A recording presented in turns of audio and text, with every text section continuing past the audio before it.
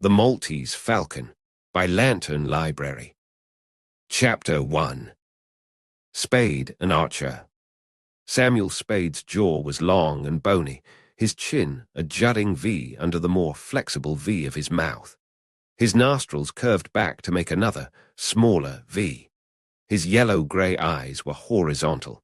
The V motif was picked up again by thickish brows rising outward from twin creases above a hooked nose, and his pale brown hair grew down, from high flat temples, in a point on his forehead. He looked rather pleasantly like a bland Satan. He said to Effie Perrin, "Yes, sweetheart." She was a lanky, sunburned girl whose tan dress of thin woolen stuff clung to her with an effect of dampness. Her eyes were brown and playful in a shiny, boyish face. She finished shutting the door behind her, leaned against it, and said, "There's a girl wants to see you. Her name's Wonderly." "A customer?" "I guess so. You'll want to see her anyway. She's a knockout." "Shoo her in, darling," said Spade. "Shoo her in." Effie Perrin opened the door again, following it back into the outer office, standing with a hand on the knob while saying, "Will you come in, Miss Wonderly?"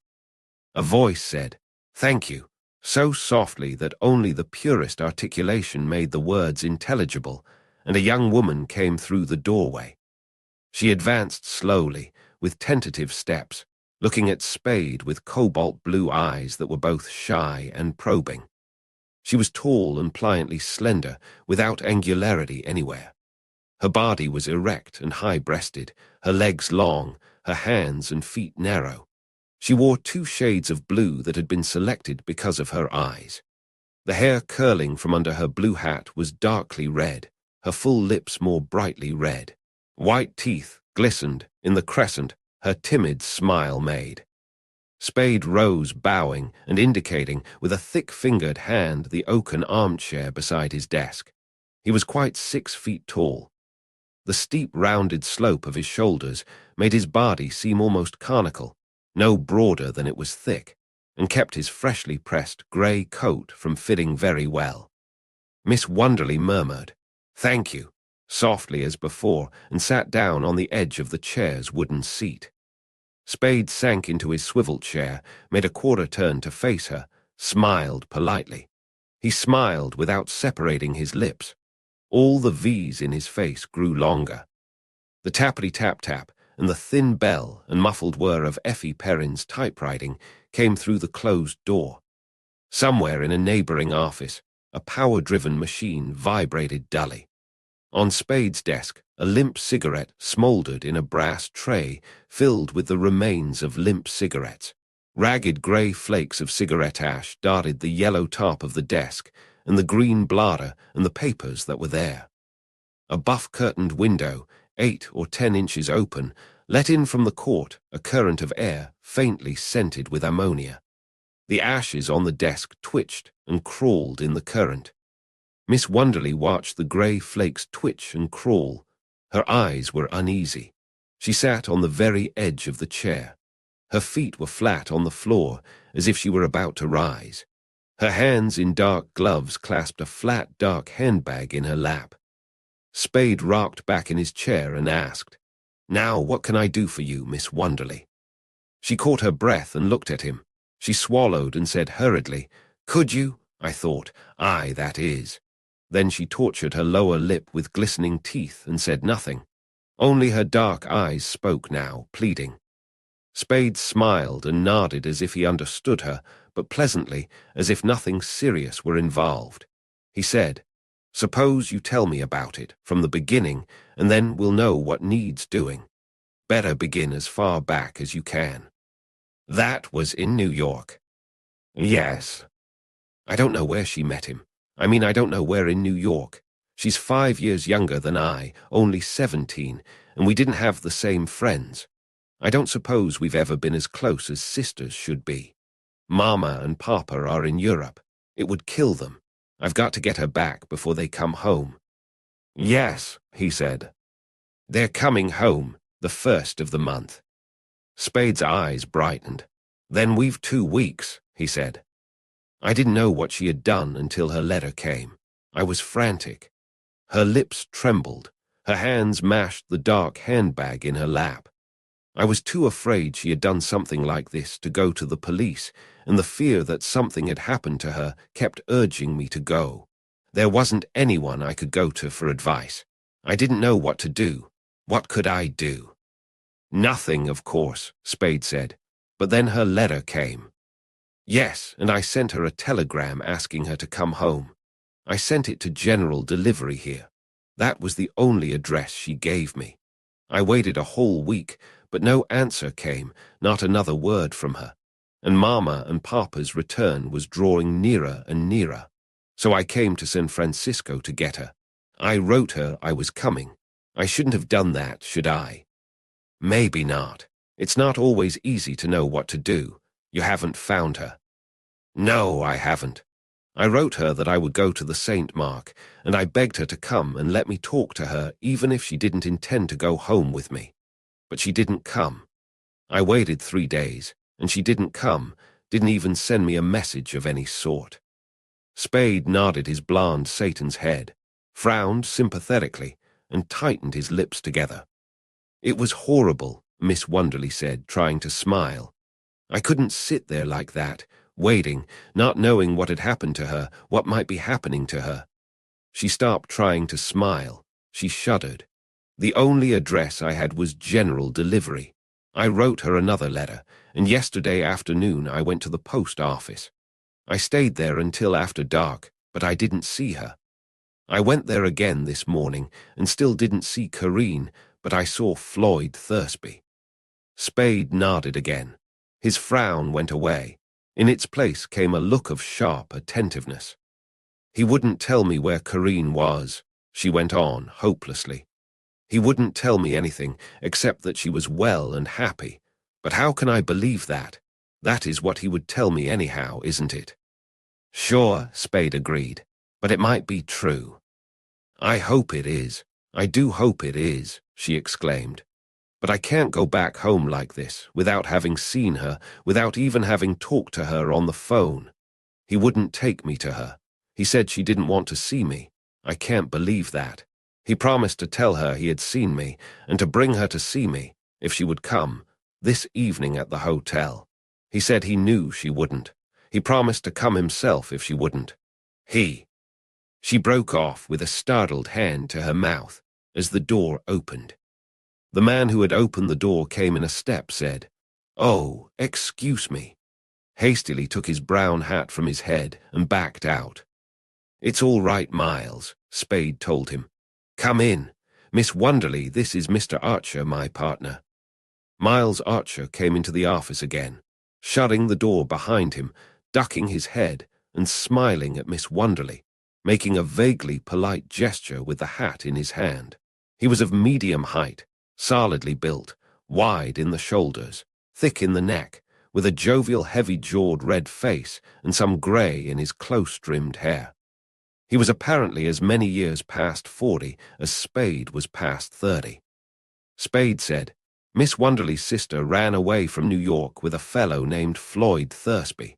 They are here. Miss Wonderly has seen Thursby and has a date with him tonight.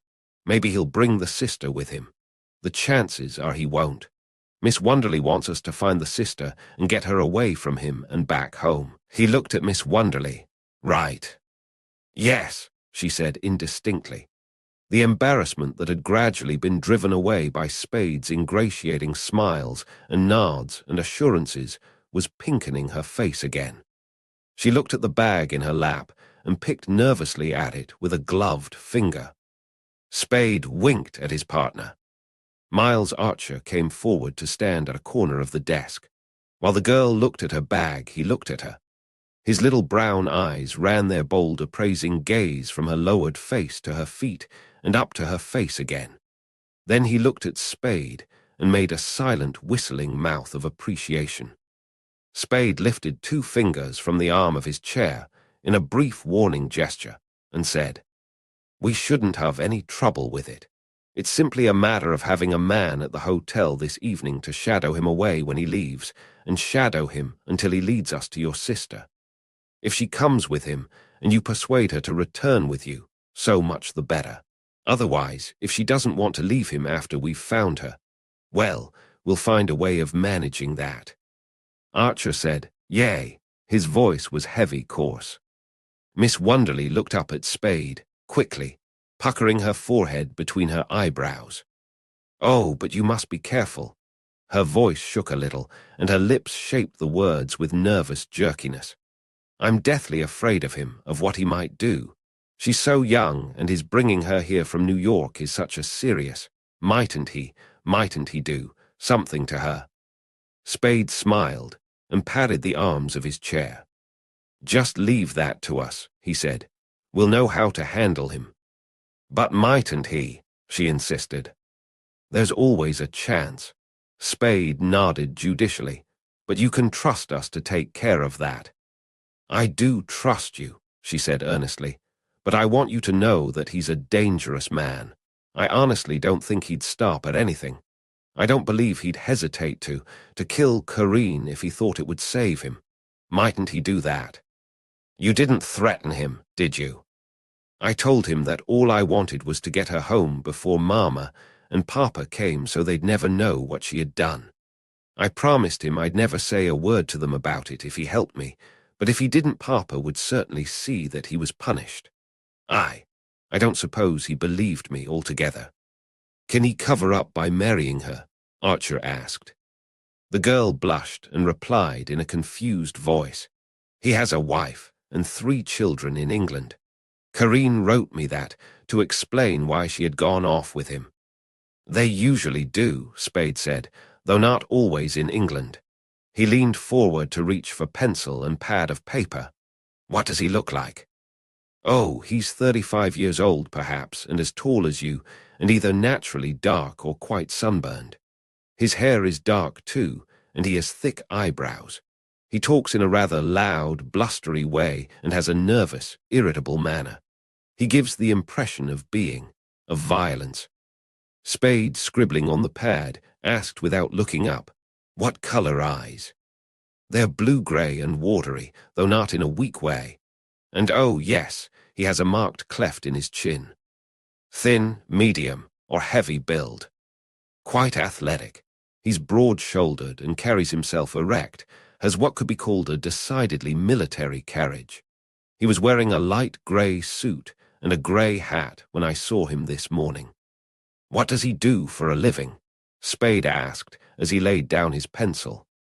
"I don't know," she said. "I haven't the slightest idea." "What time is he coming to see you?" "After 8 o'clock.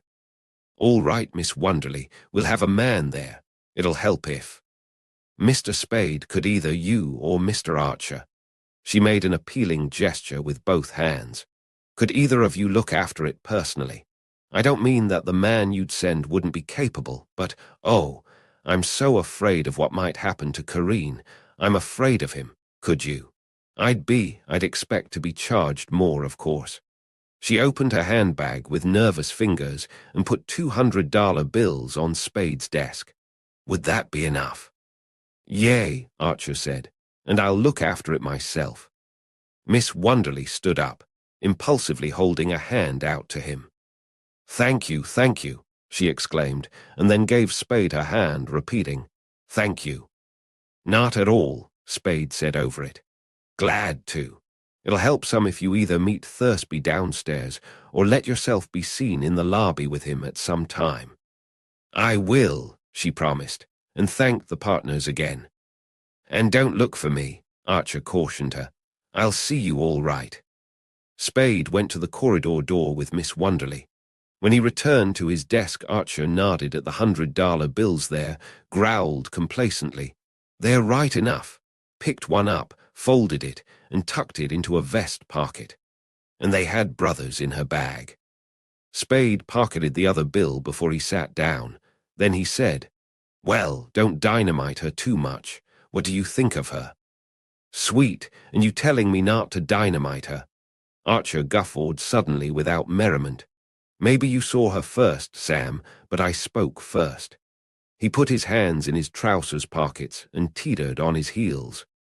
"You'll play hell with her, you will." Spade grinned wolfishly, showing the edges of teeth far back in his jaw. "You've got brains, yes you have." He began to make a cigarette. Chapter 2. Death in the Fog. A telephone bell rang in darkness. When it had rung 3 times, bed springs creaked. Fingers fumbled on wood. Something small and hard thudded on a carpeted floor. The springs creaked again, and a man's voice said, "Hello, yes, speaking. Dead, yes. 15 minutes, thanks." A switch clicked, and a white bowl hung on 3 gilded chains from the ceiling center filled the room with light. Spade, barefooted in green and white checked pajamas, sat on the side of his bed. He scowled at the telephone on the table while his hands took from beside it a packet of brown papers and a sack of Bull Durham tobacco. Cold, steamy air blew in through 2 open windows, bringing with it 6 times a minute the Alcatraz foghorn's dull moaning. A tinny alarm clock, insecurely mounted on a corner of Duke's Celebrated Criminal Cases of America, face down on the table, held its hands at 5 minutes past 2. Spade's thick fingers made a cigarette with deliberate care, sifting a measured quantity of tan flakes down into curved paper, spreading the flakes so that they lay equal at the ends with a slight depression in the middle, thumbs rolling the paper's inner edge down and up under the outer edge as forefingers pressed it over. Thumbs and fingers sliding to the paper cylinders, ends to hold it even while tongue licked the flap, left forefinger and thumb pinching their end while right forefinger and thumb smoothed the damp seam, right forefinger and thumb twisting their end and lifting the other to Spade's mouth. He picked up the pigskin and nickel lighter that had fallen to the floor, manipulated it, and with the cigarette burning in a corner of his mouth, stood up. He took off his pajamas. The smooth thickness of his arms, legs, and body, the sag of his big, rounded shoulders, made his body like a bear's. It was like a shaved bear's. His chest was hairless. His skin was childishly soft and pink. He scratched the back of his neck and began to dress.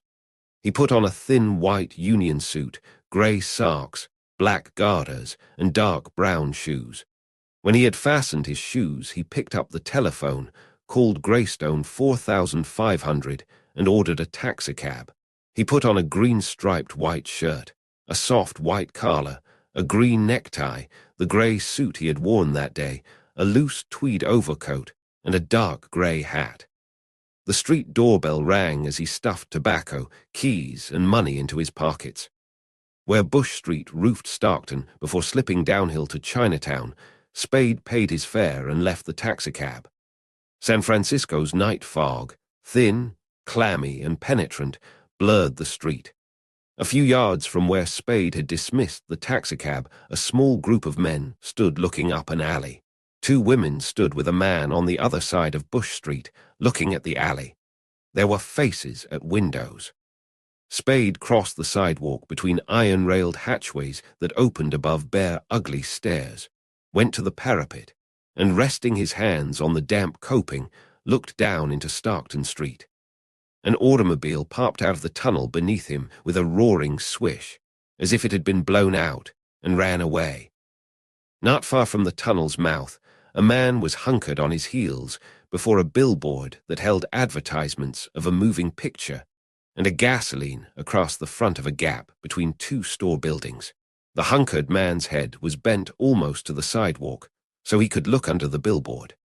A hand flat on the paving, a hand clenched on the billboard's green frame, held him in this grotesque position. 2 other men stood awkwardly together at one end of the billboard, peeping through the few inches of space between it and the building at that end. The building at the other end had a blank grey sidewall that looked down on the lot behind the billboard. Lights flickered on the sidewall, and the shadows of men moving among lights. Spade turned from the parapet and walked up Bush Street to the alley where men were grouped. A uniformed policeman chewing gum under an enameled sign that said Burritt Saint in white against dark blue put out an arm and asked, "What do you want here?" "I'm Sam Spade. Tom Parlhouse phoned me. Sure you are. The policeman's arm went down. I didn't know you at first. Well, they're back there. He jerked a thumb over his shoulder. Bad business. Bad enough, Spade agreed, and went up the alley. Halfway up it, not far from the entrance, a dark ambulance stood. Behind the ambulance, to the left, the alley was bounded by a waist-high fence, horizontal strips of rough boarding. From the fence, dark ground fell away steeply to the billboard on Stockton Street below. A 10-foot length of the fence's top rail had been torn from a post at one end and hung dangling from the other. 15 feet down the slope, a flat boulder stuck out. In the notch between boulder and slope, Miles Archer lay on his back. 2 men stood over him. One of them held the beam of an electric torch on the dead man. Other men with lights moved up and down the slope. One of them hailed Spade. "Hello, Sam," and clambered up to the alley, his shadow running up the slope before him. He was a barrel-bellied tall man with shrewd small eyes, a thick mouth, and carelessly shaven dark jowls. His shoes, knees, hands, and chin were daubed with brown loam. "I figured you'd want to see it before we took him away," he said, as he stepped over the broken fence. "Thanks, Tom," Spade said. "What happened?"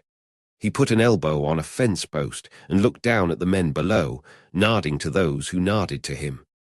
Tom Parlhouse poked his own left breast with a dirty finger. "Got him right through the pump with this." He took a fat revolver from his coat pocket and held it out to Spade. Mud inlaid the depressions in the revolver's surface. "A Webley. English, ain't it?" Spade took his elbow from the fence post and leaned down to look at the weapon, but he did not touch it. "Yes," he said, "Webley Fosbury automatic revolver. That's it, 38, 8-shot. They don't make them anymore. How many gone out of it?" "1 pill." Tom poked his breast again. He must have been dead when he cracked the fence. He raised the muddy revolver. "Ever seen this before?" Spade nodded. "I've seen Webley Fosburys," he said without interest, and then spoke rapidly. "He was shot up here, standing where you are with his back to the fence. The man that shot him stands here." He went around in front of Tom and raised a hand breast-high with leveled forefinger. Lets him have it, and Miles goes back, taking the top off the fence and going on through and down till the rock catches him. "That's it." "That's it," Tom replied slowly, working his brows together. "The blast burnt his coat." "Who found him?" "The man on the beat, Schilling. He was coming down bush, and just as he got here a machine turning through headlights up here, and he saw the top off the fence. So he came up to look at it and found him." "What about the machine that was turning around?" "Not a damned thing about it, Sam. Schilling didn't pay any attention to it, not knowing anything was wrong then. He says nobody didn't come out of here while he was coming down from Powell, or he'd have seen them. The only other way out would be under the billboard on Stockton. Nobody went that way. The fog's got the ground soggy, and the only marks are where Miles slid down and where this here gun rolled." "Didn't anybody hear the shot?" "For the love of God, Sam, we only just got here. Somebody must have heard it when we find them."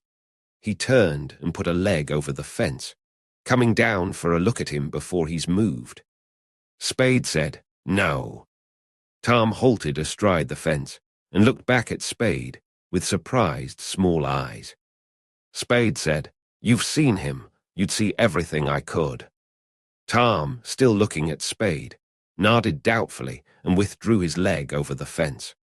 "His gun was tucked away on his hip," he said. "It hadn't been fired. His overcoat was buttoned. There's 160-some bucks in his clothes. Was he working, Sam?" Spade, after a moment's hesitation, nodded. Tom asked, "Well?" "He was supposed to be tailing a fellow named Floyd Thursby," Spade said, and described Thursby as Miss Wonderly had described him. "What for?" Spade put his hands into his overcoat pockets and blinked sleepy eyes at Tom. Tom repeated impatiently, "What for?" He was an Englishman, maybe. I don't know what his game was exactly. We were trying to find out where he lived. Spade grinned faintly and took a hand from his pocket to pat Tom's shoulder. Don't crowd me. He put the hand in his pocket again. I'm going out to break the news to Miles's wife. He turned away. Tom, scowling, opened his mouth, closed it without having said anything, cleared his throat, put the scowl off his face, and spoke with a husky sort of gentleness. It's tough, him getting it like that. Miles had his faults same as the rest of us, but I guess he must have had some good points too. I guess so. Spade agreed in a tone that was utterly meaningless, and went out of the alley. In an all-night drugstore on the corner of Bush and Taylor Streets, Spade used a telephone. Precious, he said into it a little while after he had given a number, Miles has been shot. Yes, he's dead. Now don't get excited. Yes, you'll have to break it to Iva. No, I'm damned if I will. You've got to do it. That's a good girl. And keep her away from the office. Tell her I'll see her, us sometime. Yes, but don't tie me up to anything. That's the stuff. You're an angel. Bye. Spade's tinny alarm clock said 3:40 when he turned on the light in the suspended bowl again. He dropped his hat and overcoat on the bed and went into his kitchen, returning to the bedroom with a wineglass and a tall bottle of Bacardi. He poured a drink and drank it standing. He put bottle and glass on the table, sat on the side of the bed facing them, and rolled a cigarette.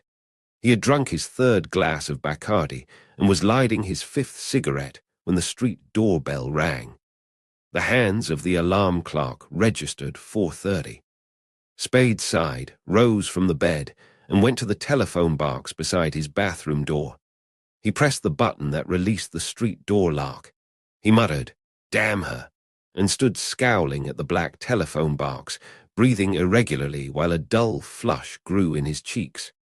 The grating and rattling of the elevator door opening and closing came from the corridor. Spade sighed again and moved towards the corridor door. Soft, heavy footsteps sounded on the carpeted floor outside, the footsteps of two men. Spade's face brightened. His eyes were no longer harassed. He opened the door quickly.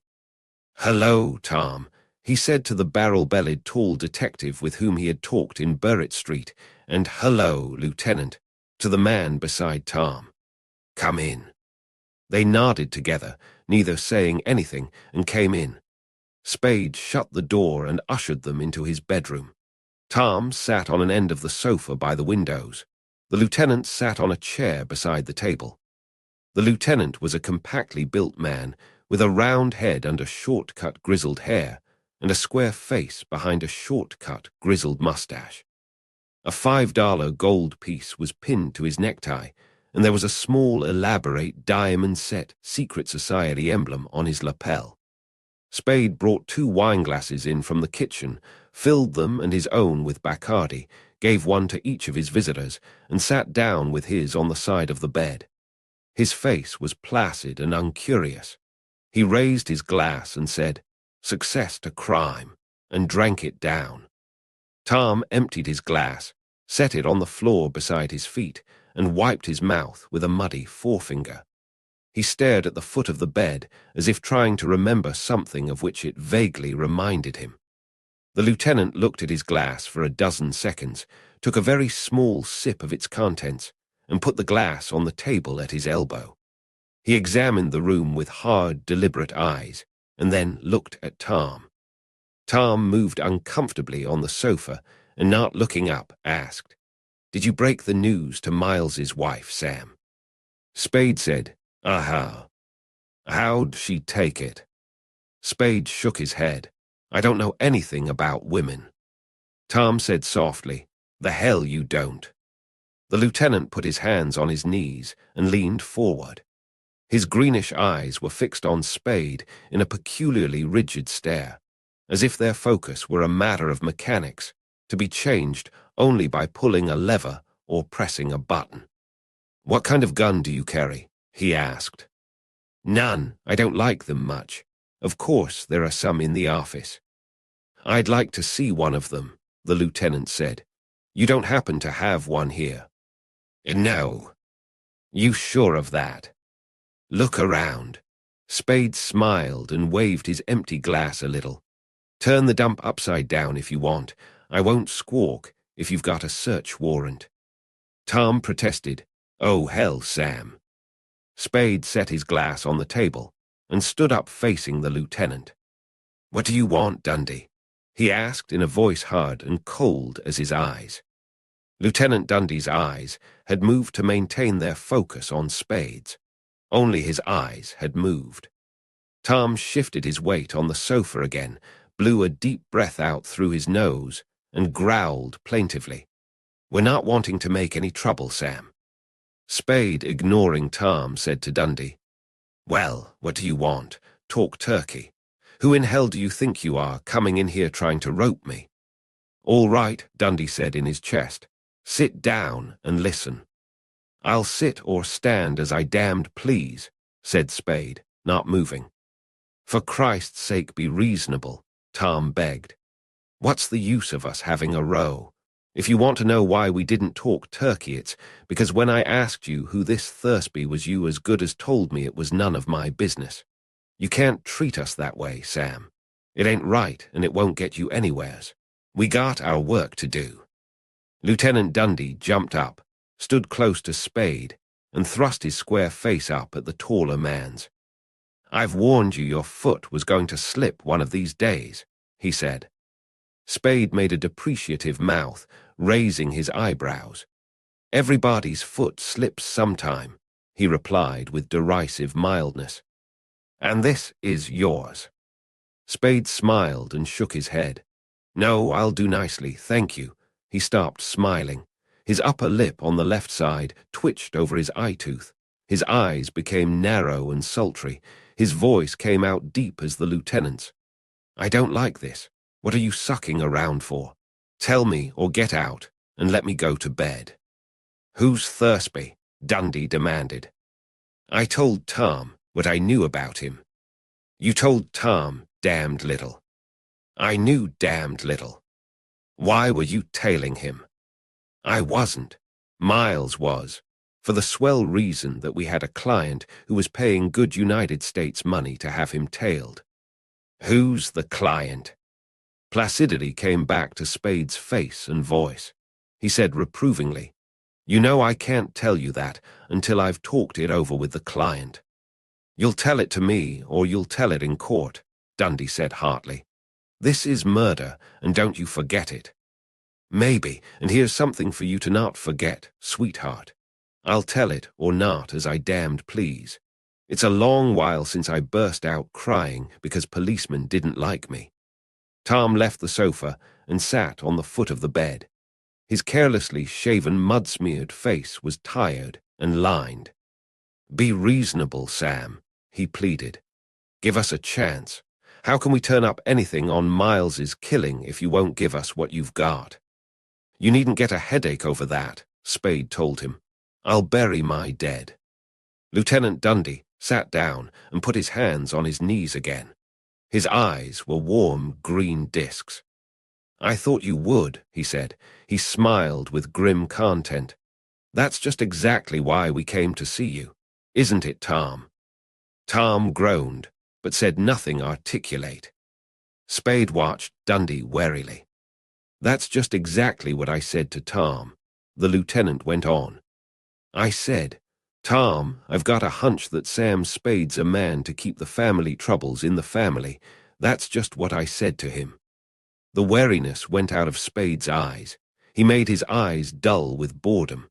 He turned his face around to Tom and asked with great carelessness, What's itching your boyfriend now? Dundee jumped up and tapped Spade's chest with the ends of two bent fingers. Just this, he said, taking pains to make each word distinct, emphasizing them with his tapping finger ends. Thursby was shot down in front of his hotel just 35 minutes after you left Burritt Street. Spade spoke, taking equal pains with his words. Keep your goddamned paws off me.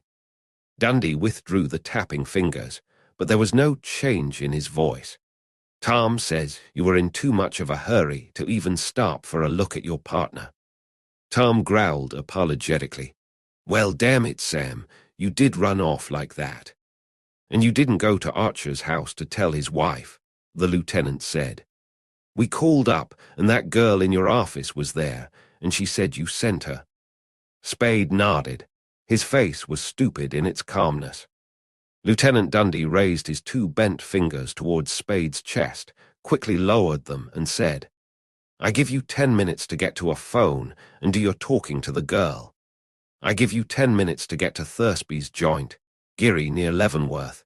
You could do it easy in that time, or 15 at the most, and that gives you 10 or 15 minutes of waiting before he showed up. I knew where he lived, Spade asked, and I knew he hadn't gone straight home from killing Miles. You knew what you knew, Dundee replied stubbornly. What time did you get home? 20 minutes to 4. I walked around thinking things over. The lieutenant wagged his round head up and down. We knew you weren't home at 3:30. We tried to get you on the phone. Where'd you do your walking? Out Bush Street, away and back. Did you see anybody that? No witnesses, Spade said and laughed pleasantly. Sit down, Dundee. You haven't finished your drink. Get your glass, Tom. Tom said, No, thanks, Sam. Dundee sat down, but paid no attention to his glass of rum. Spade filled his own glass, drank, set the empty glass on the table, and returned to his bedside seat. I know where I stand now, he said, looking with friendly eyes from one of the police detectives to the other. I'm sorry I got up on my hind legs, but you birds coming in and trying to put the work on me made me nervous. Having Miles knocked off bothered me, and then you birds cracking foxy. That's all right now, though, now that I know what you're up to. Tom said, Forget it. The lieutenant said nothing. Spade asked, Thursby die? While the lieutenant hesitated, Tom said, Yes. Then the lieutenant said angrily, And you might just as well know it, if you don't, that he died before he could tell anybody anything. Spade was rolling a cigarette. He asked, not looking up, What do you mean by that? You think I did know it? I meant what I said, Dundee replied bluntly. Spade looked up at him and smiled, holding the finished cigarette in one hand, his lighter in the other. You're not ready to pinch me yet, are you, Dundee? He asked. Dundee looked with hard green eyes at Spade and did not answer him. Then, said Spade, there's no particular reason why I should give a damn what you think, is there, Dundee? Tom said, Or be reasonable, Sam. Spade put the cigarette in his mouth, set fire to it, and laughed smoke out. I'll be reasonable, Tom, he promised. How did I kill this Thursby? I've forgotten. Tom grunted disgust. Lieutenant Dundee said, He was shot 4 times in the back with a 44 or 45 from across the street when he started to go in the hotel. Nobody saw it, but that's the way it figures. And he was wearing a Luger in a shoulder holster, Tom added. It hadn't been fired. What do the hotel people know about him? Spade asked. Nothing, except that he'd been there a week. Alone. What did you find on him? Or in his room? Dundee drew his lips in and asked, What do you think we'd find? Spade made a careless circle with his limp cigarette. Something to tell you who he was, what his story was, did you? We thought you could tell us that. Spade looked at the lieutenant with yellow-grey eyes that held an almost exaggerated amount of candor. I've never seen Thursby, dead or alive. Lieutenant Dundee stood up looking dissatisfied. Tom rose yawning and stretching. We've asked what we came to ask, Dundee said, frowning over eyes hard as green pebbles. He held his mustached upper lip tight to his teeth, letting his lower lip push the words out. We've told you more than you've told us. That's fair enough. You know me, Spade. If you did, or you didn't, you'll get a square deal out of me, and most of the breaks. I don't know that I'd blame you a hell of a lot, but that wouldn't keep me from nailing you. Fair enough, Spade replied evenly. But I'd feel better about it if you drink your drink. Lieutenant Dundee turned to the table, picked up his glass, and slowly emptied it. Then he said, "Good night," and held out his hand. They shook hands ceremoniously. Tom and Spade shook hands ceremoniously. Spade let them out. Then he undressed, turned off the lights, and went to bed. Chapter 3. 3 Women. When Spade reached his office at 10 o'clock the following morning, Effie Perrin was at her desk opening the morning's mail. Her boyish face was pale under its sunburn. She put down the handful of envelopes and the brass paper knife she held and said, "She's in there." Her voice was low and warning. "I asked you to keep her away," Spade complained. He too kept his voice low. Effie Perrin's brown eyes opened wide, and her voice was irritable as his. "Yes, but you didn't tell me how." Her eyelids went together a little and her shoulders drooped. "Don't be cranky, Sam," she said wearily. "I had her all night." Spade stood beside the girl, put a hand on her head, and smoothed her hair away from its parting. "Sorry, Angel, I haven't," he broke off as the inner door opened. "Hello, Iva," he said to the woman who had opened it. "Oh, Sam," she said. She was a blonde woman of a few more years than 30. Her facial prettiness was perhaps 5 years past its best moment. Her body, for all its sturdiness, was finely modelled and exquisite. She wore black clothes from hat to shoes. They had as morning an impromptu air. Having spoken, she stepped back from the door and stood waiting for Spade. He took his hand from Effie Perrin's head and entered the inner office, shutting the door. Iva came quickly to him, raising her sad face for his kiss. Her arms were around him before he held her. When they had kissed, he made a little movement as if to release her, but she pressed her face to his chest and began sobbing. He stroked her round back, saying, "Poor darling." His voice was tender. His eyes, squinting at the desk that had been his partner's across the room from his own, were angry. He drew his lips back over his teeth in an impatient grimace and turned his chin aside to avoid contact with the crown of her hat. "Did you send for Miles's brother?" he asked. "Yes, he came over this morning." The words were blurred by her sobbing and his coat against her mouth. He grimaced again and bent his head for a surreptitious look at the watch on his wrist. His left arm was around her, the hand on her left shoulder. His cuff was pulled back far enough to leave the watch uncovered. It showed 10:10. The woman stirred in his arms and raised her face again. Her blue eyes were wet, round, and white-ringed. Her mouth was moist. "Oh, Sam," she moaned, "did you kill him?" Spade stared at her with bulging eyes. His bony jaw fell down. He took his arms from her and stepped back out of her arms. He scowled at her and cleared his throat. She held her arms up as he had left them. Anguish clouded her eyes, partly closed them under eyebrows pulled up at the inner ends. Her soft, damp, red lips trembled. Spade laughed a harsh syllable, "Ha!"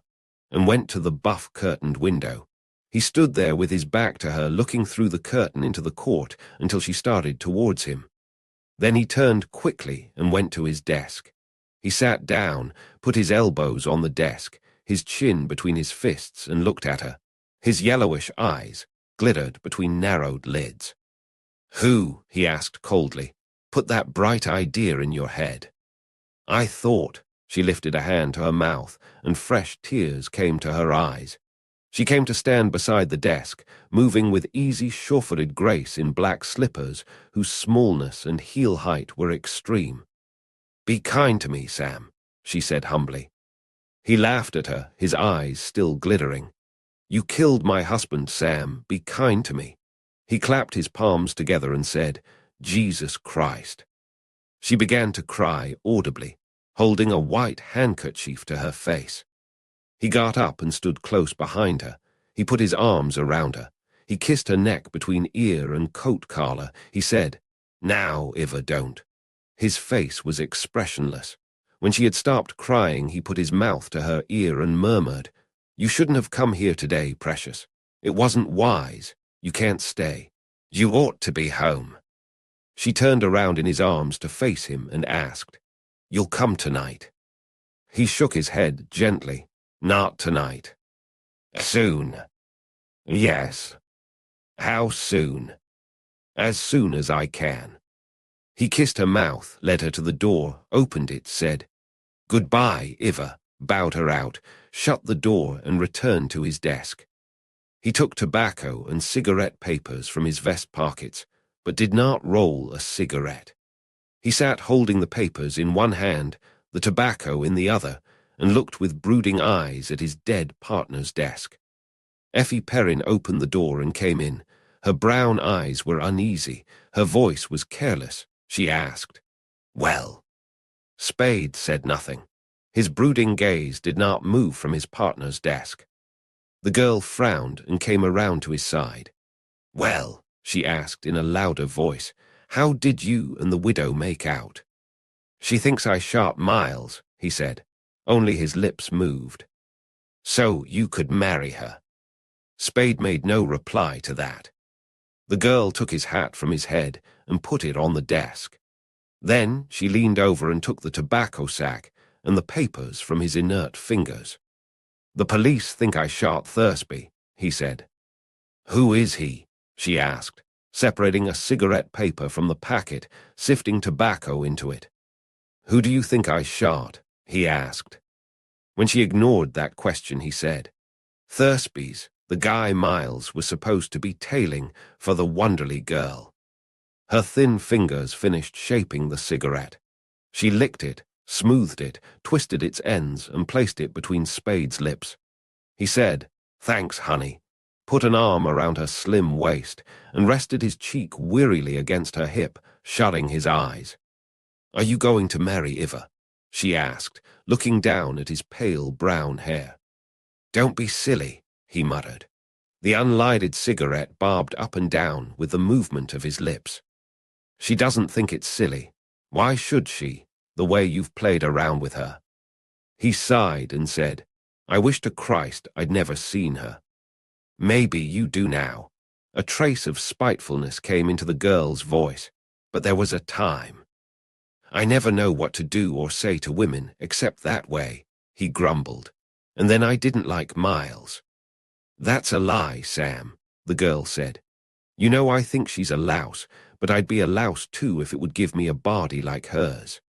Spade rubbed his face impatiently against her hip, but said nothing.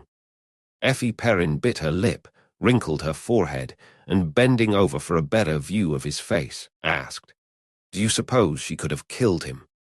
Spade sat up straight and took his arm from her waist. He smiled at her. His smile held nothing but amusement. He took out his lighter, snapped on the flame, and applied it to the end of his cigarette. You're an angel, he said tenderly through smoke. A nice, rattle-brained angel. She smiled a bit wryly. Oh, am I? Suppose I told you that your Iva hadn't been home many minutes when I arrived to break the news at 3 o'clock this morning. Are you telling me? He asked. His eyes had become alert, though his mouth continued to smile. She kept me waiting at the door while she undressed or finished undressing. I saw her clothes where she had dumped them on a chair. Her hat and coat were underneath. Her singlet on top was still warm. She said she had been asleep, but she hadn't. She had wrinkled up the bed, but the wrinkles weren't mashed down. Spade took the girl's hand and patted it. You're a detective, darling, but he shook his head. She didn't kill him. Effie Perrin snatched her hand away. That louse wants to marry you, Sam, she said bitterly. He made an impatient gesture with his head and one hand. She frowned at him and demanded, Did you see her last night? No. Honestly, don't act like Dundee, sweetheart. It ill becomes you. Has Dundee been after you? He and Tom Paulhouse dropped in for a drink at 4 o'clock. Do they really think you shot this what's-his-name? Thursby. He dropped what was left of his cigarette into the brass tray and began to roll another. Do they? She insisted. God knows. His eyes were on the cigarette he was making. They did have some such notion. I don't know how far I talked them out of it. Look at me, Sam. He looked at her and laughed, so that for the moment merriment mingled with the anxiety in her face. You worry me, she said, seriousness returning to her face as she talked. You always think you know what you're doing, but you're too slick for your own good, and someday you're going to find it out. He sighed mockingly and rubbed his cheek against her arm. That's what Dundee says, but you keep Iver away from me, sweet, and I'll manage to survive the rest of my troubles. He stood up and put on his hat. Have the Spade and Archer taken off the door and Samuel Spade put on. I'll be back in an hour, or phone you. Spade went through the St. Mark's long, purplish lobby to the desk and asked a red-haired dandy whether Miss Wonderly was in. The red-haired dandy turned away and then back, shaking his head. She checked out this morning, Mr. Spade. Thanks.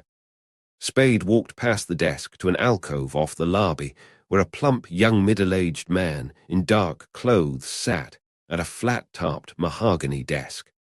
On the edge of the desk facing the lobby was a triangular prism of mahogany and brass, inscribed Mr. Freed. The plump man got up and came around the desk, holding out his hand. I was awfully sorry to hear about Archer, Spade, he said in the tone of one trained to sympathize readily without intrusiveness. I've just seen it in the call. He was in here last night, you know.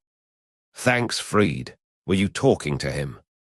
No, he was sitting in the lobby when I came in early in the evening. I didn't stop. I thought he was probably working, and I know you fellows like to be left alone when you're busy. Did that have anything to do with his? I don't think so, but we don't know yet. Anyway, we won't mix the house up in it if it can be helped. Thanks. That's all right. Can you give me some dope on an ex-guest, and then forget that I asked for it? Surely. A Miss Wonderly checked out this morning. I'd like to know the details. Come along, Freed said, and we'll see what we can learn. Spade stood still, shaking his head. I don't want a show in it. Freed nodded and went out of the alcove. In the lobby, he halted suddenly and came back to Spade. Harriman was the house detective on duty last night, he said. He's sure to have seen Archer. Shall I caution him not to mention it? Spade looked at Freed from the corners of his eyes. Better not. That won't make any difference as long as there's no connection shown with this Wonderly. Harriman's all right, but he likes to talk, and I'd as lief not have him think there's anything to be kept quiet. Freed nodded again and went away. 50 minutes later he returned. She arrived last Tuesday, registering from New York. She hadn't a trunk, only some bags. There were no phone calls charged to her room, and she doesn't seem to have received much, if any, mail. The only one anybody remembers having seen her with was a tall, dark man of 36 or so. She went out at 9:30 this morning, came back an hour later, paid her bill, and had her bags carried out to a car. The boy who carried them says it was a Nash touring car, probably a hired one. She left a forwarding address, the Ambassador, Los Angeles. Spade said, "Thanks a lot, Freed," and left the St. Mark. When Spade returned to his office, Effie Perrin stopped typing a letter to tell him, "Your friend Dundee was in. He wanted to look at your guns. And I told him to come back when you were here. Good girl. If he comes back again, let him look at them." And Miss Wonderly called up. "It's about time. What did she say?" "She wants to see you." The girl picked up a slip of paper from her desk and read the memorandum penciled on it. "She's at the Coronet on California Street, apartment 1001. You're to ask for Miss LeBlanc." Spade said, "Give me," and held out his hand.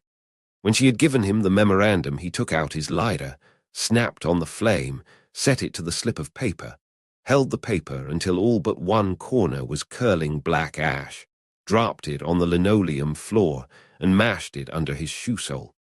The girl watched him with disapproving eyes.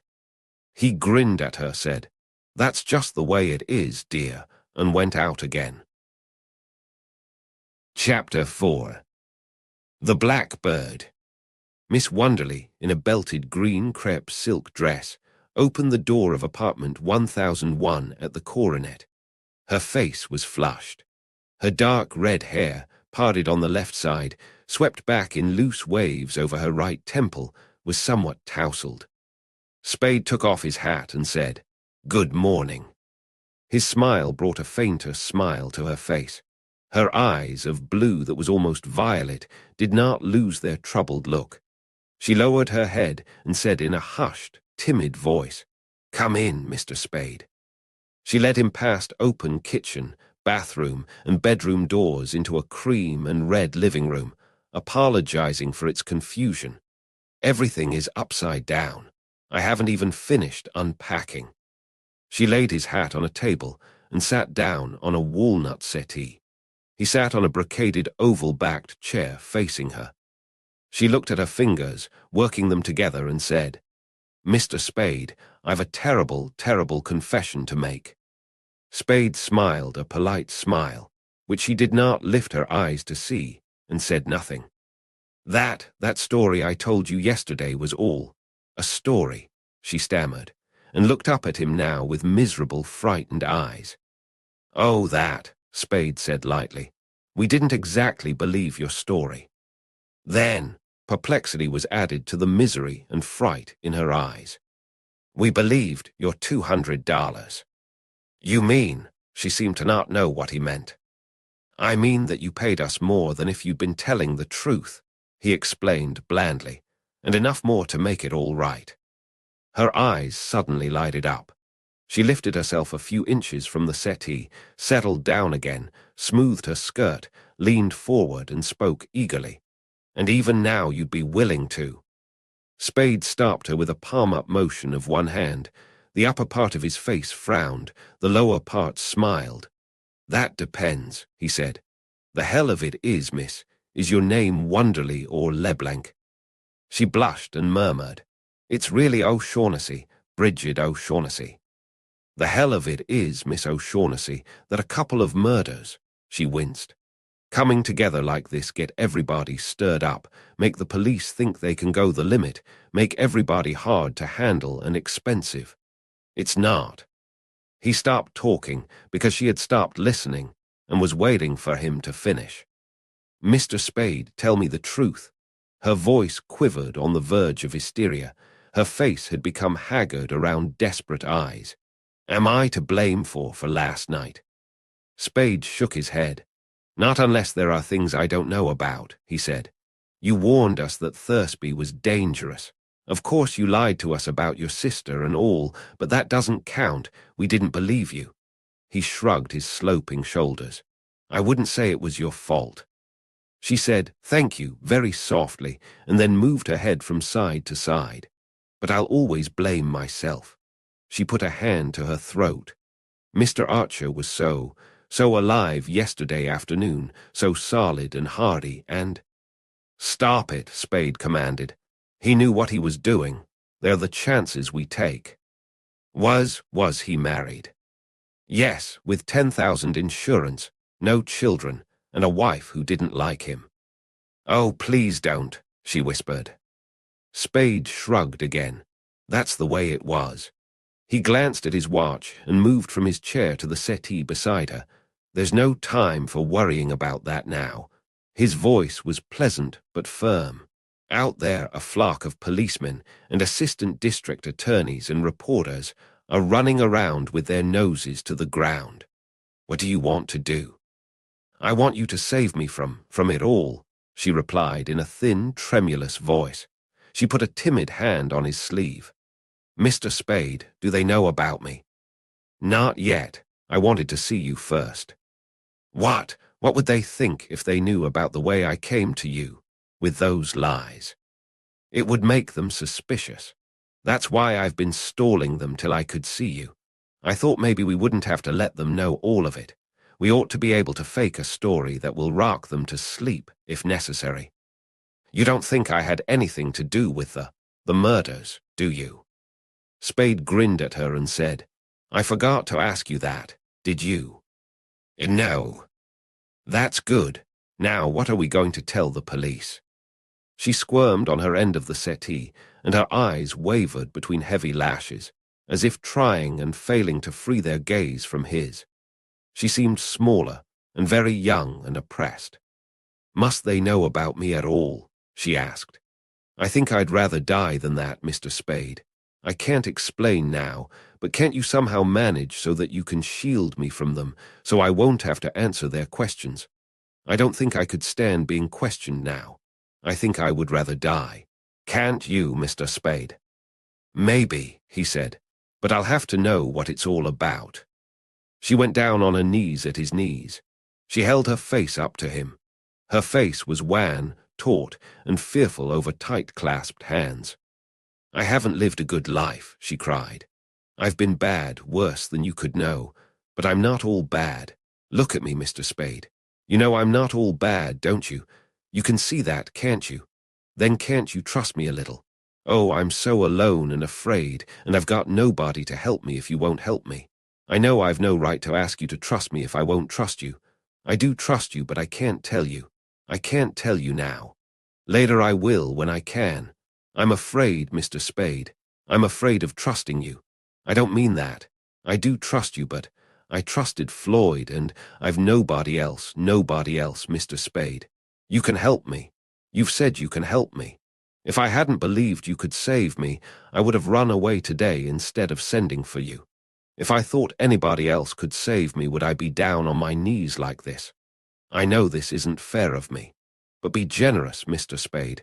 Don't ask me to be fair. You're strong, you're resourceful, you're brave. You can spare me some of that strength and resourcefulness and courage, surely. Help me, Mr. Spade. Help me because I need help so badly, and because if you don't, where will I find anyone who can, no matter how willing? Help me. I've no right to ask you to help me blindly, but I do ask you. Be generous, Mr. Spade. You can help me. Help me.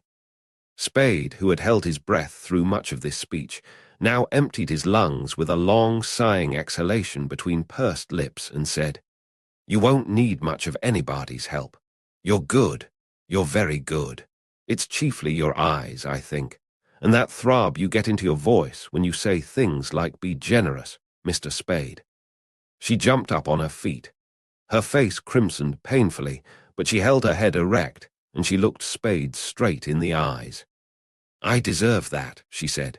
I deserve it, but oh, I did want your help so much. I do want it and need it so much. And the lie was in the way I said it, and not at all in what I said. She turned away, no longer holding herself erect. It is my own fault that you can't believe me now. Spade's face reddened, and he looked down at the floor, muttering, Now you are dangerous. Bridget O'Shaughnessy went to the table and picked up his hat. She came back and stood in front of him holding the hat, not offering it to him, but holding it for him to take if he wished. Her face was white and thin. Spade looked at his hat and asked, What happened last night? Floyd came to the hotel at 9 o'clock, and we went out for a walk. I suggested that so Mr. Archer could see him. We stopped at a restaurant in Geary Street, I think it was, for supper and to dance, and came back to the hotel at about 12:30.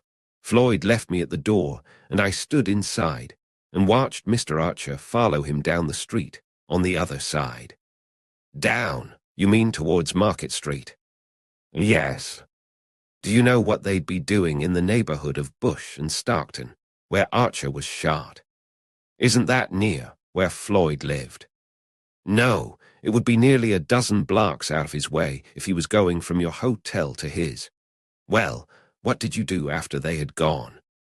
I went to bed, and this morning when I went out for breakfast, I saw the headlines in the papers and read about, you know. Then I went up to Union Square, where I had seen automobiles for hire, and got one and went to the hotel for my luggage. After I found my room had been searched yesterday, I knew I would have to move, and I had found this place yesterday afternoon. So I came up here and then telephoned your office. Your room at the St. Mark was searched, he asked. Yes, while I was at your office. She bit her lip. I didn't mean to tell you that. That means I'm not supposed to question you about it. She nodded shyly. He frowned. She moved his hat a little in her hands. He laughed impatiently and said, Stop waving the hat in my face. Haven't I offered to do what I can? She smiled contritely, returned the hat to the table, and sat beside him on the settee again.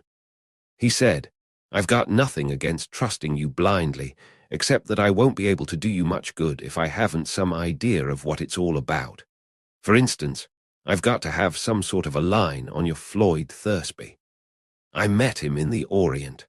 She spoke slowly, looking down at a pointed finger tracing 8s on the settee between them. We came here from Hong Kong last week. He had promised to help me.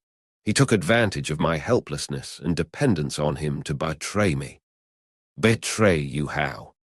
She shook her head and said nothing. Spade, frowning with impatience, asked, Why did you want him shadowed? I wanted to learn how far he had gone. He wouldn't even let me know where he was staying. I wanted to find out what he was doing, whom he was meeting, things like that. Did he kill Archer? She looked up at him, surprised. Yes, certainly, she said. He had a Luger in a shoulder holster. Archer wasn't shot with a Luger. He had a revolver in his overcoat pocket, she said. You saw it. Oh, I've seen it often. I know he always carries one there. I didn't see it last night, but I know he never wears an overcoat without it. Why all the guns? He lived by them. There was a story in Hong Kong that he had come out there, to the Orient, as bodyguard to a gambler who had had to leave the States, and that the gambler had since disappeared. They said Floyd knew about his disappearing. I don't know. I do know that he always went heavily armed, and that he never went to sleep without covering the floor around his bed with crumpled newspaper, so nobody could come silently into his room. You picked a nice sort of playmate. Only that sort could have helped me, she said simply, if he had been loyal. Yes, if. Spade pinched his lower lip between finger and thumb and looked gloomily at her. The vertical creases over his nose deepened, drawing his brows together. How bad a hole are you actually in? As bad, she said, as could be. Physical danger. I'm not heroic. I don't think there's anything worse than death. Then it's that. It's that as surely as we're sitting here, she shivered, unless you help me. He took his fingers away from his mouth and ran them through his hair. I'm not Christ, he said irritably. I can't work miracles out of thin air. He looked at his watch. The day's going and you're giving me nothing to work with. Who killed Thursby? She put a crumpled handkerchief to her mouth and said, I don't know, through it. Your enemies or his? I don't know. His, I hope, but I'm afraid I don't know. How was he supposed to be helping you? Why did you bring him here from Hong Kong? She looked at him with frightened eyes and shook her head in silence. Her face was haggard and pitifully stubborn. Spade stood up, thrust his hands into the pockets of his jacket, and scowled down at her. This is hopeless, he said savagely. I can't do anything for you. I don't know what you want done. I don't even know if you know what you want.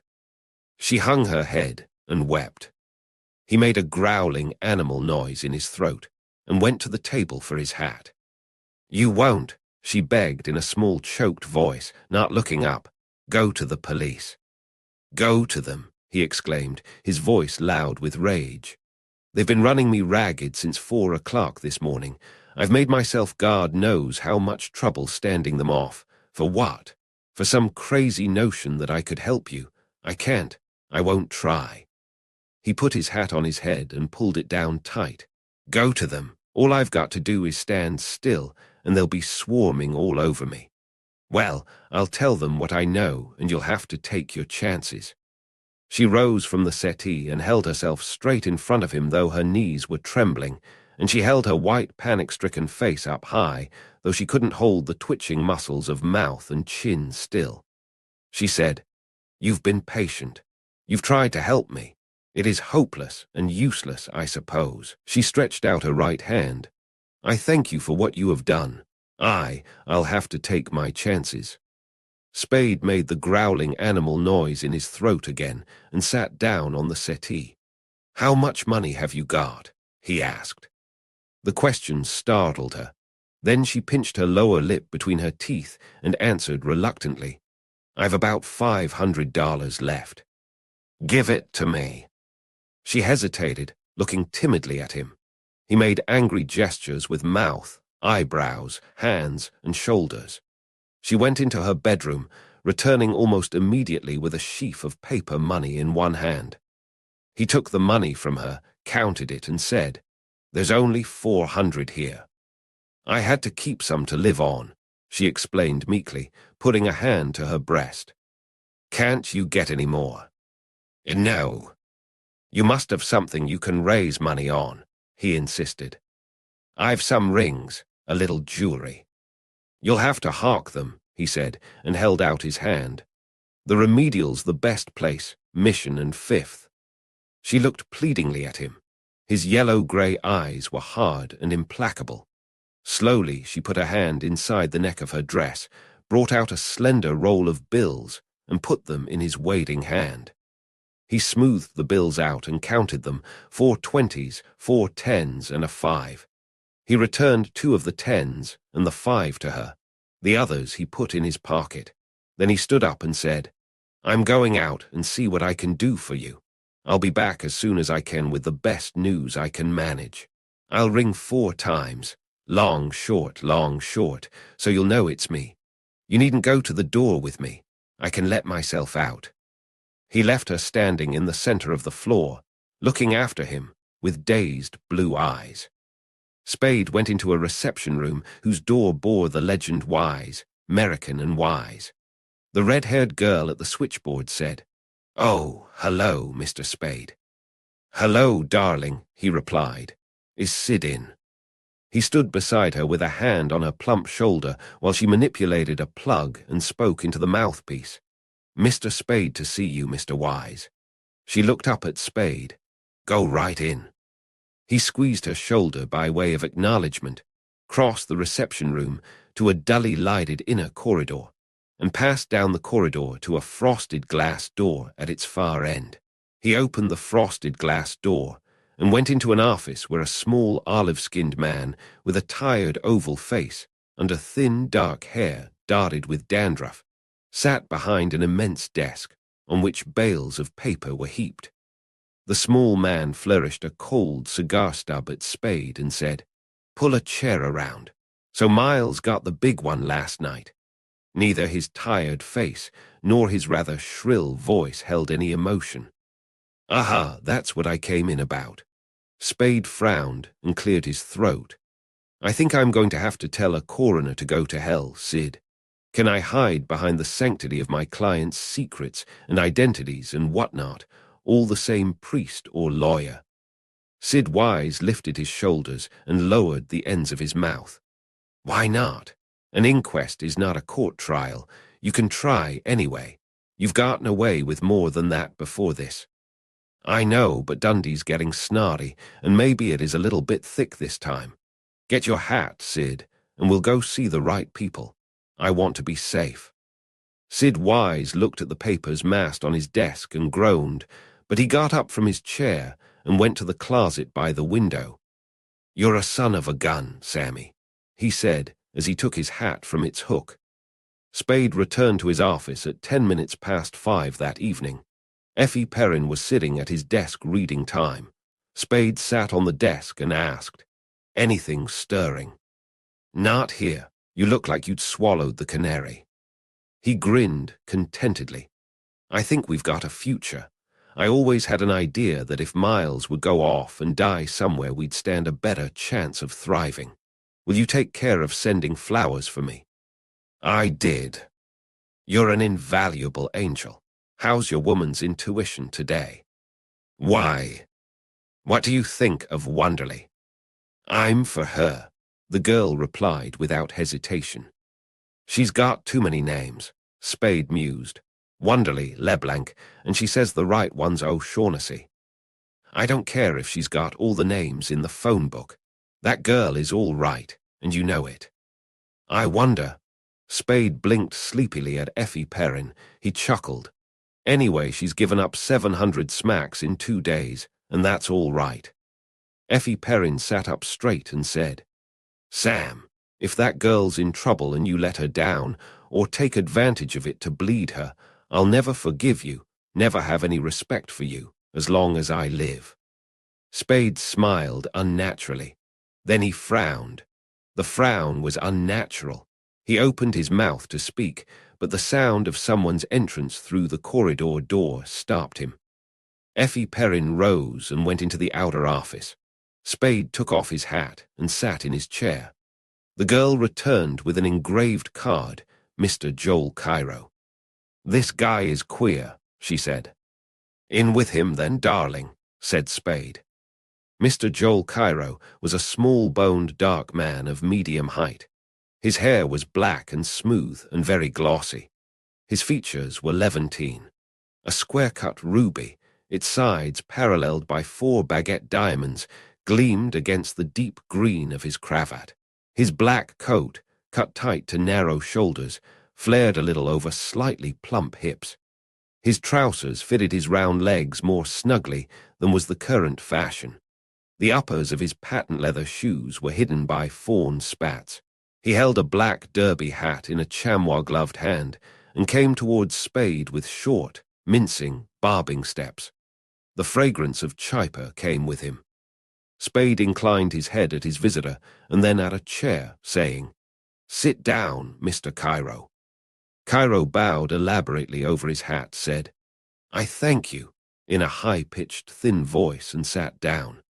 He sat down primly, crossing his ankles, placing his hat on his knees, and began to draw off his yellow gloves. Spade rocked back in his chair and asked, Now what can I do for you, Mr. Cairo? The amiable negligence of his tone, his motion in the chair, were precisely as they had been when he had addressed the same question to Bridget O'Shaughnessy on the previous day. Cairo turned his hat over, dropping his gloves into it, and placed it bottom-up on the corner of the desk nearest him. Diamonds twinkled on the 2nd and 4th fingers of his left hand, a ruby that matched the one in his tie, even to the surrounding diamonds on the 3rd finger of his right hand. His hands were soft and well cared for.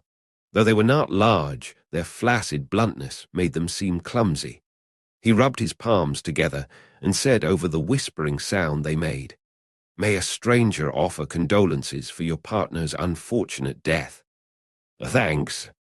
May I ask, Mr. Spade, if there was, as the newspapers inferred, a certain, relationship between that unfortunate happening and the death, a little later, of the man Thursby?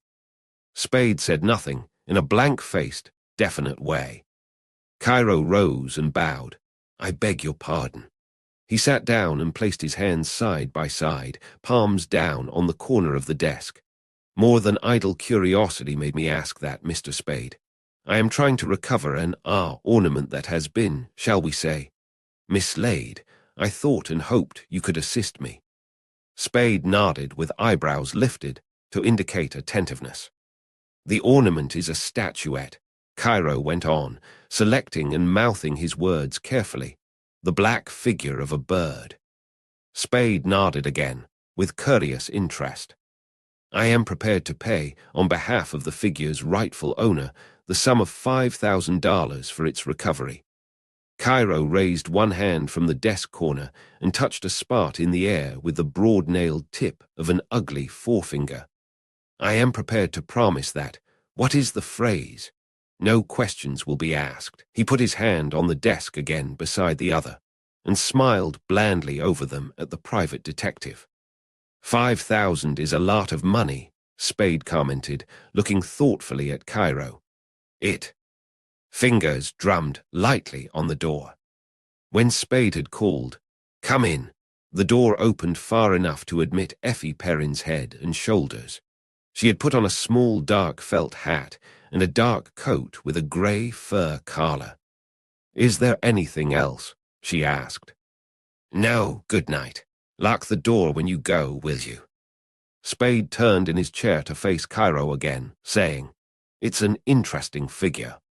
The sound of the corridor doors closing behind Effie Perrin came to them. Cairo smiled and took a short, compact, flat black pistol out of an inner pocket.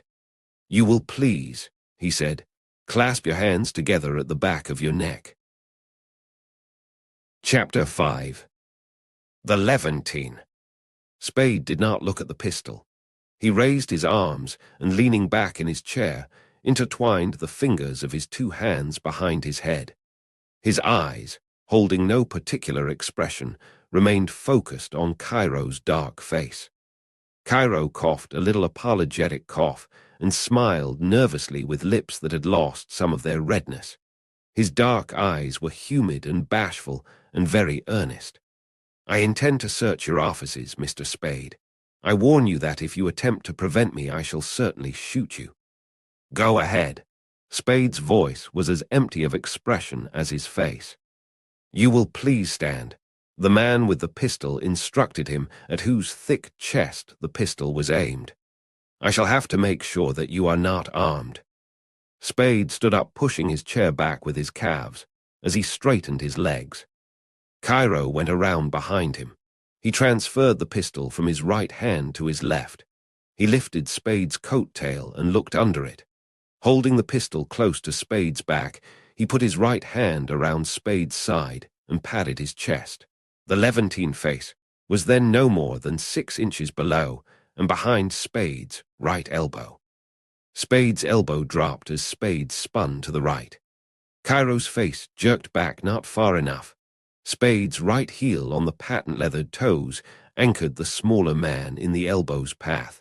The elbow struck him beneath the cheekbone, staggering him so that he must have fallen had he not been held by Spade's foot on his foot. Spade's elbow went on past the astonished, dark face and straightened when Spade's hand struck down at the pistol. Cairo let the pistol go the instant that Spade's fingers touched it. The pistol was small in Spade's hand. Spade took his foot off Cairo's to complete his about-face.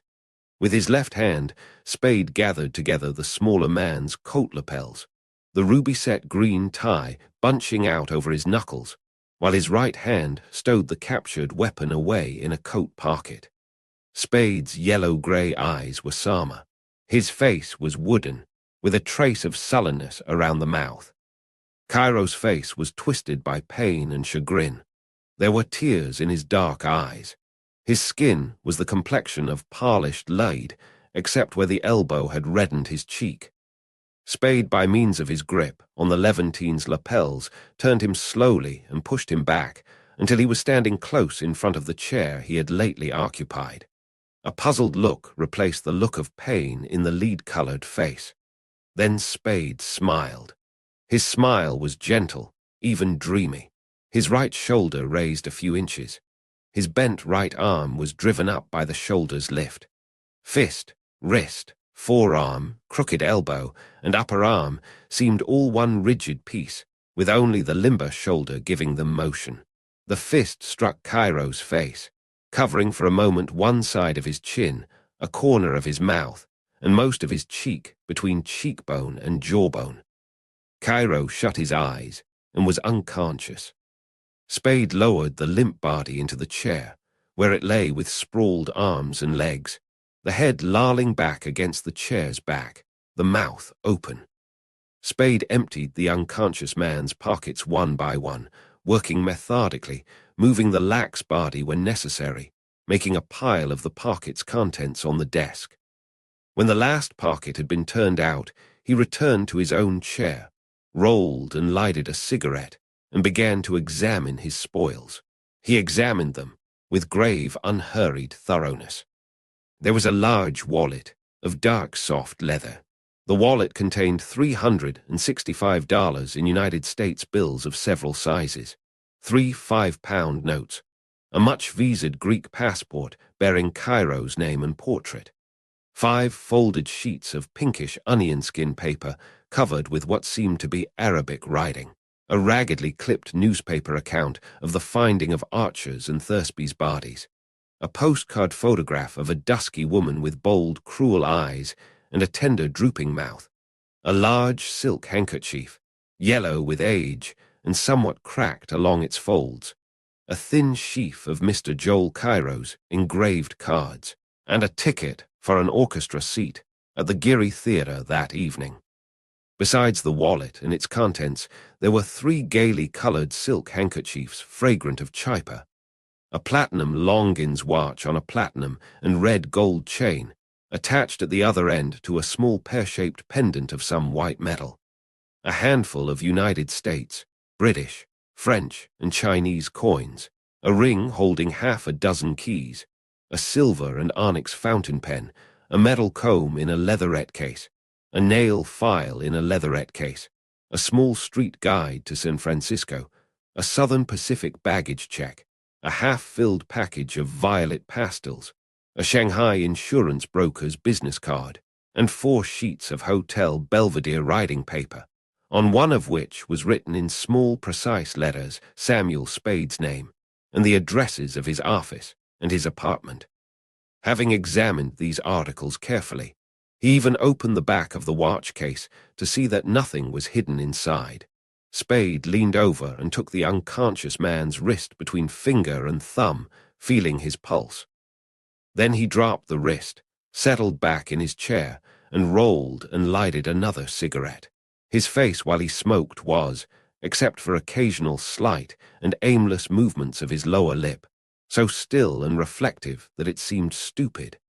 But when Cairo presently moaned and fluttered his eyelids, Spade's face became bland, and he put the beginning of a friendly smile into his eyes and mouth. Joel Cairo awakened slowly. His eyes opened first, but a full minute passed before they fixed their gaze on any definite part of the ceiling. Then he shut his mouth and swallowed, exhaling heavily through his nose afterward. He drew in one foot and turned a hand over on his thigh.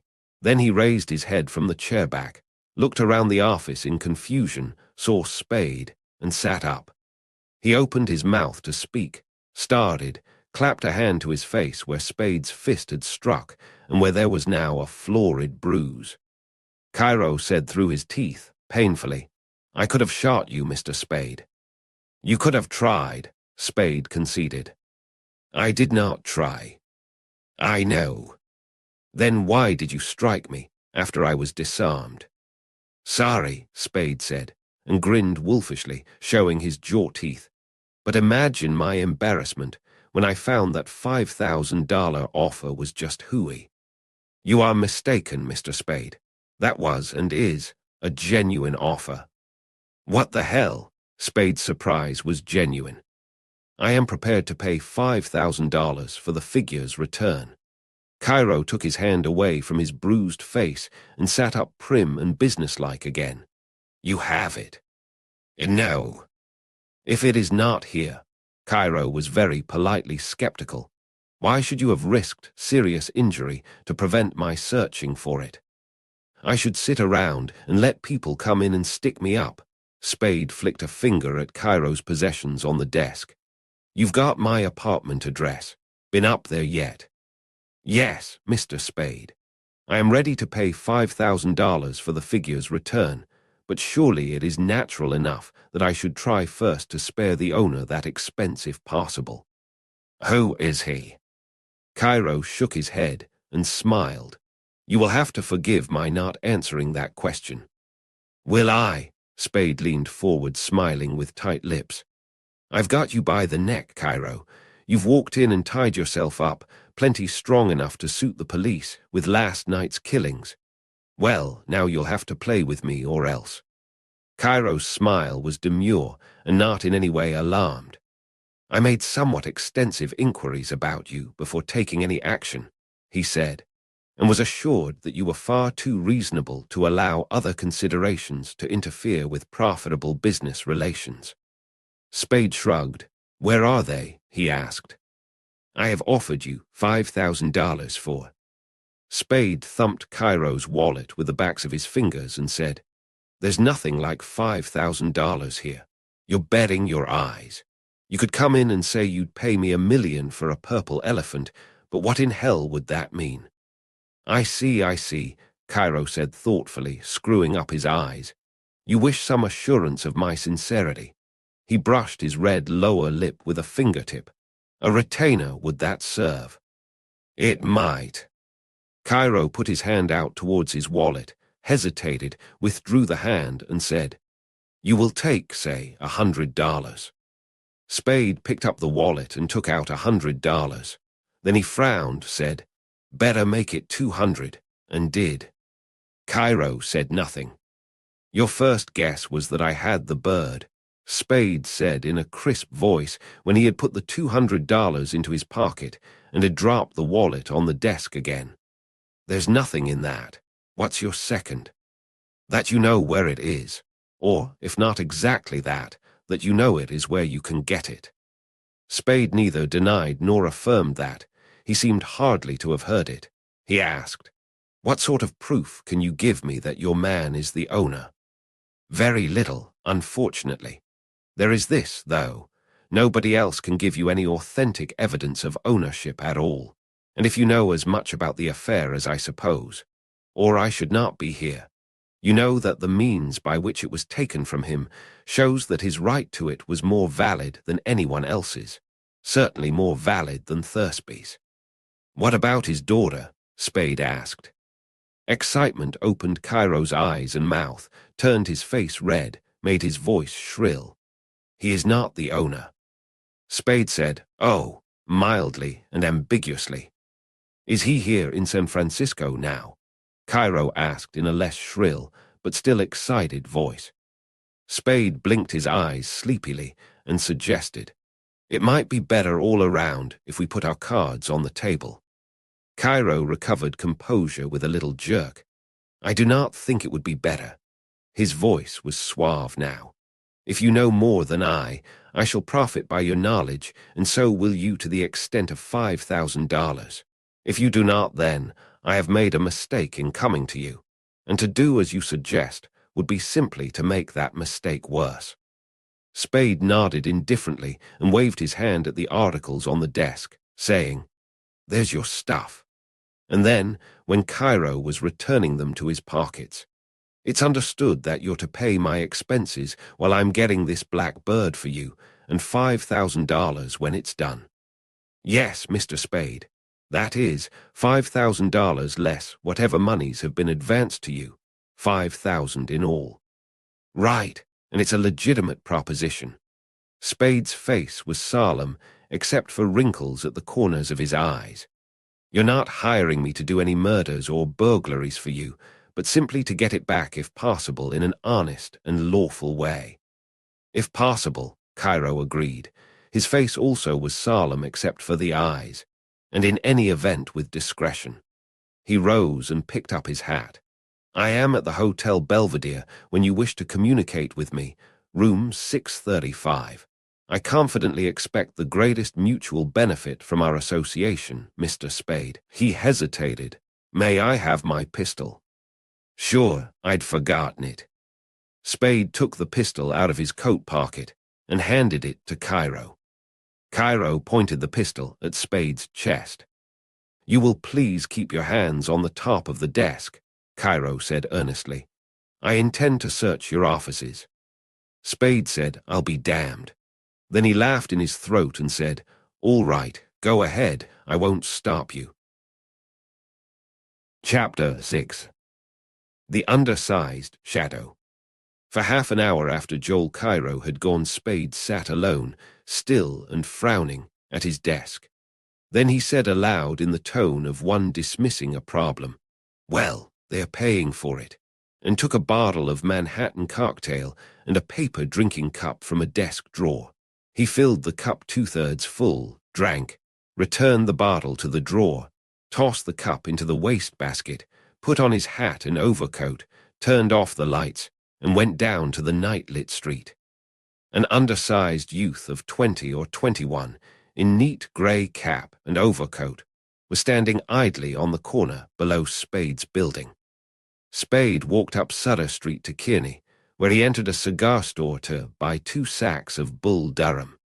When he came out, The youth was one of 4 people waiting for a streetcar on the opposite corner. Spade ate dinner at Herbert's Grill in Powell Street. When he left the grill, at 7:45, the youth was looking into a nearby haberdasher's window.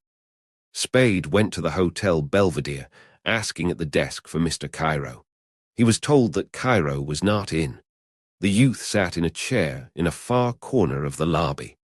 Spade went to the Geary Theatre, failed to see Cairo in the lobby, and posted himself on the curb in front, facing the theatre. The youth loitered with other loiterers before Marquard's restaurant below. At 8:10, Joel Cairo appeared, walking up Geary Street with his little mincing barbing steps. Apparently he did not see Spade until the private detective touched his shoulder. He seemed moderately surprised for a moment, and then said, "Oh, yes, of course you saw the ticket. Aha, I've got something I want to show you." Spade drew Cairo back towards the curb, a little away from the other waiting theatre-goers. The kid in the cap down by Marquard's. Cairo murmured, "I'll see," and looked at his watch. He looked up Geary Street. He looked at a theatre sign in front of him on which George Arliss was shown costumed as Shylock, and then his dark eyes crawled sidewise in their sockets until they were looking at the kid in the cap, at his cool, pale face with curling lashes hiding lowered eyes. "Who is he?" Spade asked. Cairo smiled up at Spade. "I do not know him. He's been tailing me around town." Cairo wet his lower lip with his tongue and asked, "Do you think it was wise, then, to let him see us together?" "How do I know?" Spade replied. "Anyway, it's done." Cairo removed his hat and smoothed his hair with a gloved hand. He replaced his hat carefully on his head and said with every appearance of candor, "I give you my word I do not know him, Mr. Spade. I give you my word I have nothing to do with him. I have asked nobody's assistance except yours, on my word of honor. Then he's one of the others." "That may be. I just wanted to know, because if he gets to be a nuisance, I may have to hurt him. Do as you think best. He is not a friend of mine." "That's good. There goes the curtain. Good night," Spade said, and crossed the street to board a westbound streetcar. The youth in the cap boarded the same car. Spade left the car at Hyde Street and went up to his apartment. His rooms were not greatly upset, but showed unmistakable signs of having been searched. When Spade had washed and had put on a fresh shirt and collar, he went out again, walked up to Sutter Street, and boarded a westbound car. The youth boarded it also. Within half a dozen blocks of the coronet, Spade left the car and went into the vestibule of a tall brown apartment building. He pressed 3 bell buttons together. The street door lock buzzed. He entered, passed the elevator and stairs, went down a long, yellow-walled corridor to the rear of the building, found a back door fastened by a Yale lock, and let himself out into a narrow court. The court led to a dark back street, up which Spade walked for 2 blocks. Then he crossed over to California Street and went to the coronet. It was not quite 9:30. The eagerness with which Bridget O'Shaughnessy welcomed Spade suggested that she had been not entirely certain of his coming. She had put on a satin gown of the blue shade called Arras that season, with chalcedony shoulder straps, and her stockings and slippers were Arras. The red and cream sitting room had been brought to order, enlivened with flowers in squat pottery vases of black and silver. 3 small rough-barked logs burned in the fireplace. Spade watched them burn while she put away his hat and coat. "Do you bring me good news?" she asked when she came into the room again. Anxiety looked through her smile, and she held her breath. "We won't have to make anything public that hasn't already been made public. The police won't have to know about me. No." She sighed happily and sat on the walnut settee, her face relaxed and her body relaxed. She smiled up at him with admiring eyes. "However did you manage it?" she asked, more in wonder than in curiosity. "Most things in San Francisco can be bought or taken." And you won't get into trouble. Do sit down." She made room for him on the settee. "I don't mind a reasonable amount of trouble," he said, with not too much complacence. He stood beside the fireplace and looked at her with eyes that studied, weighed, judged her without pretense that they were not studying, weighing, judging her.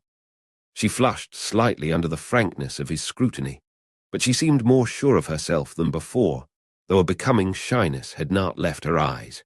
He stood there until it seemed plain that he meant to ignore her invitation to sit beside her, and then crossed to the settee. "You aren't," he asked as he sat down, "exactly the sort of person you pretend to be, are you?" "I'm not sure I know what you mean," she said in a hushed voice, looking at him with puzzled eyes. "Schoolgirl manner," he explained, stammering and blushing and all that. She blushed and replied hurriedly, not looking at him. "I told you this afternoon that I've been bad, worse than you could know." "That's what I mean," he said. "You told me that this afternoon in the same words, same tone. It's a speech you've practiced." After a moment in which she seemed confused almost to the point of tears, she laughed and said, "Very well, then, Mr. Spade. I'm not at all the sort of person I pretend to be. I'm 80 years old, incredibly wicked, and an iron moulder by trade. But if it's a pose, it's one I've grown into, so you won't expect me to drop it entirely, will you?" "Oh, it's all right," he assured her. "Only it wouldn't be all right if you were actually that innocent. We'd never get anywhere." "I won't be innocent," she promised with a hand on her heart. "I saw Joel Cairo tonight," he said, in the manner of one making polite conversation. Gaiety went out of her face. Her eyes, focused on his profile, became frightened, then cautious. He had stretched his legs out and was looking at his crossed feet. His face did not indicate that he was thinking about anything. There was a long pause before she asked, uneasily, You know him." "I saw him tonight." Spade did not look up, and he maintained his light conversational tone. He was going to see George Arliss. "You mean you talked to him?" "Only for a minute or two, till the curtain bell rang." She got up from the settee and went to the fireplace to poke the fire. She changed slightly the position of an ornament on the mantelpiece, crossed the room to get a box of cigarettes from a table in a corner, straightened a curtain, and returned to her seat. Her face now was smooth and unworried. Spade grinned sidewise at her and said, "You're good. You're very good." Her face did not change. She asked quietly, "What did he say?" "About what?" She hesitated. "About me." "Nothing." Spade turned to hold his lighter under the end of her cigarette. His eyes were shiny in a wooden Satan's face. "Well, what did he say?" she asked with half-playful petulance. "He offered me $5,000 for the black bird." She started, her teeth tore the end of her cigarette, and her eyes, after a swift, alarmed glance at Spade, turned away from him. "You're not going to go around poking at the fire and straightening up the room again, are you?" he asked lazily. She laughed a clear, merry laugh, dropped the mangled cigarette into a tray, and looked at him with clear, merry eyes. "I won't," she promised. "And what did you say?" $5,000 is a lot of money." She smiled, but when instead of smiling he looked gravely at her, her smile became faint, confused, and presently vanished. In its place came a hurt, bewildered look. "Surely you're not really considering it," she said. "Why not? $5,000 is a lot of money." "But Mr. Spade, you promised to help me." Her hands were on his arm. "I trusted you. You can't." She broke off, took her hands from his sleeve and worked them together. Spade smiled gently into her troubled eyes. "Don't let's try to figure out how much you've trusted me," he said.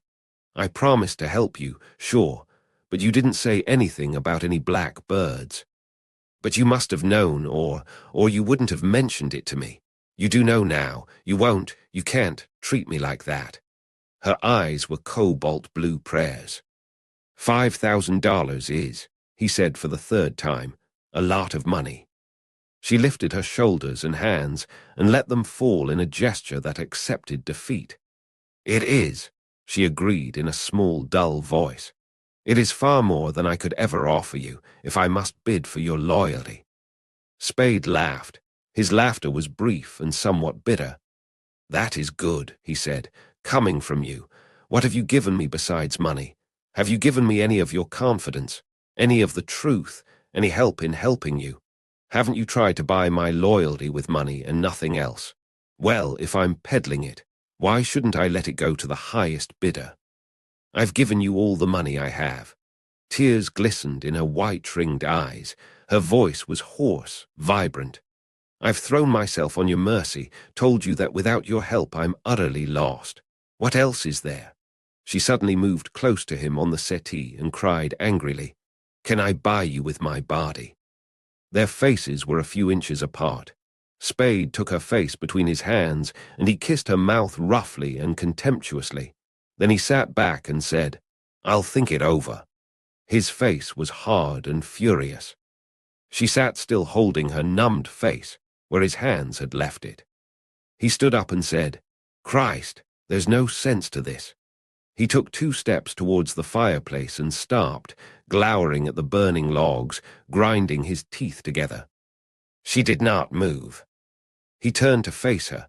The 2 vertical lines above his nose were deep clefts between red whales.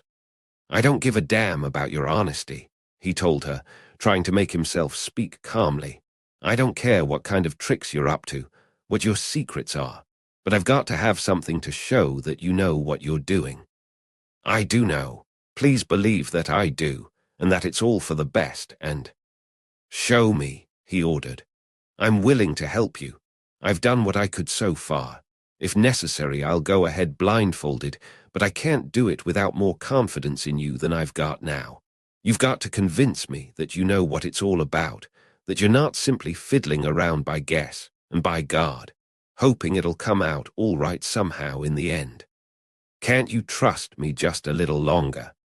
How much is a little, and what are you waiting for? She bit her lip and looked down. I must talk to Joel Cairo, she said almost inaudibly. You can see him tonight, Spade said, looking at his watch. His show will be out soon. We can get him on the phone at his hotel. She raised her eyes, alarmed. But he can't come here. I can't let him know where I am, I'm afraid. My place, Spade suggested. She hesitated, working her lips together, then asked, Do you think he'd go there? Spade nodded. All right, she exclaimed, jumping up, her eyes large and bright. Shall we go now? She went into the next room. Spade went to the table in the corner and silently pulled the drawer out. The drawer held 2 packs of playing cards, a pad of scorecards for bridge, a brass screw, a piece of red string, and a gold pencil. He had shut the drawer and was lighting a cigarette when she returned wearing a small dark hat and a grey kidskin coat, carrying his hat and coat. Their taxicab drew up behind a dark sedan that stood directly in front of Spade's street door. Iva Archer was alone in the sedan, sitting at the wheel. Spade lifted his hat to her and went indoors with Bridget O'Shaughnessy. In the lobby, he halted beside one of the benches and asked, Do you mind waiting here a moment? I won't be long. That's perfectly all right, Bridget O'Shaughnessy said, sitting down. You needn't hurry. Spade went out to the sedan. When he had opened the sedan's door, Iva spoke quickly. I've got to talk to you, Sam. Can't I come in? Her face was pale and nervous. Not now. Iva clicked her teeth together and asked sharply, Who is she? I've only a minute, Iva, Spade said patiently. What is it? Who is she? She repeated, nodding at the street door. He looked away from her down the street. In front of a garage on the next corner, an undersized youth of 20 or 21 in neat grey cap and overcoat loafed with his back against a wall. Spade frowned and returned his gaze to Iva's insistent face. What is the matter? He asked. Has anything happened? You oughtn't to be here at this time of night. I'm beginning to believe that, she complained. You told me I oughtn't to come to the office, and now I oughtn't to come here. Do you mean I oughtn't to chase after you? If that's what you mean, why don't you say it right out? Now, Iva, you've got no right to take that attitude. I know I haven't. I haven't any rights at all, it seems, where you're concerned. I thought I did. I thought your pretending to love me gave me. Spade said wearily, This is no time to be arguing about that, precious. What was it you wanted to see me about? I can't talk to you here, Sam. Can't I come in? Not now. Why can't I? Spade said nothing. She made a thin line of her mouth, squirmed around straight behind the wheel, and started the sedan's engine, staring angrily ahead. When the sedan began to move, Spade said, Good night, Iva, shut the door, and stood at the curb with his hat in his hand until it had been driven away. Then he went indoors again. Bridget O'Shaughnessy rose smiling cheerfully from the bench, and they went up to his apartment. Chapter 7. G in the air. In his bedroom that was a living room now the wall bed was up, Spade took Bridget O'Shaughnessy's hat and coat, made her comfortable in a padded rocking chair, and telephoned the Hotel Belvedere. Cairo had not returned from the theatre. Spade left his telephone number with the request that Cairo call him as soon as he came in. Spade sat down in the armchair beside the table, and without any preliminary, without an introductory remark of any sort, began to tell the girl about a thing that had happened some years before in the Northwest.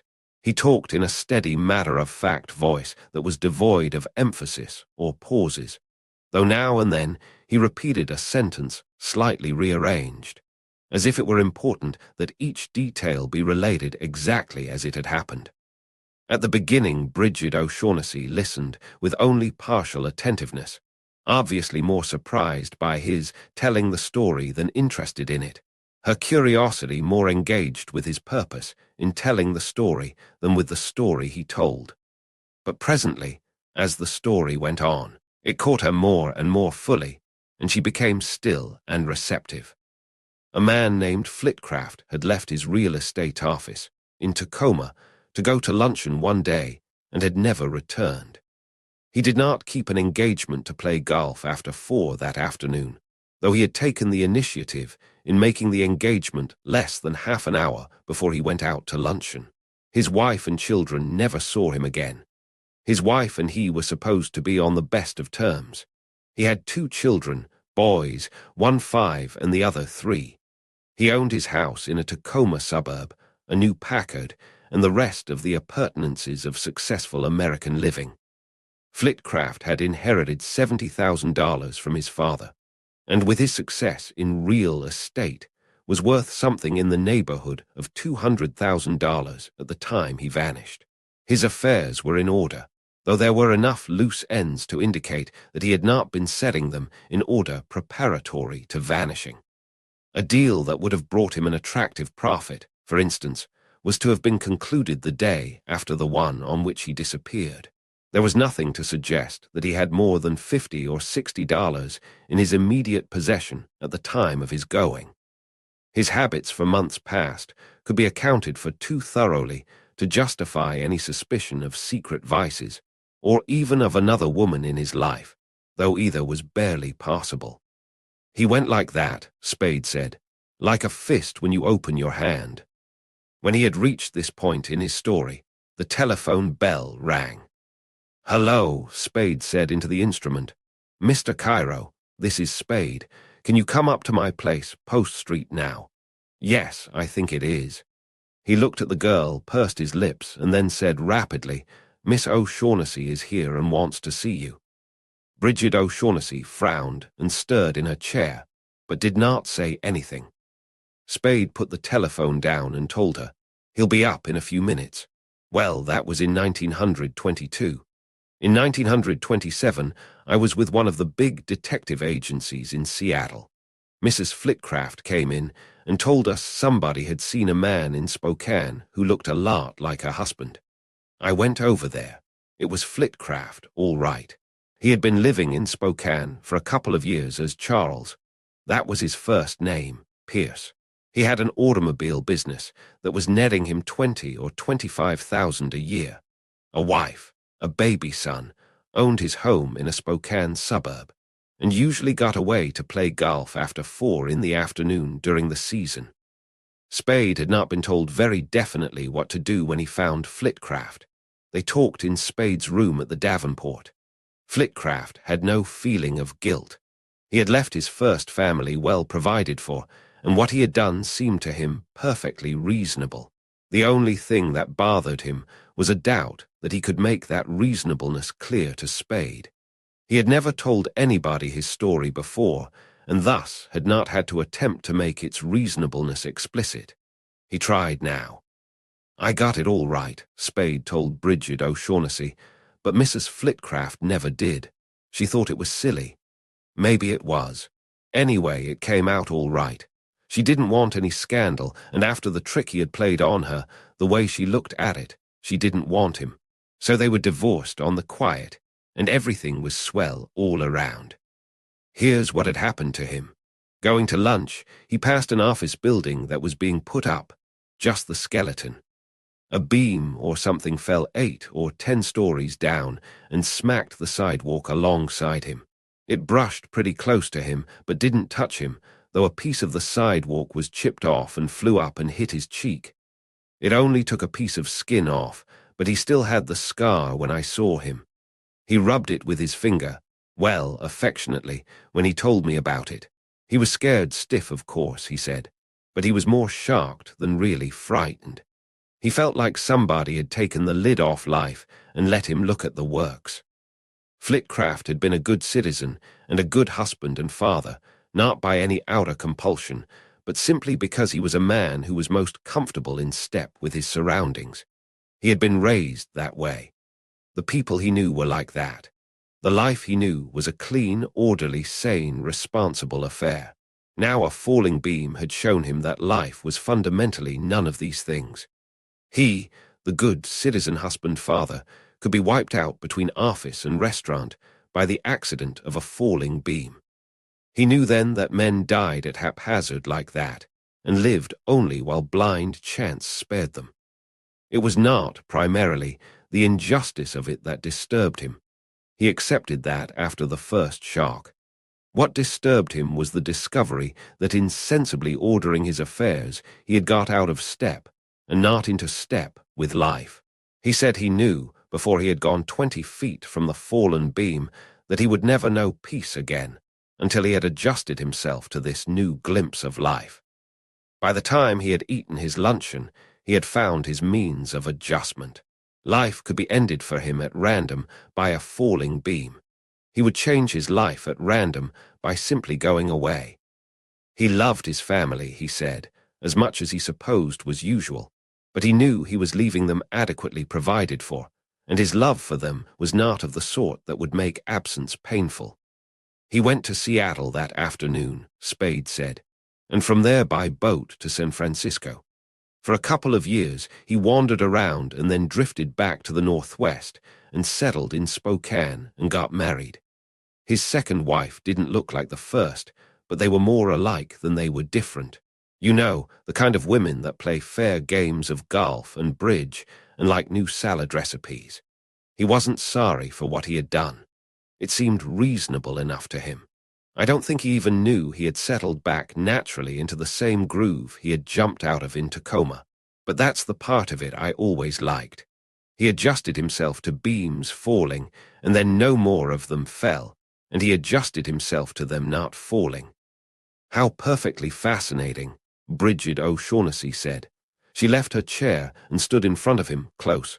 Her eyes were wide and deep. I don't have to tell you how utterly at a disadvantage you'll have me with him here if you choose. Spade smiled slightly without separating his lips. No, you don't have to tell me, he agreed.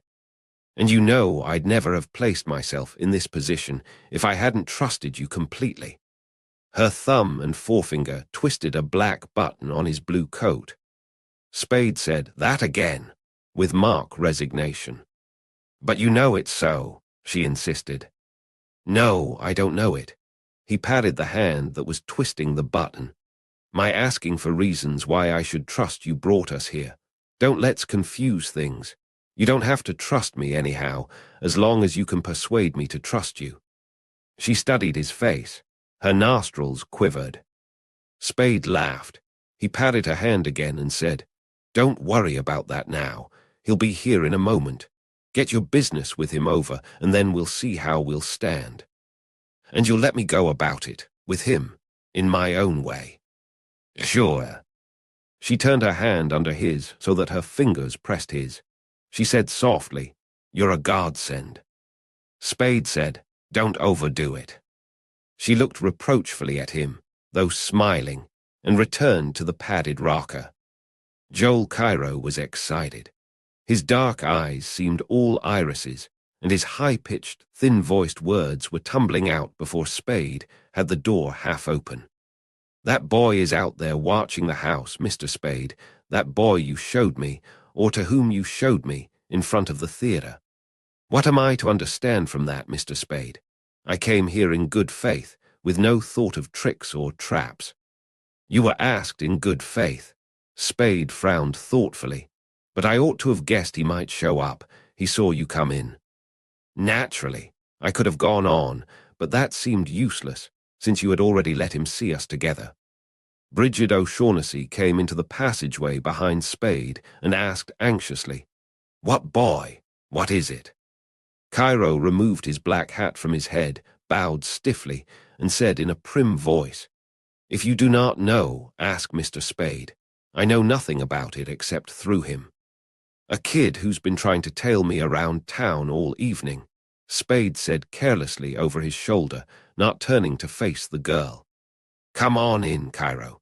There's no use standing here talking for all the neighbors. Bridget O'Shaughnessy grasped Spade's arm above the elbow and demanded, Did he follow you to my apartment? No, I shook him before that. Then I suppose he came back here to try to pick me up again. Cairo, holding his black hat to his belly with both hands, had come into the passageway. Spade shut the corridor door behind him, and they went into the living room. There Cairo bowed stiffly over his hat once more and said, I am delighted to see you again, Miss O'Shaughnessy. I was sure you would be, Joe, she replied, giving him her hand. He made a formal bow over her hand and released it quickly. She sat in the padded rocker she had occupied before. Cairo sat in the armchair by the table. Spade, when he had hung Cairo's hat and coat in the closet, sat on an end of the sofa in front of the windows and began to roll a cigarette. Bridget O'Shaughnessy said to Cairo, Sam told me about your offer for the Falcon. How soon can you have the money ready? Cairo's eyebrows twitched. He smiled. It is ready. He continued to smile at the girl for a little while after he had spoken, and then looked at Spade. Spade was lighting his cigarette. His face was tranquil. In cash? The girl asked. Oh, yes, Cairo replied.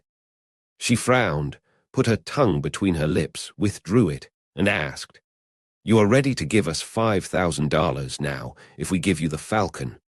Cairo held up a wriggling hand. Excuse me, he said. I expressed myself badly.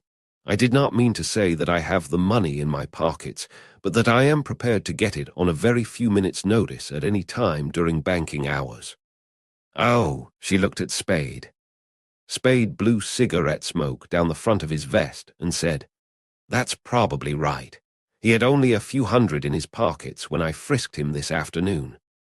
When her eyes opened round and wide, he grinned. The Levantine bent forward in his chair. He failed to keep eagerness from showing in his eyes and voice. I can be quite prepared to give you the money at, say, 10:30 in the morning. Eh? Bridget O'Shaughnessy smiled at him and said, But I haven't got the Falcon. Cairo's face was darkened by a flush of annoyance. He put an ugly hand on either arm of his chair, holding his small-boned body erect and stiff between them. His dark eyes were angry. He did not say anything. The girl made a mock-placatory face at him. I'll have it in a week at the most, though, she said. Where is it? Cairo used politeness of mien to express skepticism. Where Floyd hid it. Floyd, Thursby. She nodded. And you know where that is? He asked. I think I do. Then why must we wait a week? Perhaps not a whole week. Whom are you buying it for, Joe? Cairo raised his eyebrows. I told Mr. Spade, for its owner. Surprise illuminated the girl's face. So you went back to him? Naturally, I did. She laughed softly in her throat and said, I should have liked to have seen that. Cairo shrugged. That was the logical development. He rubbed the back of one hand with the palm of the other. His upper lids came down to shade his eyes. Why, if I in turn may ask a question, are you willing to sell to me? I'm afraid, she said simply, after what happened to Floyd. That's why I haven't it now. I'm afraid to touch it except to turn it over to somebody else right away. Spade, propped on an elbow on the sofa, looked at and listened to them impartially.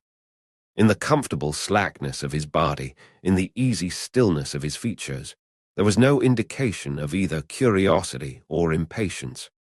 Exactly what, Cairo asked in a low voice, happened to Floyd?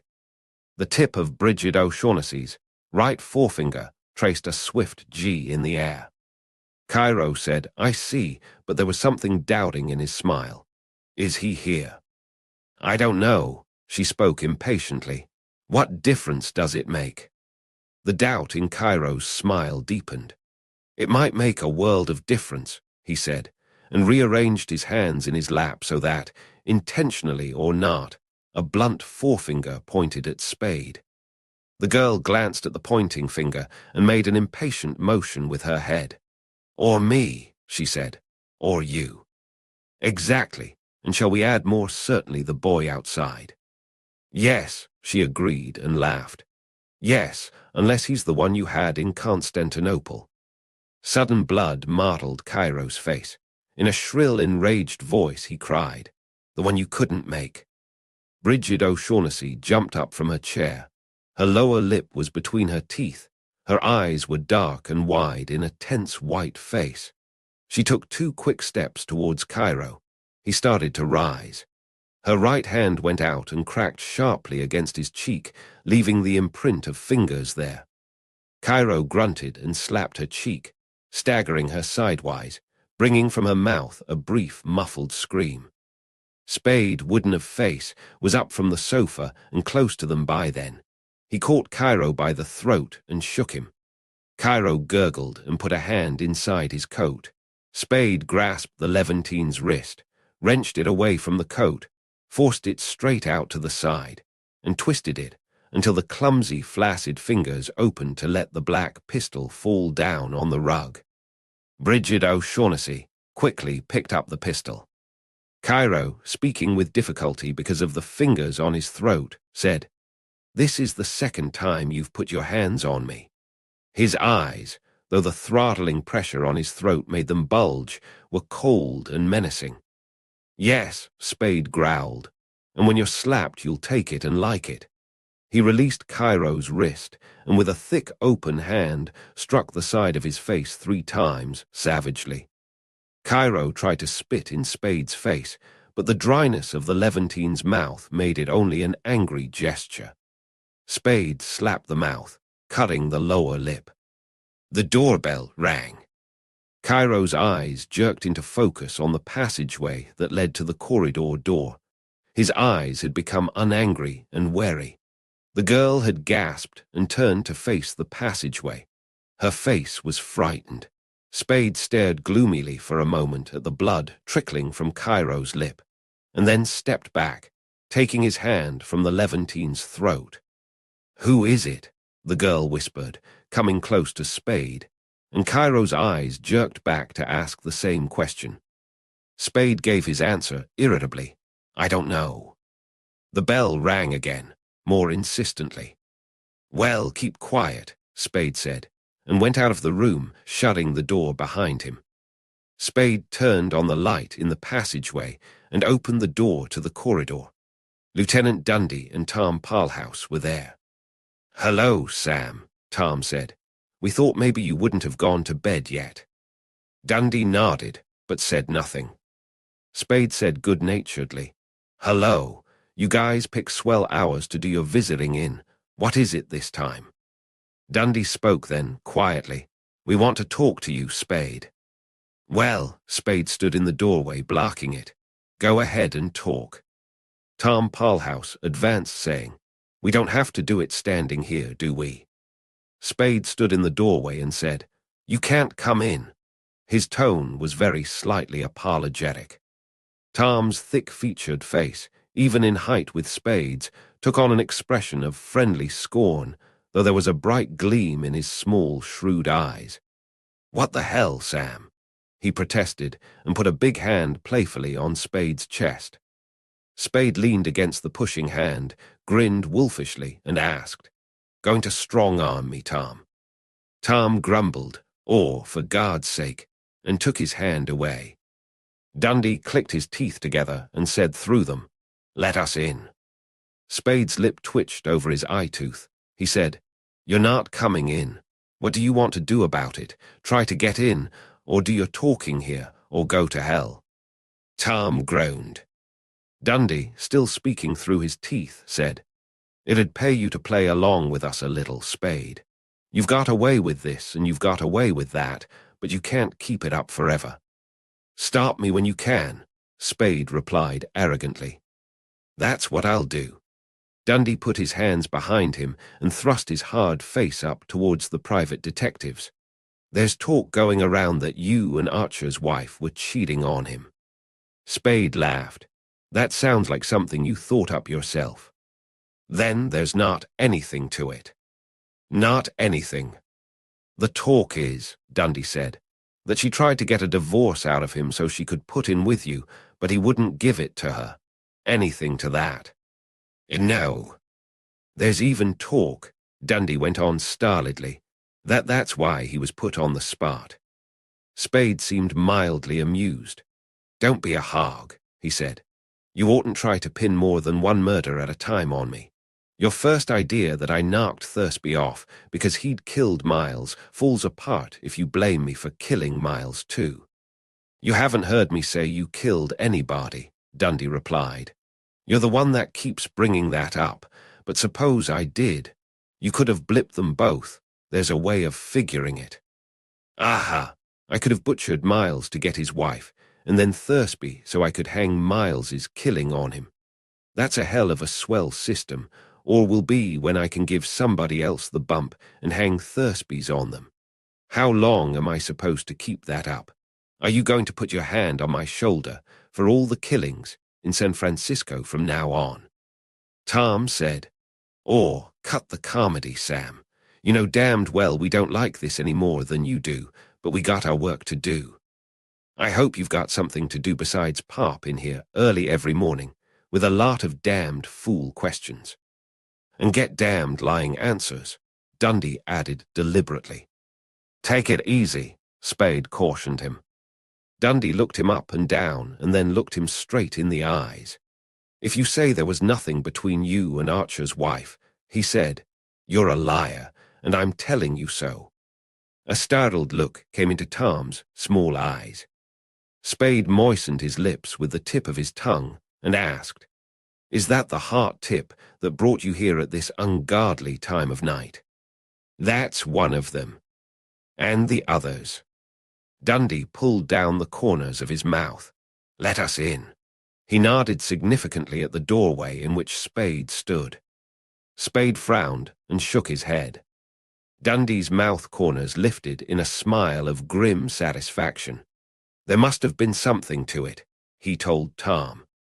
Tom shifted his feet and, not looking at either man, mumbled, "God knows." "What's this?" Spade asked. "Charades." "All right, Spade, we're going." Dundee buttoned his overcoat. "We'll be in to see you now and then. Maybe you're right in bucking us. Think it over." "Aha," Spade said, grinning. "Glad to see you any time, Lieutenant, and whenever I'm not busy I'll let you in." A voice in Spade's living room screamed, "Help! Help! Police! Help!" The voice, high and thin and shrill, was Joel Cairo's. Lieutenant Dundee stopped turning away from the door, confronted Spade again, and said decisively, "I guess we're going in." The sounds of a brief struggle, of a blow, of a subdued cry, came to them. Spade's face twisted into a smile that held little joy. He said, "I guess you are," and stood out of the way. When the police detectives had entered, he shut the corridor door and followed them back to the living room. Chapter 8. Horse Feathers. Bridget O'Shaughnessy was huddled in the armchair by the table.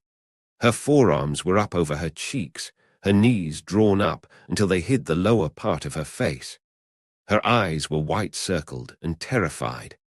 Joel Cairo stood in front of her, bending over her, holding in one hand the pistol Spade had twisted out of his hand. His other hand was clapped to his forehead. Blood ran through the fingers of that hand and down under them to his eyes. A smaller trickle from his cut lip made 3 wavy lines across his chin. Cairo did not heed the detectives. He was glaring at the girl huddled in front of him. His lips were working spasmodically, but no coherent sound came from between them. Dundee, the first of the 3 into the living room, moved swiftly to Cairo's side, put a hand on his own hip under his overcoat, a hand on the Levantine's wrist, and growled, "What are you up to here?" Cairo took the red-smeared hand from his head and flourished it close to the lieutenant's face. Uncovered by the hand, his forehead showed a 3-inch ragged tear. "This is what she has done," he cried. "Look at it." The girl put her feet down on the floor and looked warily from Dundee, holding Cairo's wrist, to Tom Palhouse, standing a little behind them, to Spade, leaning against the doorframe. Spade's face was placid. When his gaze met hers, his yellow-grey eyes glinted for an instant with malicious humor, and then became expressionless again. "Did you do that?" Dundee asked the girl, nodding at Cairo's cut head. She looked at Spade again. He did not in any way respond to the appeal in her eyes. He leaned against the doorframe and observed the occupants of the room with the polite, detached air of a disinterested spectator. The girl turned her eyes up to Dundee's. Her eyes were wide and dark and earnest.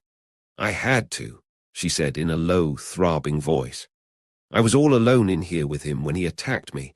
I tried to keep him off. I couldn't make myself shoot him."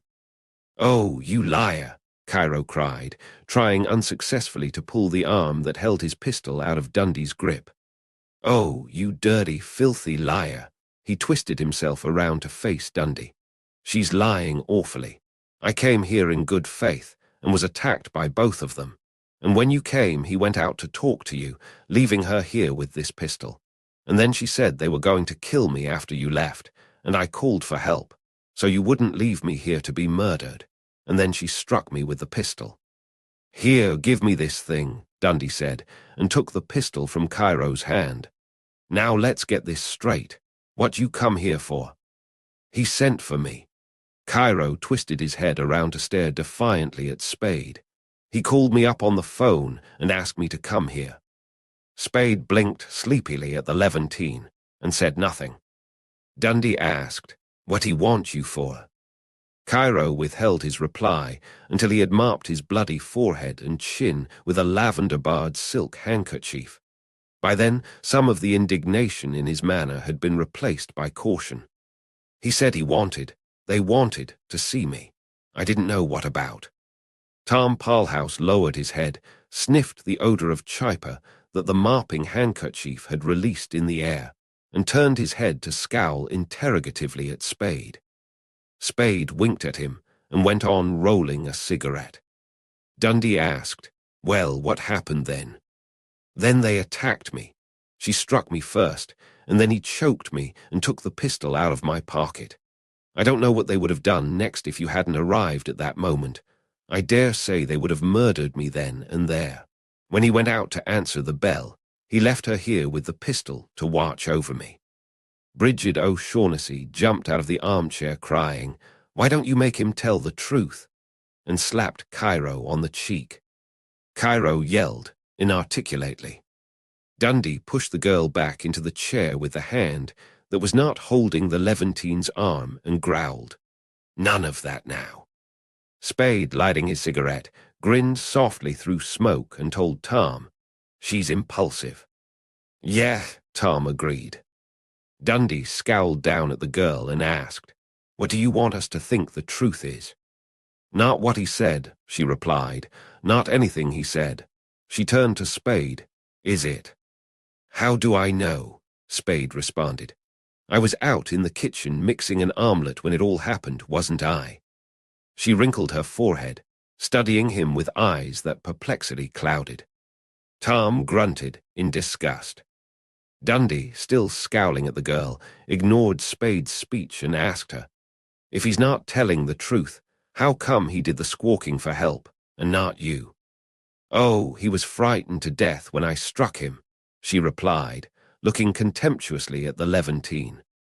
Cairo's face flushed where it was not blood-smeared. He exclaimed, "Phoo, another lie." She kicked his leg, the high heel of her blue slipper striking him just below the knee.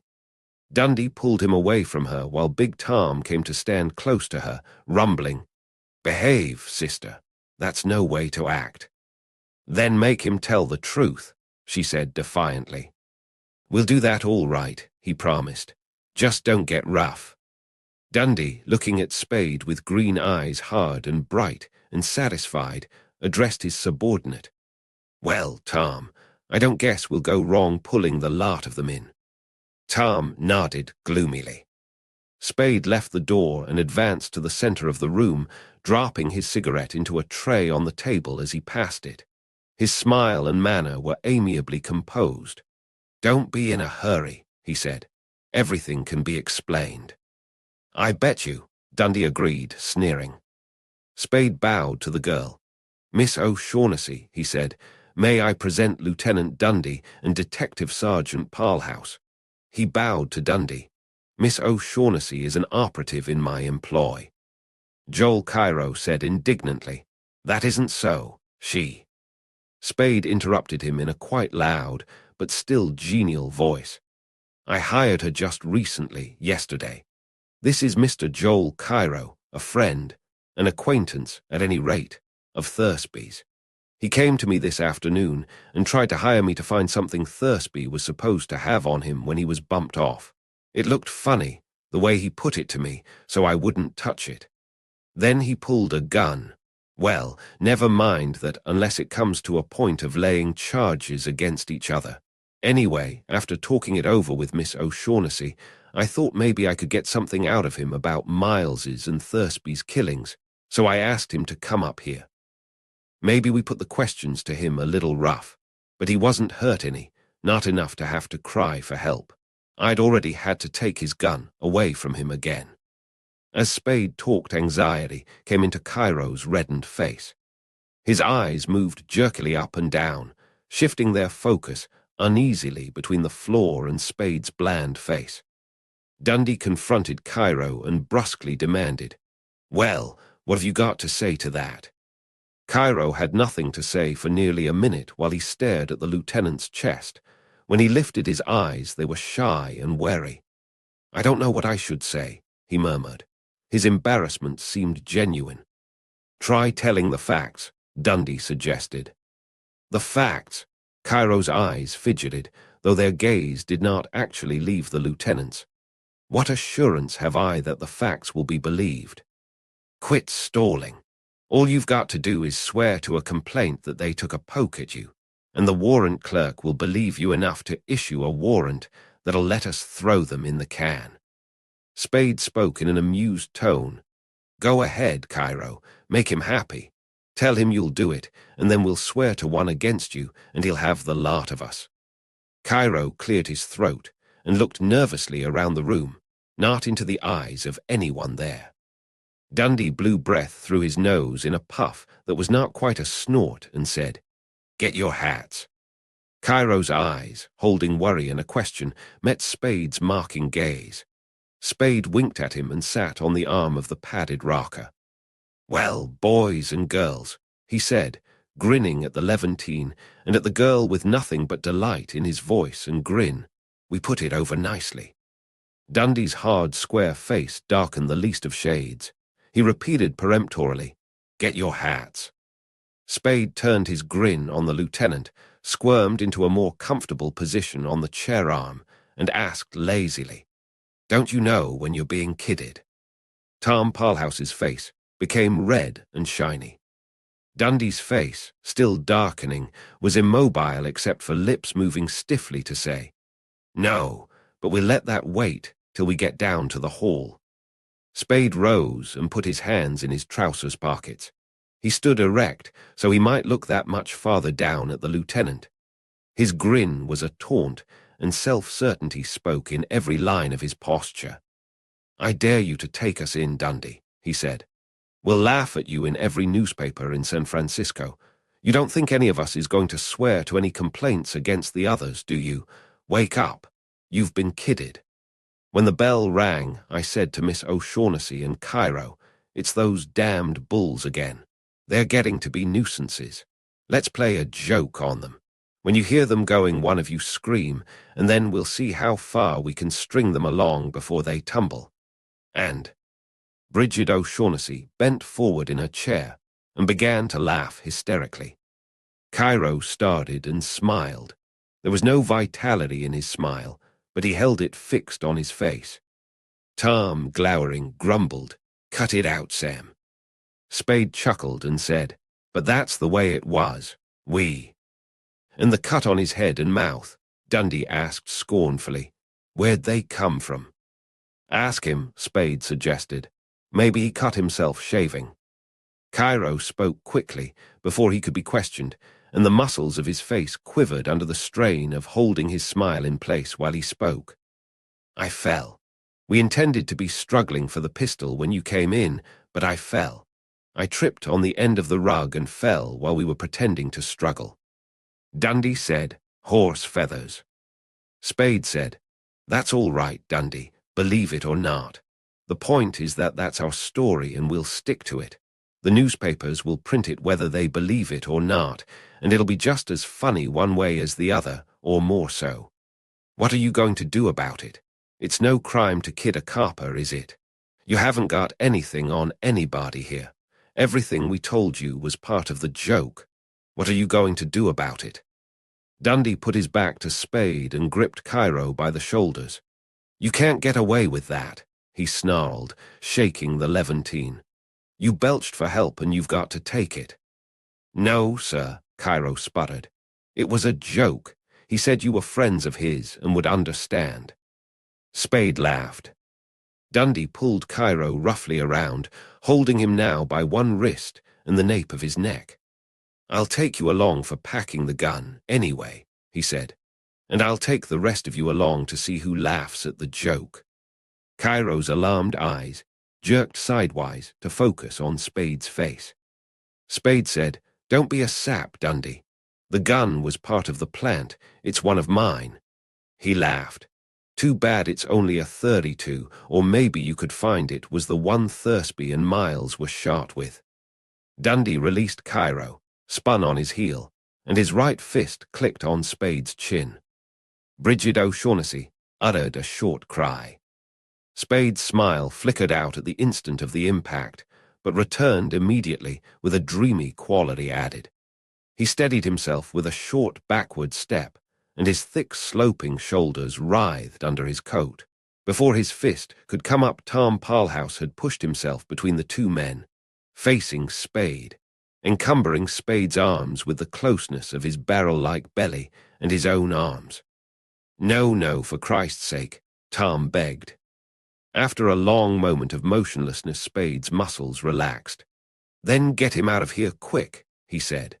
His smile had gone away again, leaving his face sullen and somewhat pale.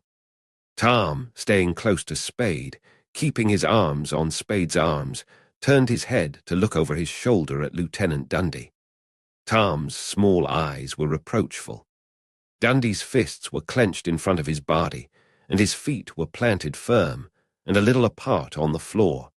But the truculence in his face was modified by thin rims of white showing between green irises and upper eyelids. "Get their names and addresses," he ordered. Tom looked at Cairo, who said quickly, "Joel Cairo, Hotel Belvedere." Spade spoke before Tom could question the girl. "You can always get in touch with Miss O'Shaughnessy through me."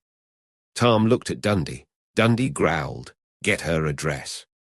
Spade said, "Her address is in care of my office." Dundee took a step forward, halting in front of the girl. "Where do you live?" he asked. Spade addressed Tom. "Get him out of here. I've had enough of this." Tom looked at Spade's eyes, hard and glittering, and mumbled, "Take it easy, Sam." He buttoned his coat and turned to Dundee, asking in a voice that aped casualness, "Well, is that all?" and taking a step towards the door. Dundee's scowl failed to conceal indecision. Cairo moved suddenly towards the door, saying, "I'm going too, if Mr. Spade will be kind enough to give me my hat and coat." Spade asked, "What's the hurry?" Dundee said angrily, "It was all in fun, but just the same you're afraid to be left here with them." "Not at all," the Levantine replied, fidgeting, looking at neither of them. "But it's quite late, and I'm going. I'll go out with you if you don't mind." Dundee put his lips together firmly and said nothing. A light was glinting in his green eyes. Spade went to the closet in the passageway and fetched Cairo's hat and coat. Spade's face was blank. His voice held the same blankness when he stepped back from helping the Levantine into his coat and said to Tom, "Tell him to leave the gun." Dundee took Cairo's pistol from his overcoat pocket and put it on the table. He went out first, with Cairo at his heels. Tom halted in front of Spade, muttering, "I hope to God you know what you're doing," got no response, sighed, and followed the others out. Spade went after them as far as the bend in the passageway, where he stood until Tom had closed the corridor door. Chapter 9. Bridget. Spade returned to the living room and sat on an end of the sofa, elbows on knees, cheeks in hands, looking at the floor and not at Bridget O'Shaughnessy smiling weakly at him from the armchair. His eyes were sultry. The creases between brows over his nose were deep. His nostrils moved in and out with his breathing. Bridget O'Shaughnessy, when it became apparent that he was not going to look up at her, stopped smiling and regarded him with growing uneasiness. Red rage came suddenly into his face, and he began to talk in a harsh, guttural voice. Holding his maddened face in his hands, glaring at the floor, he cursed Dundee for 5 minutes without break, cursed him obscenely, blasphemously, repetitiously, in a harsh, guttural voice. Then he took his face out of his hands, looked at the girl, grinned sheepishly, and said, "Childish, huh, I know, but by God, I do hate being hit without hitting back." He touched his chin with careful fingers. Not that it was so much of a sock at that.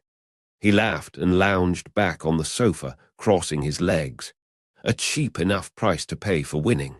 His brows came together in a fleeting scowl, though I'll remember it. The girl, smiling again, left her chair and sat on the sofa beside him. "You're absolutely the wildest person I've ever known," she said.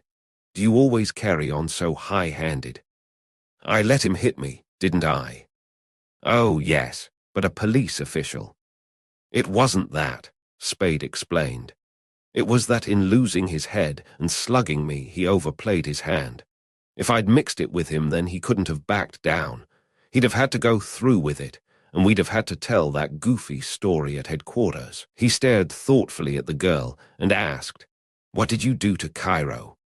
"Nothing." Her face became flushed. "I tried to frighten him into keeping still until they had gone, and he either got too frightened or stubborn and yelled.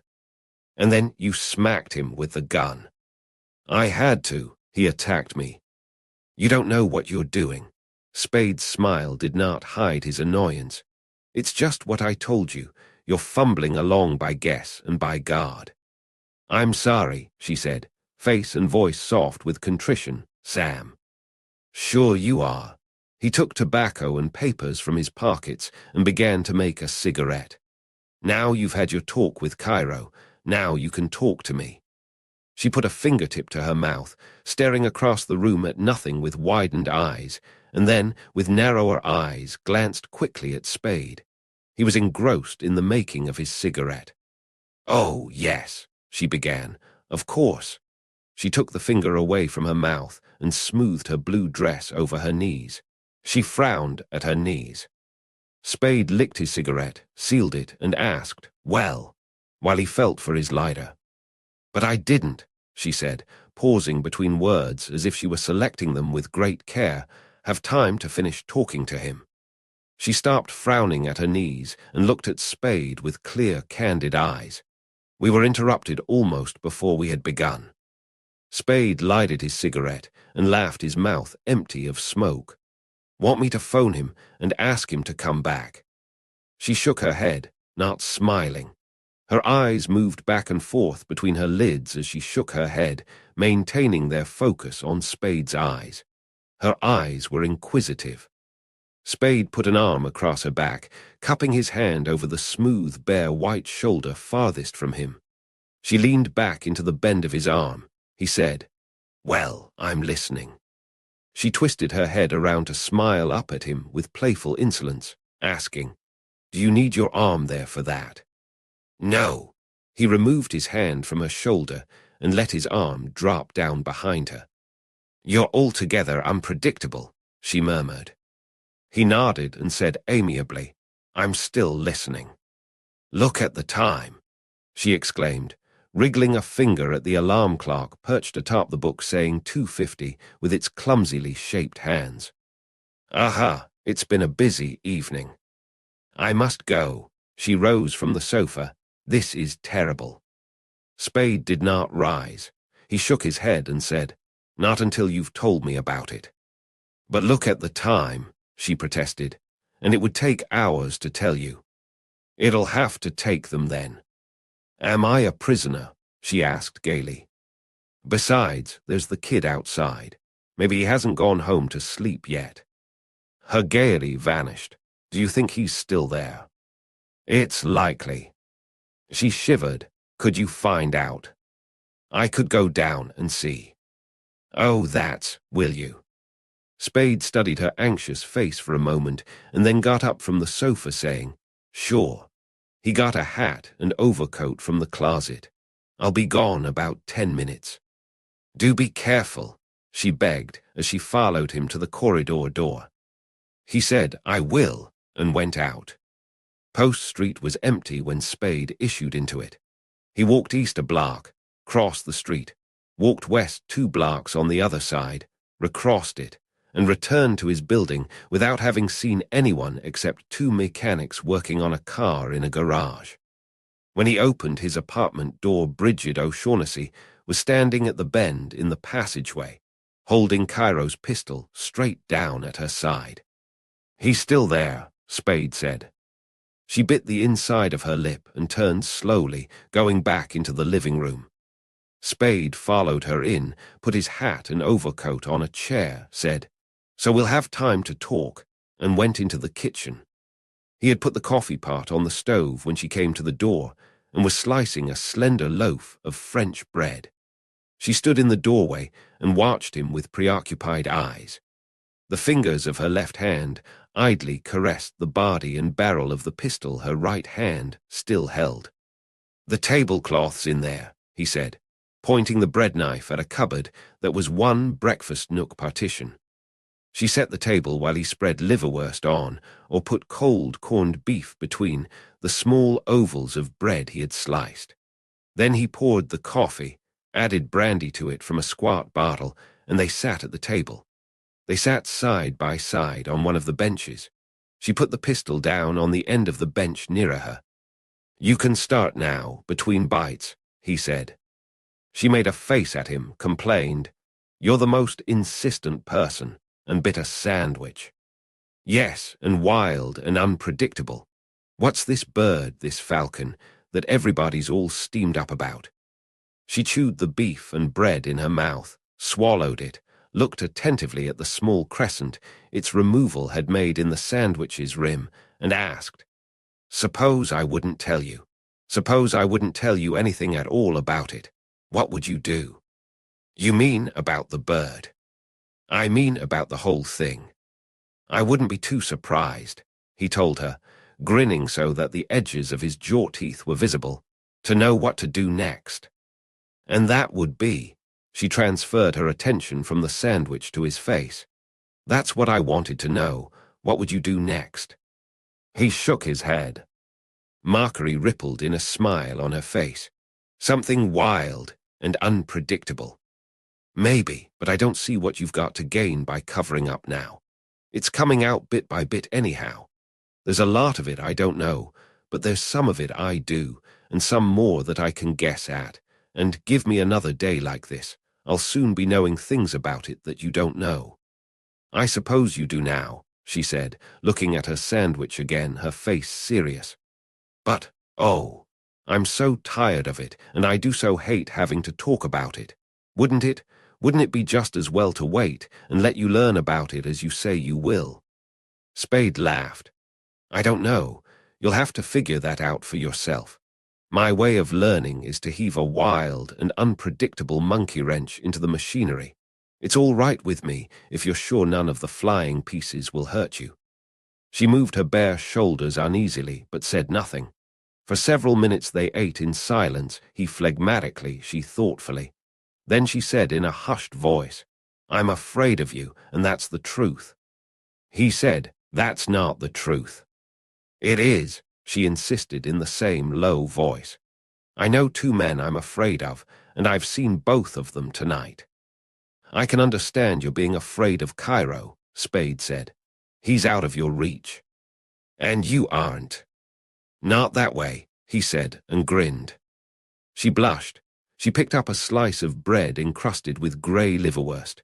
She put it down on her plate.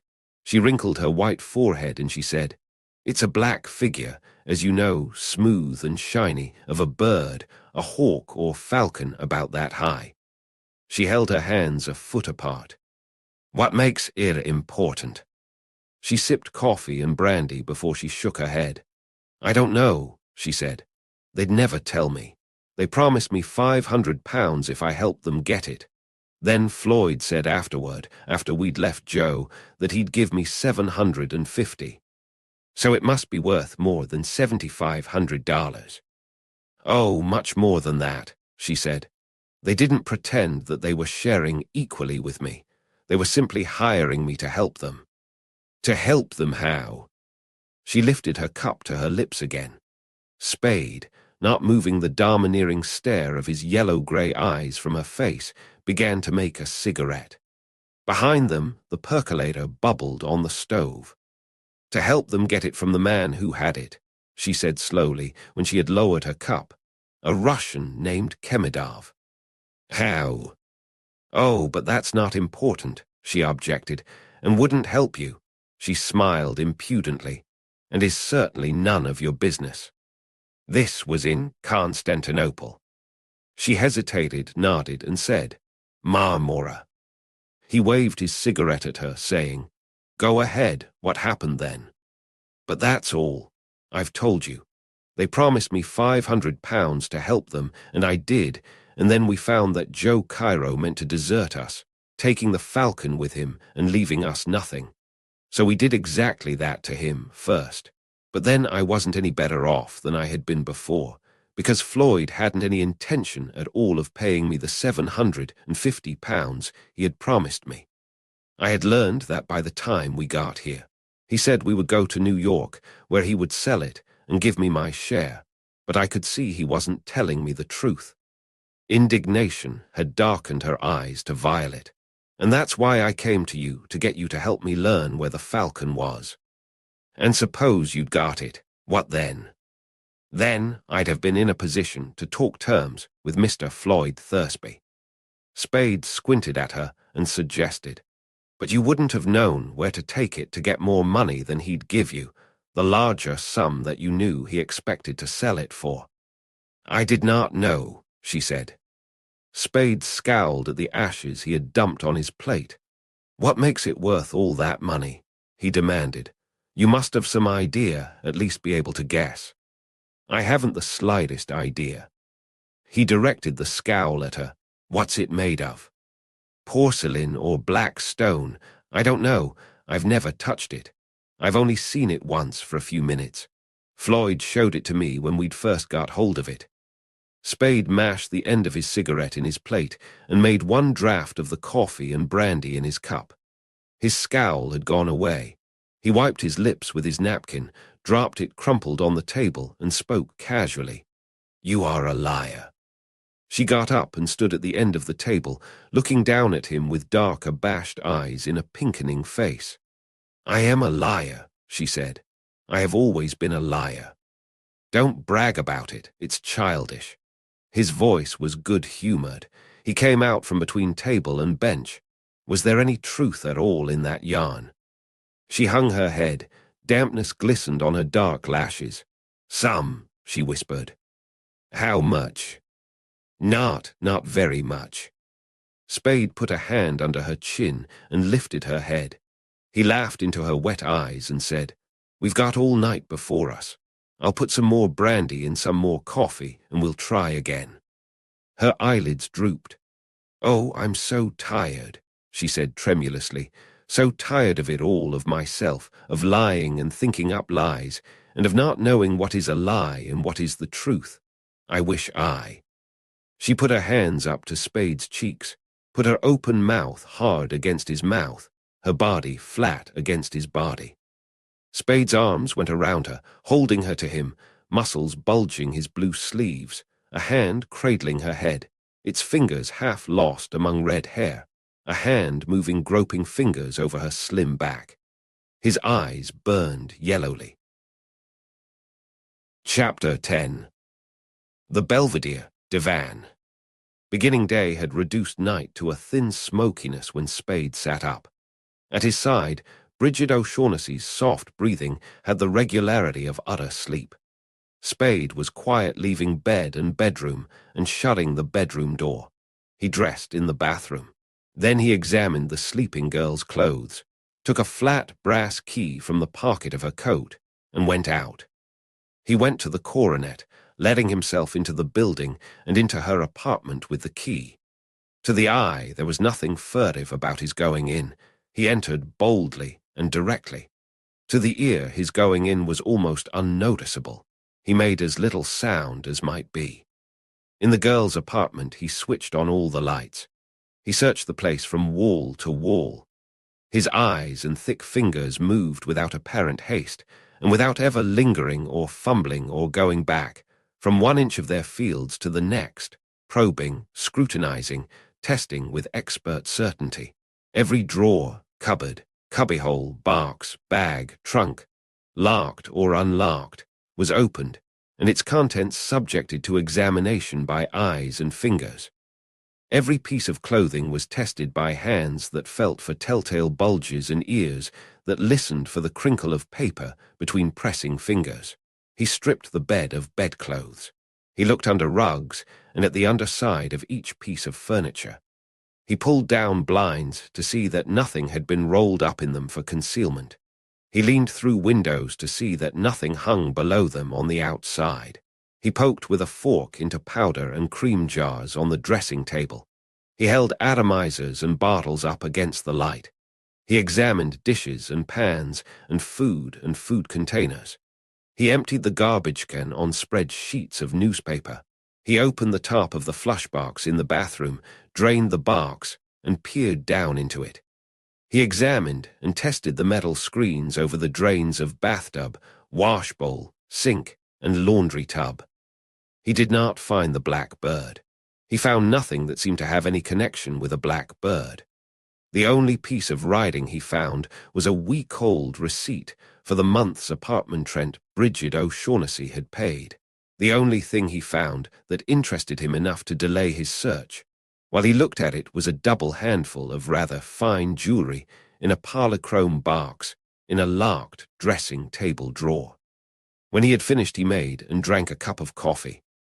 Then he unlocked the kitchen window, scarred the edge of its lock a little with his pocket-knife, opened the window over a fire escape, got his hat and overcoat from the settee in the living room, and left the apartment as he had come.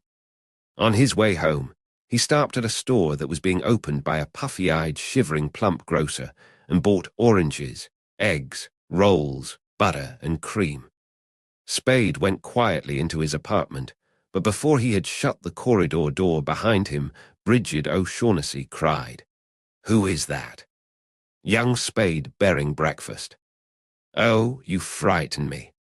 The bedroom door he had shut was open. The girl sat on the side of the bed, trembling, with her right hand out of sight under a pillow. Spade put his packages on the kitchen table and went into the bedroom. He sat on the bed beside the girl, kissed her smooth shoulder, and said, "I wanted to see if that kid was still on the job and to get stuff for breakfast." "Is he?" "No." She sighed and leaned against him. "I awakened, and you weren't here, and then I heard someone coming in. I was terrified."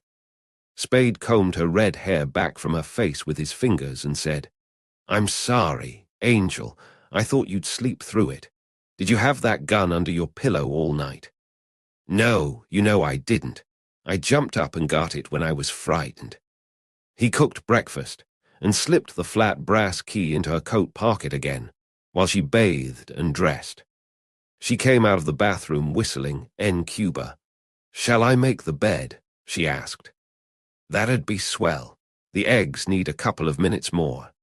Their breakfast was on the table when she returned to the kitchen. They sat where they had sat the night before and ate heartily. "Now about the bird," Spade suggested presently as they ate. She put her fork down and looked at him. She drew her eyebrows together and made her mouth small and tight. "You can't ask me to talk about that this morning of all mornings," she protested. "I don't want to, and I won't." "It's a stubborn, damned hussy," he said sadly, and put a piece of roll into his mouth.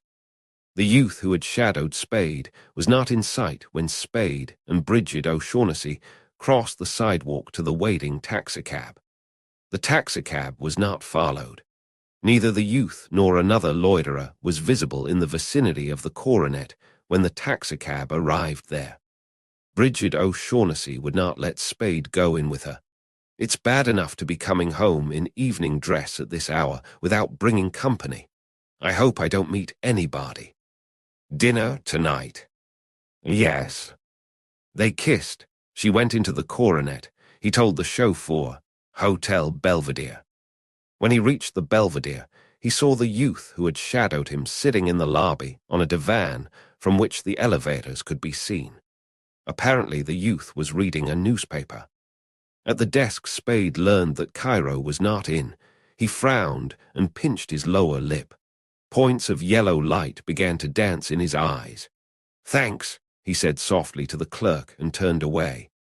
Sauntering, he crossed the lobby to the divan from which the elevators could be seen and sat down beside, not more than a foot from, the young man who was apparently reading a newspaper. The young man did not look up from his newspaper. Seen at this scant distance, he seemed certainly less than 20 years old. His features were small, in keeping with his stature, and regular. His skin was very fair. The whiteness of his cheeks was as little blurred by any considerable growth of beard as by the glow of blood. His clothing was neither new nor of more than ordinary quality, but it, and his manner of wearing it, was marked by a hard, masculine neatness. Spade asked casually, "Where is he?"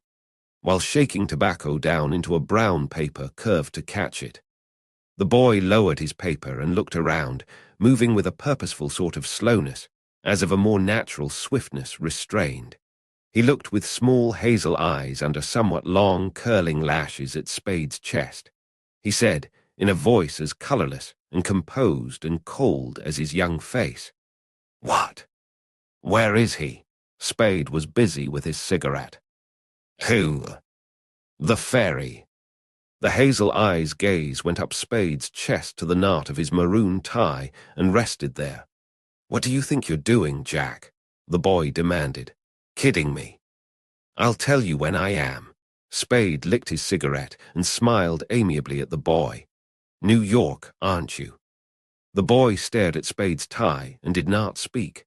Spade nodded as if the boy had said yes and asked, "Bombs rush."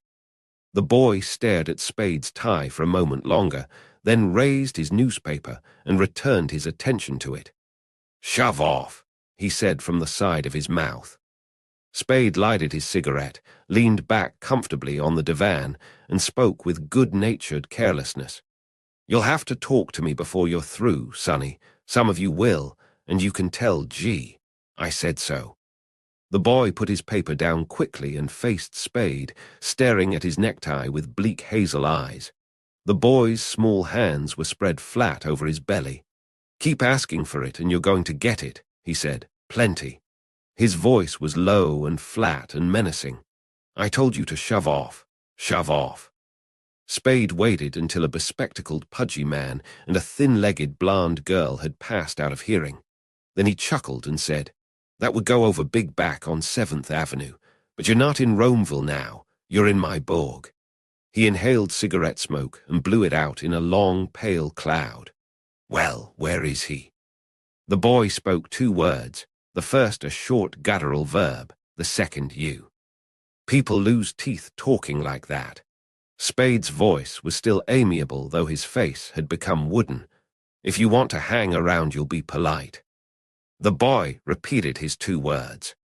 Spade dropped his cigarette into a tall stone jar beside the divan, and with a lifted hand, caught the attention of a man who had been standing at an end of the cigar stand for several minutes. The man nodded and came towards them.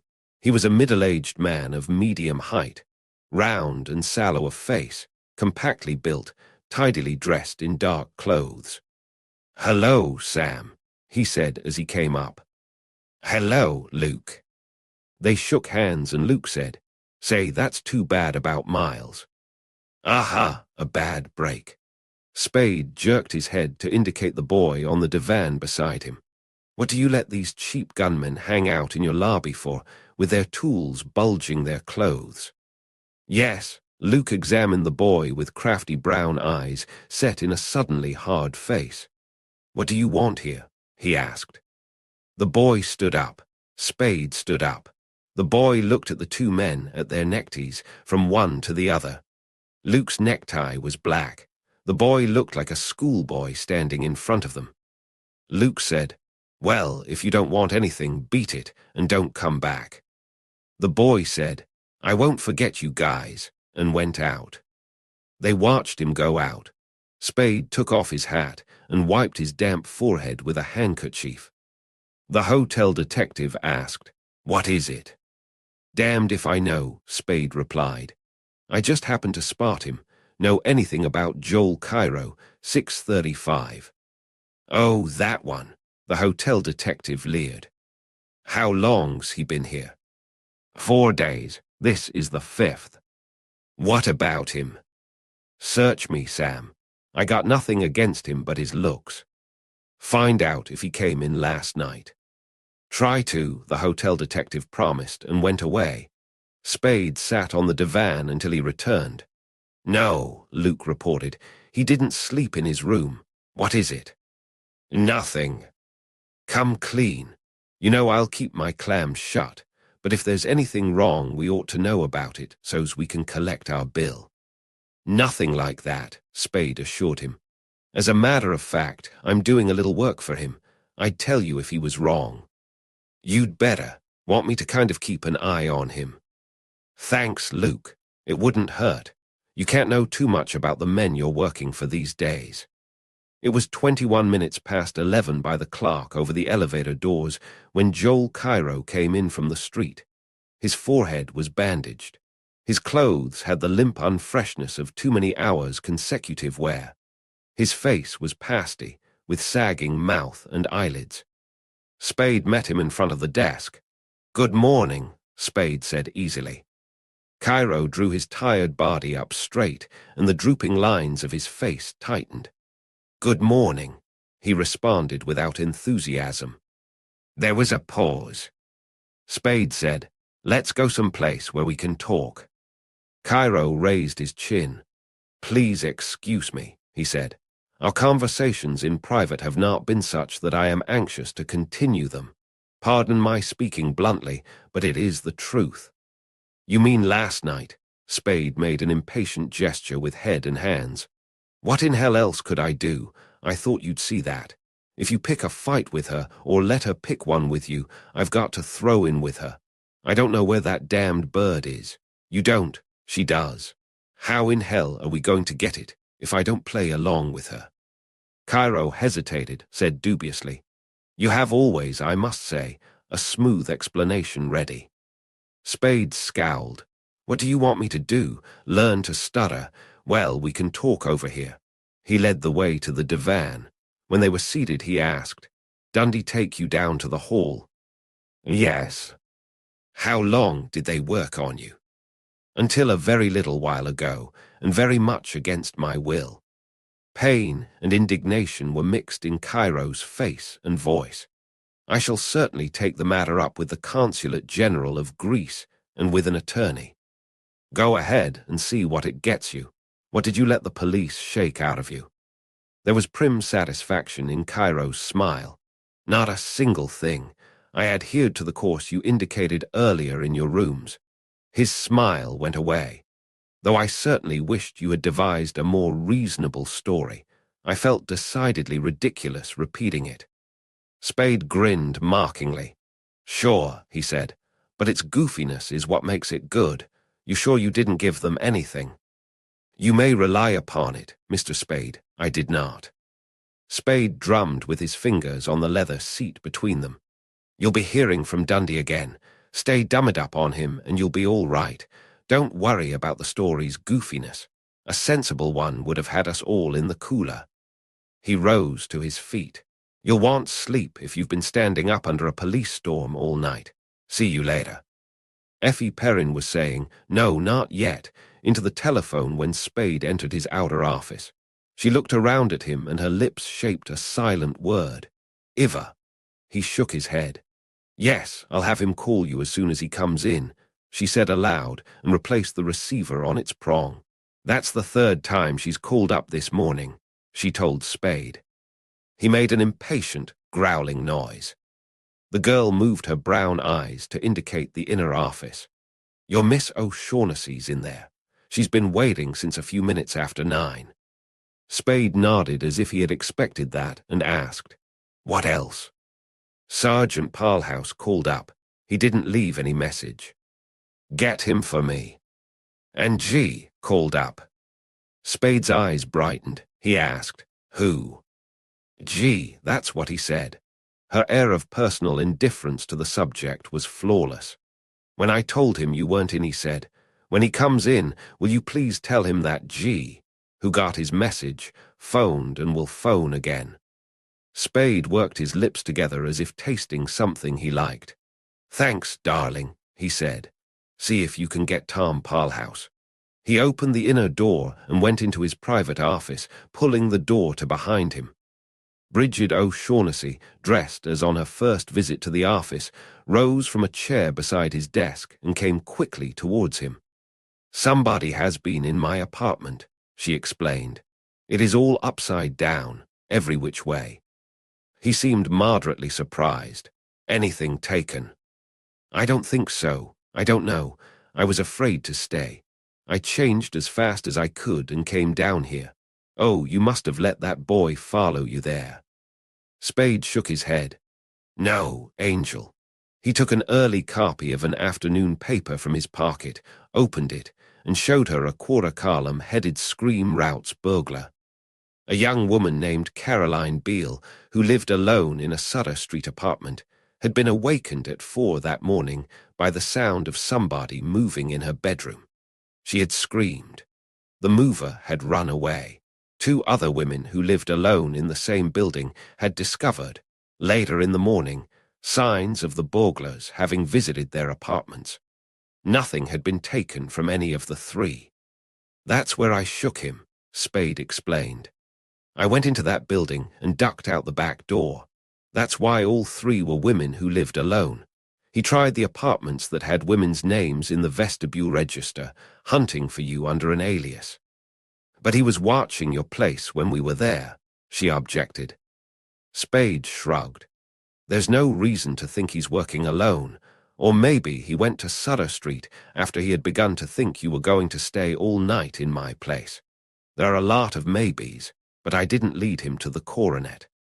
She was not satisfied, but he found it, or somebody did. Sure, he frowned at her feet. I wonder if it could have been Cairo. He wasn't at his hotel all night, didn't get in till a few minutes ago. He told me he had been standing up under a police grilling all night. I wonder. He turned, opened the door, and asked Effie Perrin, "Got Tom yet?" "He's not in. I'll try again in a few minutes." "Thanks." Spade shut the door and faced Bridget O'Shaughnessy. She looked at him with cloudy eyes. "You went to see Joe this morning?" she asked. "Yes."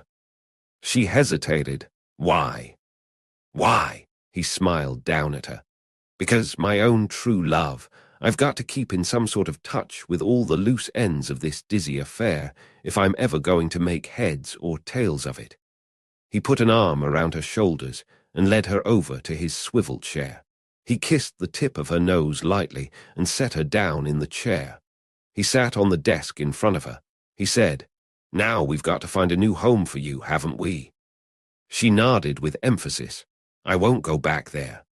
He patted the desk beside his thighs and made a thoughtful face. "I think I've got it," he said presently. "Wait a minute." He went into the outer office, shutting the door. Effie Perrin reached for the telephone, saying, "I'll try again." Afterwards, does your woman's intuition still tell you that she's a Madonna or something? She looked sharply up at him. "I still believe that no matter what kind of trouble she's gotten into, she's all right, if that's what you mean." "That's what I mean," he said. "Are you strong enough for her to give her a lift?" "How?" "Could you put her up for a few days?" "You mean at home?" "Yes, her joint's been broken into. That's the second burglary she's had this week. It'd be better for her if she wasn't alone. It would help a lot if you could take her in." Effie Perrin leaned forward, asking earnestly, "Is she really in danger, Sam?" "I think she is." She scratched her lip with a fingernail. "That would scare Ma into a green hemorrhage. I'll have to tell her she's a surprise witness or something that you're keeping under cover till the last minute." "You're a darling," Spade said. "Better take her out there now. I'll get her key from her and bring whatever she needs over from her apartment. Let's see. You oughtn't to be seen leaving here together. You go home now. Take a taxi, but make sure you aren't followed. You probably won't be, but make sure. I'll send her out in a little while, making sure she isn't followed." Chapter 11. The Fat Man. The telephone bell was ringing when Spade returned to his office after sending Bridget O'Shaughnessy off to Effie Perrin's house. He went to the telephone. "Hello, yes, this is Spade. Yes, I got it. I've been waiting to hear from you. Who? Mr. Gutman. Oh, yes, sure. Now, the sooner the better. 12C. Right, say 15 minutes. Right."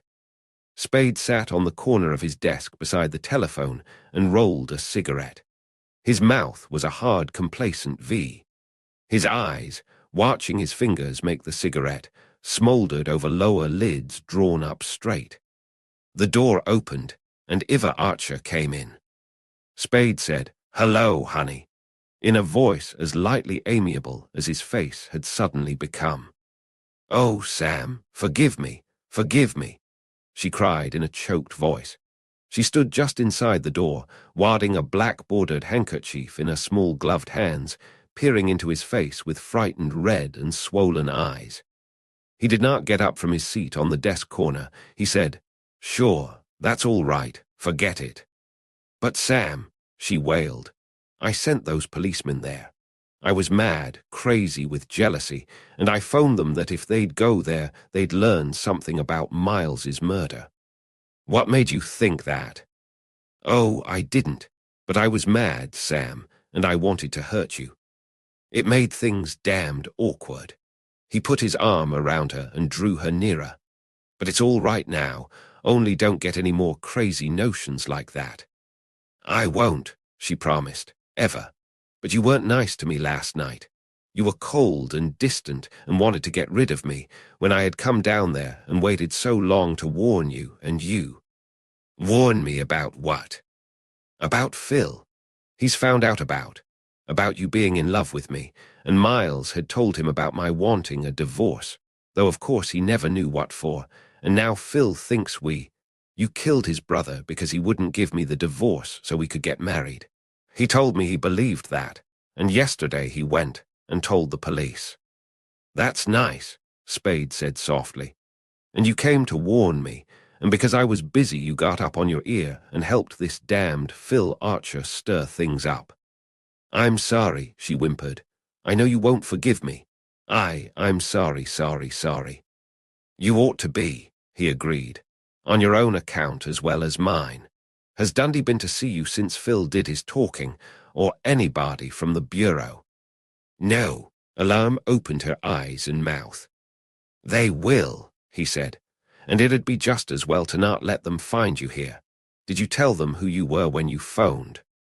Oh, no. I simply told them that if they'd go to your apartment right away, they'd learn something about the murder and hung up. Where'd you phone from? The drugstore up above your place. Oh, Sam, dearest, He patted her shoulder and said pleasantly, It was a dumb trick, all right, but it's done now. You'd better run along home and think up things to tell the police. You'll be hearing from them. Maybe it'd be best to say no right across the board.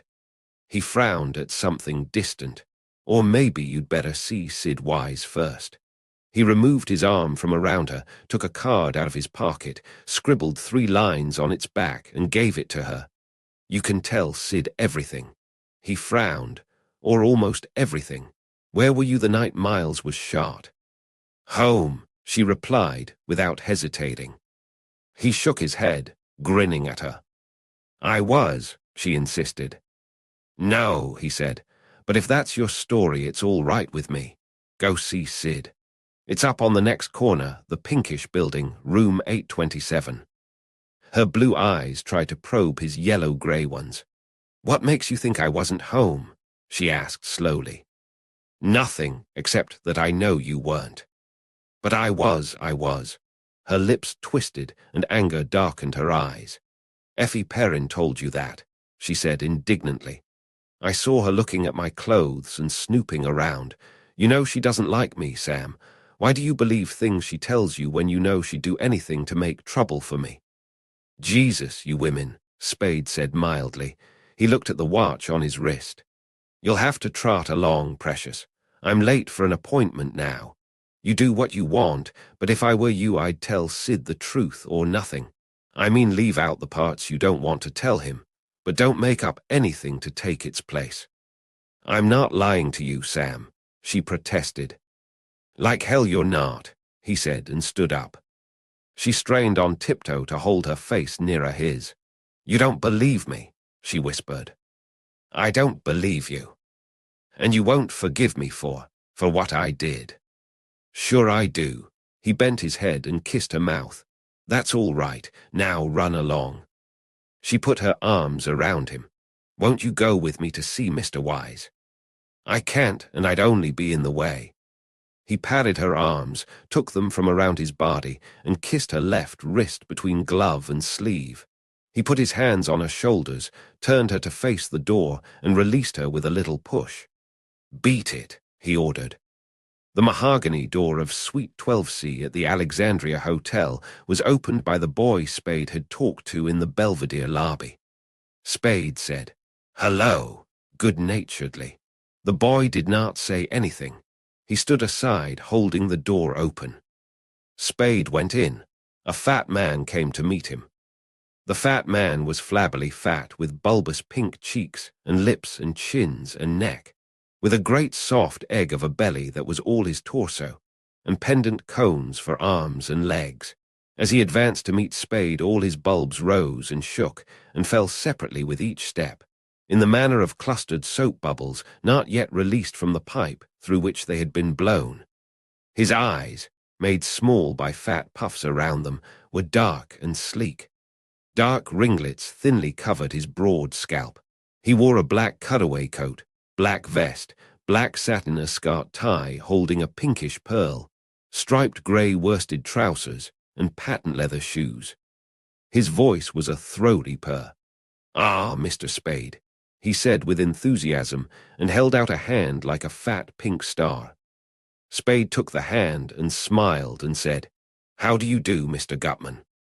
Holding Spade's hand, the fat man turned beside him, put his other hand to Spade's elbow, and guided him across a green rug to a green plush chair beside a table that held a siphon, some glasses, and a bottle of Johnny Walker whiskey on a tray, a box of cigars, Corona's Del Ritz, 2 newspapers, and a small and plain yellow soapstone box. Spade sat in the green chair. The fat man began to fill 2 glasses from bottle and siphon. The boy had disappeared. Doors set in 3 of the room's walls were shut. The 4th wall, behind Spade, was pierced by 2 windows looking out over Geary Street. "We begin well, sir," the fat man purred, turning with a proffered glass in his hand. "I distrust a man that says when. If he's got to be careful not to drink too much, it's because he's not to be trusted when he does." Spade took the glass and, smiling, made the beginning of a bow over it. The fat man raised his glass and held it against a window's light. He nodded approvingly at the bubbles running up in it. He said, "Well, sir, here's to plain speaking and clear understanding." They drank and lowered their glasses. The fat man looked shrewdly at Spade and asked, "You're a close-mouthed man." Spade shook his head. "I like to talk." "Better and better," the fat man exclaimed. "I distrust a close-mouthed man. He generally picks the wrong time to talk and says the wrong things. Talking's something you can't do judiciously unless you keep in practice." He beamed over his glass. "We'll get along, sir, that we will." He set his glass on the table and held the box of Corona's Del Ritz out to Spade. "A cigar, sir." Spade took a cigar, trimmed the end of it, and lighted it. Meanwhile, the fat man pulled another green plush chair around to face Spade's within convenient distance and placed a smoking stand within reach of both chairs. Then he took his glass from the table, took a cigar from the box, and lowered himself into his chair. His bulb stopped jouncing and settled into flabby rest. He sighed comfortably and said, "Now, sir, we'll talk if you like. And I'll tell you right out that I'm a man who likes talking to a man that likes to talk." "Swell. Will we talk about the black bird?" The fat man laughed, and his bulbs rode up and down on his laughter. "Will we?" he asked, and "we will," he replied. His pink face was shiny with delight. "You're the man for me, sir, a man cut along my own lines. No beating about the bush, but right to the point. Will we talk about the black bird? We will. I like that, sir. I like that way of doing business. Let us talk about the black bird by all means, but first, sir, answer me a question, please, though maybe it's an unnecessary one, so we'll understand each other from the beginning. You're here as Miss O'Shaughnessy's representative." Spade blew smoke above the fat man's head in a long, slanting plume. He frowned thoughtfully at the ash-tipped end of his cigar. He replied deliberately, "I can't say yes or no. There's nothing certain about it either way yet." He looked up at the fat man and stopped frowning. "It depends." "It depends on." Spade shook his head. "If I knew what it depends on, I could say yes or no." The fat man took a mouthful from his glass, swallowed it, and suggested, "Maybe it depends on Joel Cairo." Spade's prompt maybe was noncommittal. He drank. The fat man leaned forward until his belly stopped him. His smile was ingratiating, and so was his purring voice. "You could say, then, that the question is which one of them you'll represent." "You could put it that way. It will be one or the other." "I didn't say that." The fat man's eyes glistened. His voice sank to a throaty whisper asking, "Who else is there?" Spade pointed his cigar at his own chest. "There's me," he said. The fat man sank back in his chair and let his body go flaccid. He blew his breath out in a long, contented gust. "That's wonderful, sir," he purred. "That's wonderful. I do like a man that tells you right out he's looking out for himself. Don't we all? I don't trust a man that says he's not. And the man that's telling the truth when he says he's not I distrust most of all, because he's an ass, and an ass that's going contrary to the laws of nature." Spade exhaled smoke. His face was politely attentive. He said, "Aha, now let's talk about the black bird." The fat man smiled benevolently. "Let's," he said. He squinted so that fat puffs crowding together left nothing of his eyes but a dark gleam visible. "Mr. Spade, have you any conception of how much money can be made out of that black bird?" "No." The fat man leaned forward again and put a bloated pink hand on the arm of Spade's chair. "Well, sir, if I told you, by gad, if I told you half, you'd call me a liar." Spade smiled. "No," he said, "not even if I thought it. But if you won't take the risk, just tell me what it is, and I'll figure out the profits." The fat man laughed. "You couldn't do it, sir. Nobody could do it that hadn't had a world of experience with things of that sort," and he paused impressively. "There aren't any other things of that sort." His bulbs jostled one another as he laughed again. He stopped laughing abruptly. His fleshy lips hung open as laughter had left them. He stared at Spade with an intentness that suggested myopia. He asked, "You mean you don't know what it is?" Amazement took the throatiness out of his voice. Spade made a careless gesture with his cigar. "Oh, hell," he said lightly. "I know what it's supposed to look like. I know the value in life you people put on it. I don't know what it is." "She didn't tell you?" "Miss O'Shaughnessy." "Yes, a lovely girl, sir." No." The fat man's eyes were dark gleams in ambush behind pink puffs of flesh. He said indistinctly, "She must know." And then, "And Cairo didn't either. Cairo is cagey. He's willing to buy it, but he won't risk telling me anything I don't know already." The fat man moistened his lips with his tongue. "How much is he willing to buy it for?" he asked. $10,000. The fat man laughed scornfully. $10,000, mind you, not even pounds. That's the Greek for you. Humph, and what did you say to that? "I said if I turned it over to him, I'd expect the 10,000. "Ah, yes, if nicely put, sir." The fat man's forehead squirmed in a flesh-blurred frown. "They must know," he said only partly aloud then. Do they know what the bird is, sir? What was your impression?" "I can't help you there," Spade confessed. "There's not much to go by. Cairo didn't say he did, and he didn't say he didn't. She said she didn't, but I took it for granted that she was lying." "That was not an injudicious thing to do," the fat man said, but his mind was obviously not on his words. He scratched his head. He frowned until his forehead was marked by raw red creases. He fidgeted in his chair as much as his size, and the size of the chair permitted fidgeting. He shut his eyes, opened them suddenly, wide, and said to Spade, "Maybe they don't." His bulbous pink face slowly lost its worried frown, and then more quickly took on an expression of ineffable happiness.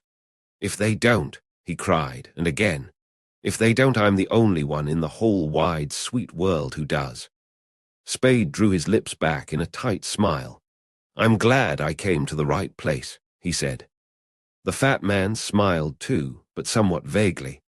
Happiness had gone out of his face, though he continued to smile, and caution had come into his eyes. His face was a watchful-eyed smiling mask held up between his thoughts and Spade. His eyes, avoiding Spade's, shifted to the glass at Spade's elbow. His face brightened.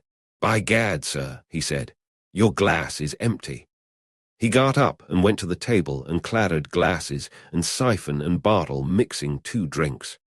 Spade was immobile in his chair until the fat man, with a flourish and a bow and a jocular, "Ah, sir, this kind of medicine will never hurt you. had handed him his refilled glass. Then Spade rose and stood close to the fat man, looking down at him, and Spade's eyes were hard and bright. He raised his glass. His voice was deliberate, challenging. "Here's to plain speaking and clear understanding." The fat man chuckled, and they drank. The fat man sat down. He held his glass against his belly with both hands and smiled up at Spade. He said, "Well, sir, it's surprising, but it well may be a fact that neither of them does know exactly what that bird is, and that nobody in all this whole wide, sweet world knows what it is, saving and excepting only your humble servant, Caspar Gutman, Esquire."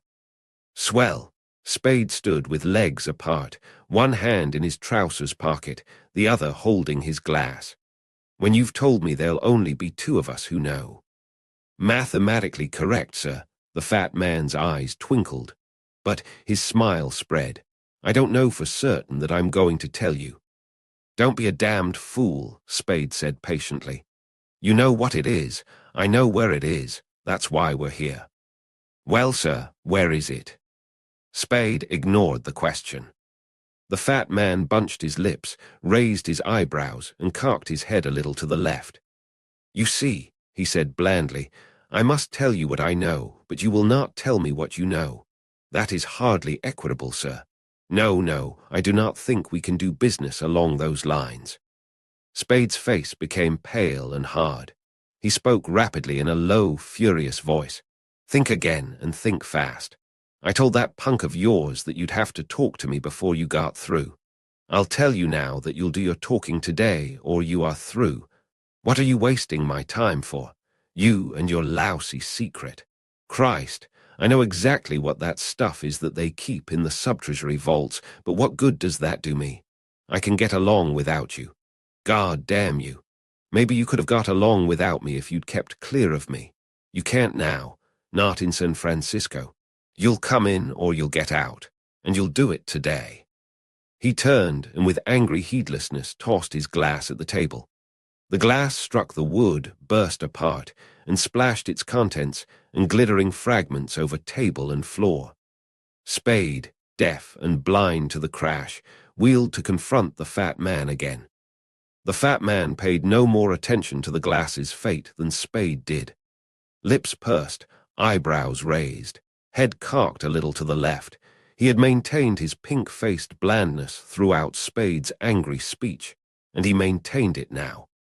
Spade, still furious, said, "And another thing I don't want." The door to Spade's left opened. The boy who had admitted Spade came in. He shut the door, stood in front of it with his hands flat against his flanks, and looked at Spade. The boy's eyes were wide open and dark with wide pupils. Their gaze ran over Spade's body from shoulders to knees, and up again to settle on the handkerchief, whose maroon border peeped from the breast pocket of Spade's brown coat. "Another thing," Spade repeated, glaring at the boy. "Keep that gunsel away from me while you're making up your mind. I'll kill him. I don't like him. He makes me nervous. I'll kill him the first time he gets in my way. I won't give him an even break. I won't give him a chance. I'll kill him." The boy's lips twitched in a shadowy smile. He neither raised his eyes nor spoke. The fat man said tolerantly, "Well, sir, I must say you have a most violent temper." "Temper?" Spade laughed crazily. He crossed to the chair on which he had dropped his hat, picked up the hat, and set it on his head. He held out a long arm that ended in a thick forefinger pointing at the fat man's belly. His angry voice filled the room. "Think it over and think like hell. You've got till 5:30 to do it in. Then you're either in or out for keeps." He let his arm drop, scowled at the bland fat man for a moment, scowled at the boy, and went to the door through which he had entered. When he opened the door, he turned and said harshly, 5:30, then the curtain." The boy, staring at Spade's chest, repeated the two words he had twice spoken in the Belvedere lobby. His voice was not loud. It was bitter. Spade went out and slammed the door. Chapter 12. Merry-Go-Round. Spade rode down from Gutman's floor in an elevator. His lips were dry and rough in a face otherwise pale and damp. When he took out his handkerchief to wipe his face, he saw his hand trembling. He grinned at it and said, "Phew," so loudly that the elevator operator turned his head over his shoulder and asked, "Sir?" Spade walked down Geary Street to the Palace Hotel, where he ate luncheon. His face had lost its pallor, his lips their dryness, and his hand its trembling by the time he had sat down. He ate hungrily without haste, and then went to Sid Wise's office. When Spade entered, Wise was biting a fingernail and staring at the window. He took his hand from his mouth, screwed his chair around to face Spade, and said, "Lo, push a chair up." Spade moved a chair to the side of the big paper-laden desk and sat down. "Mrs. Archer come in?" he asked. "Yes." The faintest of lights flickered in Wise's eyes. "Going to marry the lady, Sammy." Spade sighed irritably through his nose. "Christ, now you start that," he grumbled. A brief, tired smile lifted the corners of the lawyer's mouth. "If you don't," he said, "you're going to have a job on your hands." Spade looked up from the cigarette he was making and spoke sourly. "You mean you are? Well, that's what you're for. What did she tell you?" "About you." "About anything I ought to know." Wise ran fingers through his hair, sprinkling dandruff down on his shoulders. "She told me she had tried to get a divorce from Miles, so she could." "I know all that," Spade interrupted him. "You can skip it. Get to the part I don't know." "How do I know how much she—" "Quit stalling, Sid." Spade held the flame of his lighter to the end of his cigarette. "What did she tell you that she wanted kept from me?" Wise looked reprovingly at Spade. "Now, Sammy," he began, "that's not." Spade looked heavenward at the ceiling and groaned. "Dear God, he's my own lawyer that's got rich off me, and I have to get down on my knees and beg him to tell me things." He lowered at Wise. "What in hell do you think I sent her to you for?" Wise made a weary grimace. "Just one more client like you," he complained, "and I'd be in a sanitarium or San Quentin." "You'd be with most of your clients. Did she tell you where she was the night he was killed?" "Yes." "Where?" "Following him." Spade sat up straight and blinked. He exclaimed incredulously, "Jesus, these women." Then he laughed, relaxed, and asked, "Well, what did she see?" Wise shook his head. "Nothing much. When he came home for dinner that evening, he told her he had a date with a girl at the St. Mark, ragging her, telling her that was her chance to get the divorce she wanted. She thought at first he was just trying to get under her skin. He knew. "I know the family history," Spade said. "Skip it. Tell me what she did." "I will if you'll give me a chance." After he had gone out, she began to think that maybe he might have had that date. "You know Miles. It would have been like him too." "You can skip Miles's character too." "I oughtn't to tell you a damned thing," the lawyer said. So she got their car from the garage and drove down to the St. Mark, sitting in the car across the street. She saw him come out of the hotel, and she saw that he was shadowing a man and a girl. She says she saw the same girl with you last night, who had come out just ahead of him. She knew then that he was working, had been kidding her. I suppose she was disappointed and mad. She sounded that way when she told me about it. She followed Miles long enough to make sure he was shadowing the pair, and then she went up to your apartment. You weren't home. "What time was that?" Spade asked. "When she got to your place, between 9:30 and 10 the first time." "The first time?" "Yes, she drove around for half an hour or so and then tried again. That would make it, say, 10:30. You were still out, so she drove back downtown and went to a movie to kill time until after midnight, when she thought she'd be more likely to find you in." Spade frowned. "She went to a movie at 10:30. "So she says. The one on Powell Street that stays open till 1 in the morning. She didn't want to go home, she said, because she didn't want to be there when Miles came. That always made him mad, it seems, especially if it was around midnight.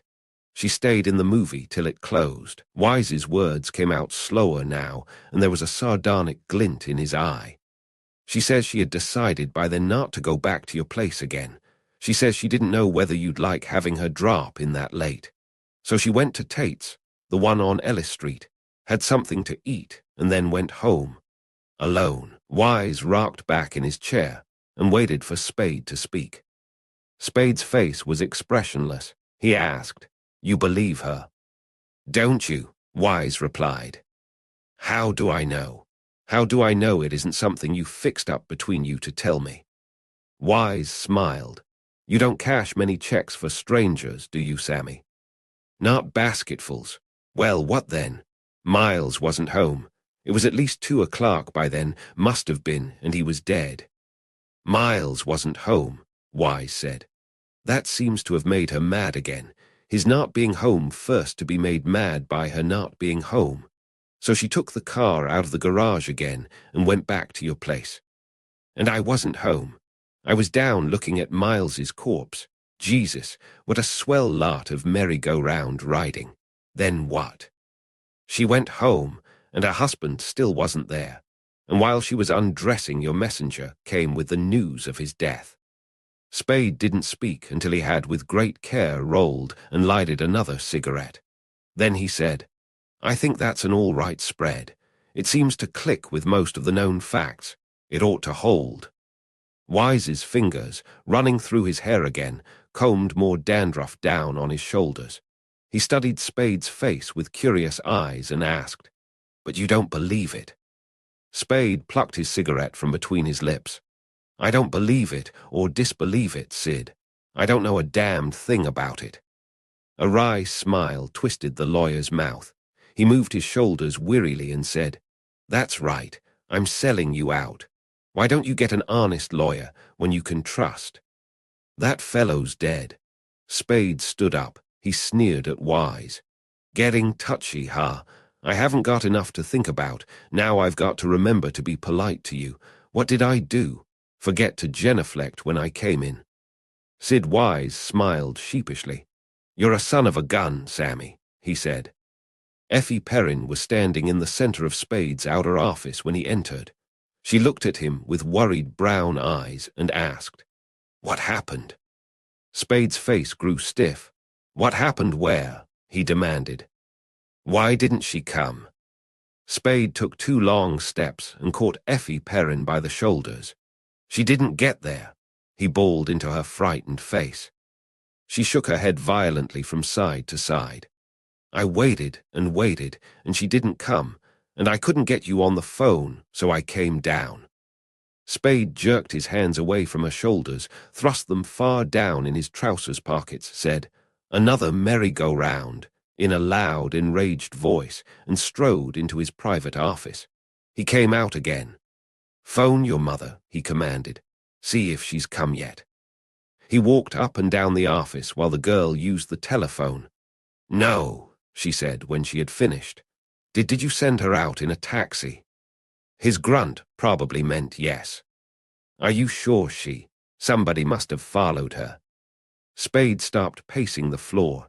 He put his hands on his hips and glared at the girl. He addressed her in a loud, savage voice. "Nobody followed her. Do you think I'm a goddamned schoolboy? I made sure of it before I put her in the cab. I rode a dozen blocks with her to be more sure, and I checked her another half-dozen blocks after I got out." "Well, but she didn't get there. You've told me that. I believe it. Do you think I think she did get there?" Effie Perrin sniffed. "You certainly act like a goddamned schoolboy," she said. Spade made a harsh noise in his throat and went to the corridor door. "I'm going out and find her if I have to dig up sewers," he said. "Stay here till I'm back or you hear from me. For Christ's sake, let's do something right." He went out, walked half the distance to the elevators, and retraced his steps.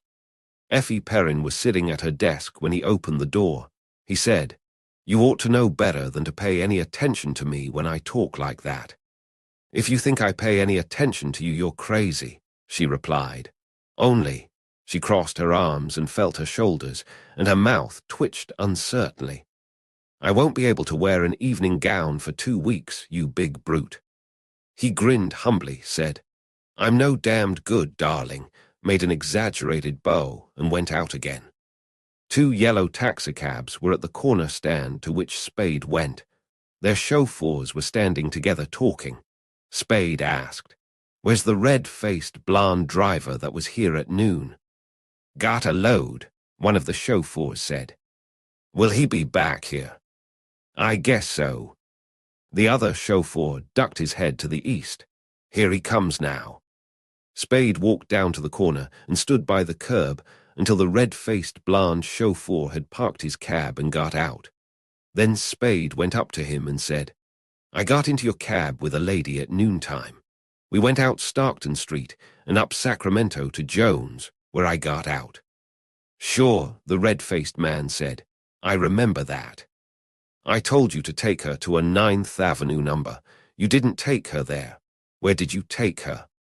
The chauffeur rubbed his cheek with a grimy hand and looked doubtfully at Spade. I don't know about this. It's all right, Spade assured him, giving him one of his cards. If you want to play safe, though, we can ride up to your office and get your superintendent's okay. I guess it's all right. I took her to the ferry building. By herself? Yeah, sure. Didn't take her anywhere else first. No, it was like this. After we dropped you, I went on out Sacramento, and when we got to Polk, she rapped on the glass and said she wanted to get a newspaper. So I stopped at the corner and whistled for a kid, and she got her paper. Which paper? The Call. Then I went on out Sacramento some more, and just after we'd crossed Van Ness, she knocked on the glass again and said take her to the ferry building. Was she excited or anything? Not so's I noticed. And when you got to the ferry building, she paid me off, and that was all. Anybody waiting for her there? I didn't see them if they was. Which way did she go? At the ferry, I don't know. Maybe upstairs or towards the stairs. Take the newspaper with her. Yeah, she had it tucked under her arm when she paid me. With the pink sheet outside, or one of the white. Hellcap, I don't remember that. Spade thanked the chauffeur, said, Get yourself a smoke, and gave him a silver dollar. Spade bought a copy of the Call and carried it into an office building vestibule to examine it out of the wind. His eyes ran swiftly over the front page headlines and over those on the second and third pages. They paused for a moment under Suspect, arrested as counterfeiter on the 4th page, and again on page 5, under Bay Youth seeks death with bullet. Pages 6 and 7 held nothing to interest him. On 8, 3 boys arrested as S.F. burglars after shooting held his attention for a moment, and after that nothing until he reached the 35th page, which held news of the weather, shipping, produce, finance, divorce, births, marriages, and deaths. He read the list of dead, passed over pages 36 and 37, financial news, found nothing to stop his eyes on the 38th and last page, sighed, folded the newspaper, put it in his coat pocket, and rolled a cigarette. For 5 minutes he stood there in the office building vestibule smoking and staring sulkily at nothing. Then he walked up to Stockton Street, hailed a taxicab, and had himself driven to the Coronet. He let himself into the building and into Bridget O'Shaughnessy's apartment with the key she had given him. The blue gown she had worn the previous night was hanging across the foot of her bed. Her blue stockings and slippers were on the bedroom floor. The polychrome box that had held jewelry in her dressing-table drawer now stood empty on the dressing-table top. Spade frowned at it, ran his tongue across his lips, strolled through the rooms, looking around but not touching anything, then left the Coronet and went downtown again. In the doorway of Spade's office building, he came face to face with the boy he had left at Gutman's. The boy put himself in Spade's path, blocking the entrance, and said, "Come on, he wants to see you." The boy's hands were in his overcoat pockets. His pockets bulged more than his hands need have made them bulge. Spade grinned and said mockingly, "I didn't expect you till 5:25. I hope I haven't kept you waiting." The boy raised his eyes to Spade's mouth and spoke in the strained voice of one in physical pain. "Keep on riding me, and you're going to be picking iron out of your navel." Spade chuckled. "The cheaper the crook, the gaudier the patter," he said cheerfully. "Well, let's go." They walked up Sutter Street side by side. The boy kept his hands in his overcoat pockets. They walked a little more than a block in silence. Then Spade asked pleasantly, "How long have you been off the gooseberry lay, son?" The boy did not show that he had heard the question. "Did you ever?" Spade began and stopped. A soft light began to glow in his yellowish eyes. He did not address the boy again. They went into the Alexandria, rode up to the 12th floor, and walked down the corridor towards Gutman's suite. Nobody else was in the corridor. Spade lagged a little so that, when they were within 15 feet of Gutman's door, he was perhaps a foot and a half behind the boy. He leaned sidewise suddenly and grasped the boy from behind by both arms, just beneath the boy's elbows. He forced the boy's arms forward so that the boy's hands, in his overcoat pockets, lifted the overcoat up before him. The boy struggled and squirmed, but he was impotent in the big man's grip. The boy kicked back, but his feet went between Spade's spread legs. Spade lifted the boy straight up from the floor and brought him down hard on his feet again. The impact made little noise on the thick carpet. At the moment of impact, Spade's hands slid down and got a fresh grip on the boy's wrists. The boy, teeth set hard together, did not stop straining against the man's big hands, but he could not tear himself loose, could not keep the man's hands from crawling down over his own hands. The boy's teeth ground together audibly, making a noise that mingled with the noise of Spade's breathing as Spade crushed the boy's hands. They were tense and motionless for a long moment. Then the boy's arms became limp. Spade released the boy and stepped back. In each of Spade's hands, when they came out of the boy's overcoat pockets, there was a heavy automatic pistol. The boy turned and faced Spade. The boy's face was a ghastly white blank. He kept his hands in his overcoat pockets. He looked at Spade's chest and did not say anything. Spade put the pistols in his own pockets and grinned derisively. "Come on," he said. "This will put you in solid with your boss." They went to Gutman's door, and Spade knocked. Chapter 13. The Emperor's Gift. Gutman opened the door. A glad smile lighted his fat face. He held out a hand and said, "Ah, come in, sir. Thank you for coming. Come in." Spade shook the hand and entered. The boy went in behind him. The fat man shut the door. Spade took the boy's pistols from his pockets and held them out to Gutman. "Here, you shouldn't let him run around with these.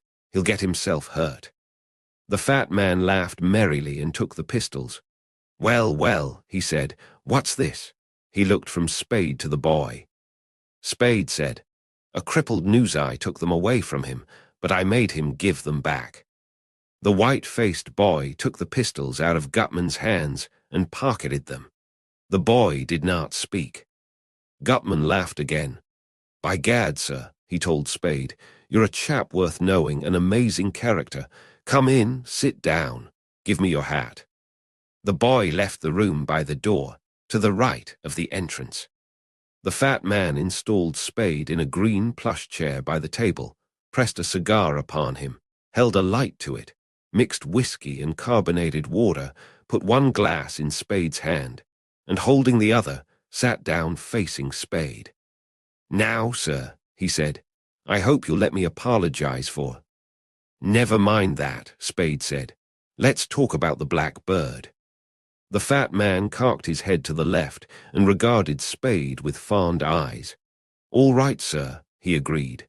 "Let's." He took a sip from the glass in his hand. "This is going to be the most astounding thing you've ever heard of, sir. And I say that knowing that a man of your caliber in your profession Must have known some astounding things in his time. Spade nodded politely. The fat man screwed up his eyes and asked, "What do you know, sir, about the order of the hospital of St. John of Jerusalem, later called the Knights of Rhodes and other things?" Spade waved his cigar. "Not much, only what I remember from history in school, Crusaders or something." "Very good. Now you don't remember that Suleiman the Magnificent chased them out of Rhodes in 1523? No. Well, sir, he did, and they settled in Crete.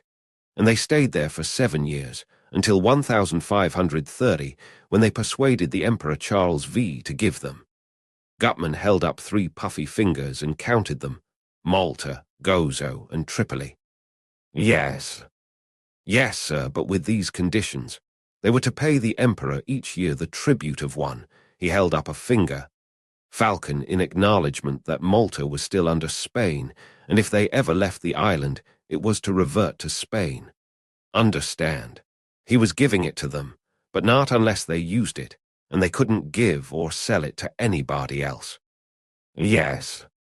The fat man looked over his shoulders at the 3 closed doors, hunched his chair a few inches nearer Spade's, and reduced his voice to a husky whisper. "Have you any conception of the extreme, the immeasurable wealth of the order at that time?" "If I remember," Spade said, "they were pretty well fixed." Gutman smiled indulgently. "Pretty well, sir, is putting it mildly." His whisper became lower and more purring. "They were rolling in wealth, sir.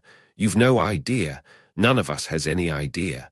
For years they had preyed on the Saracens, had taken nobody knows what spoils of gems, precious metals, silks, ivories, the cream of the East.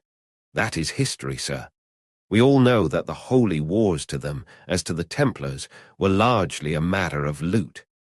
Well now, the Emperor Charles has given them Malta, and all the rent he asks is 1 insignificant bird per annum, just as a matter of form. What could be more natural than for these immeasurably wealthy knights to look around for some way of expressing their gratitude?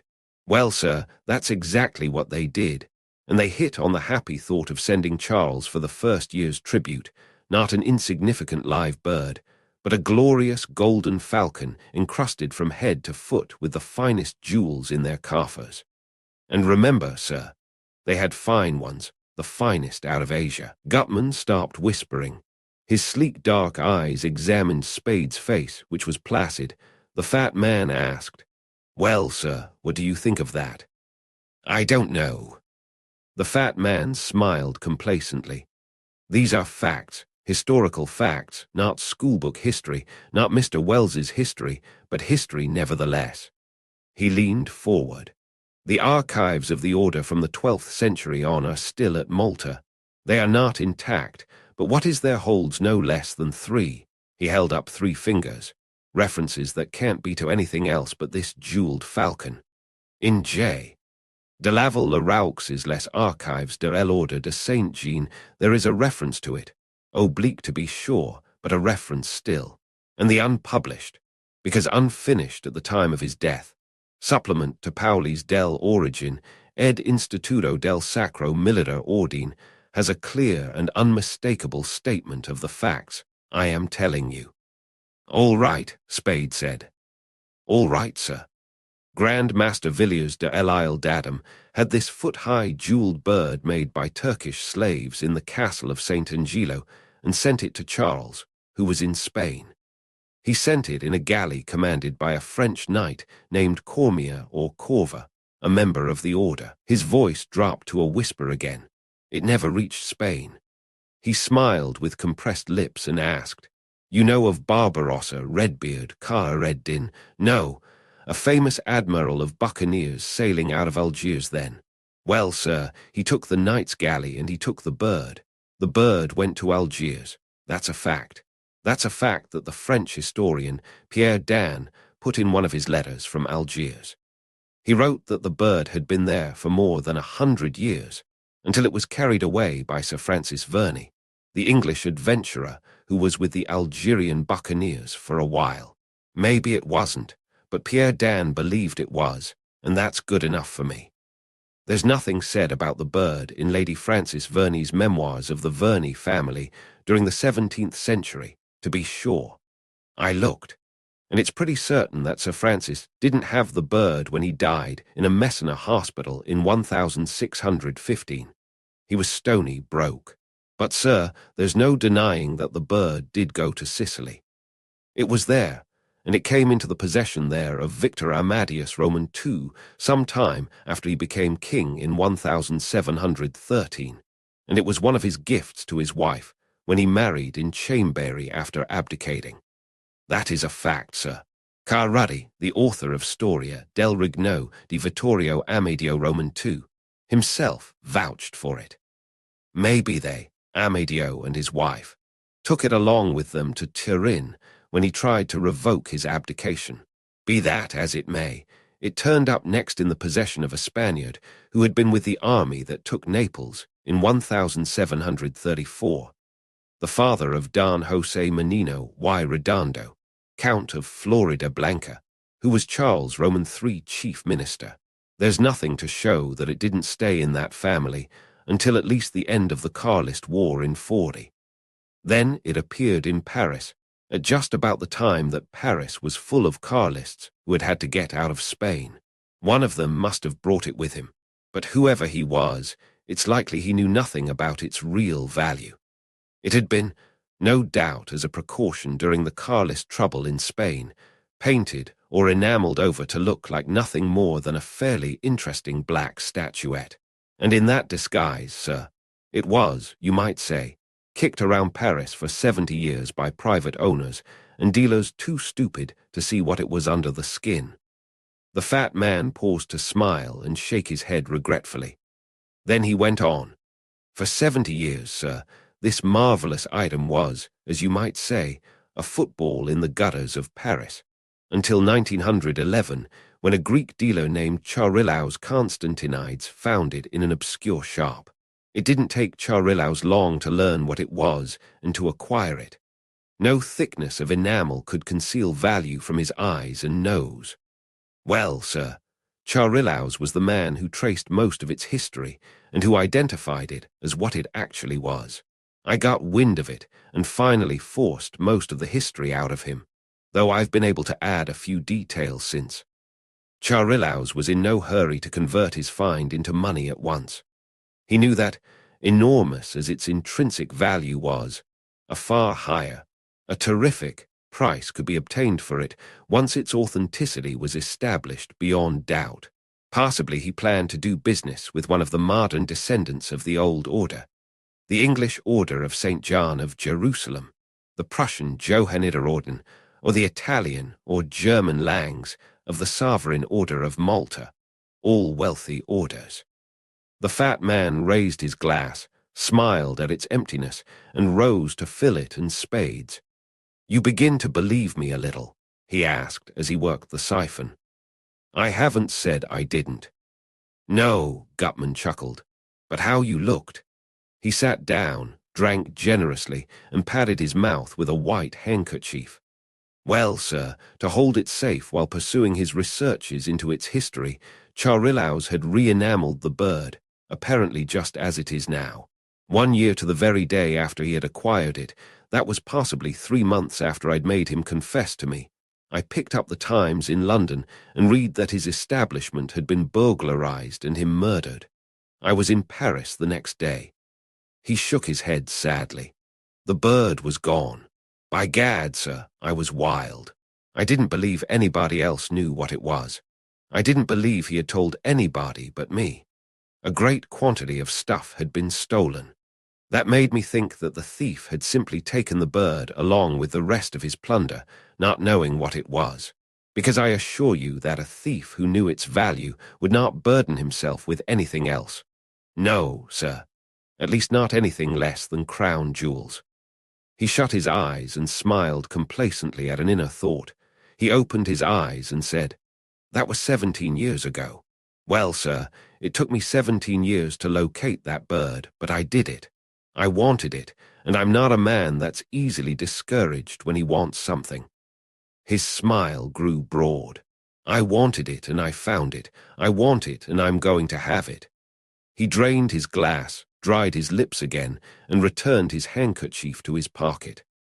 I traced it to the home of a Russian general, one Kemidov, in a Constantinople suburb. He didn't know a thing about it. It was nothing but a black enameled figure to him, but his natural contrariness, the natural contrariness of a Russian general, kept him from selling it to me when I made him an offer. Perhaps in my eagerness I was a little unskillful, though not very. I don't know about that, but I did know I wanted it, and I was afraid this stupid soldier might begin to investigate his property, might chip off some of the enamel. So I sent some agents to get it. Well, sir, they got it, and I haven't got it. He stood up and carried his empty glass to the table. But I'm going to get it. Your glass, sir. Then the bird doesn't belong to any of you, Spade asked, but to a General Kemidov. Belong, the fat man said jovially. Well, sir, you might say it belonged to the King of Spain, but I don't see how you can honestly grant anybody else clear title to it, except by right of possession. He clucked. An article of that value that has passed from hand to hand, by such means, is clearly the property of whoever can get hold of it. Then it's Miss O'Shaughnessy's now. No, sir, except as my agent. Spade said, oh, ironically. Gutman, looking thoughtfully at the stopper of the whiskey bottle in his hand, asked, there's no doubt that she's got it now. Not much. Where? I don't know exactly. The fat man set the bottle on the table with a bang. But you said you did, he protested. Spade made a careless gesture with one hand. I meant to say I know where to get it when the time comes. The pink bulbs of Gutman's face arranged themselves more happily. And you do? He asked. Yes. Where? Spade grinned and said, leave that to me. That's my end. When? When I'm ready. The fat man pursed his lips and, smiling with only slight uneasiness, asked, Mr. Spade, where is Miss O'Shaughnessy now? In my hands, safely tucked away. Gutman smiled with approval. Trust you for that, sir, he said. Well now, sir, before we sit down to talk prices, answer me this. How soon can you, or how soon are you willing to, produce the Falcon? A couple of days. The fat man nodded. That is satisfactory. But I forgot our nourishment. He turned to the table, poured whiskey, squirted charged water into it, set a glass at Spade's elbow and held his own aloft.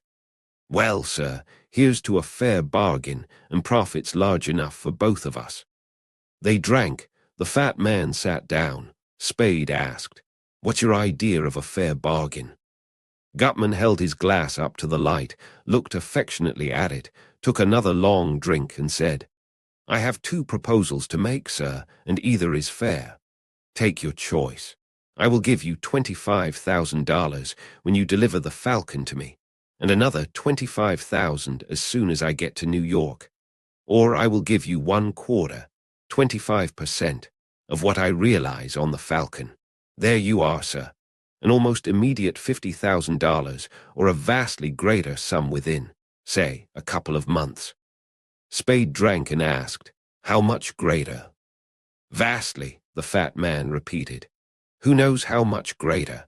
Shall I say 100,000 or 250,000? Will you believe me if I name the sum that seems the probable minimum?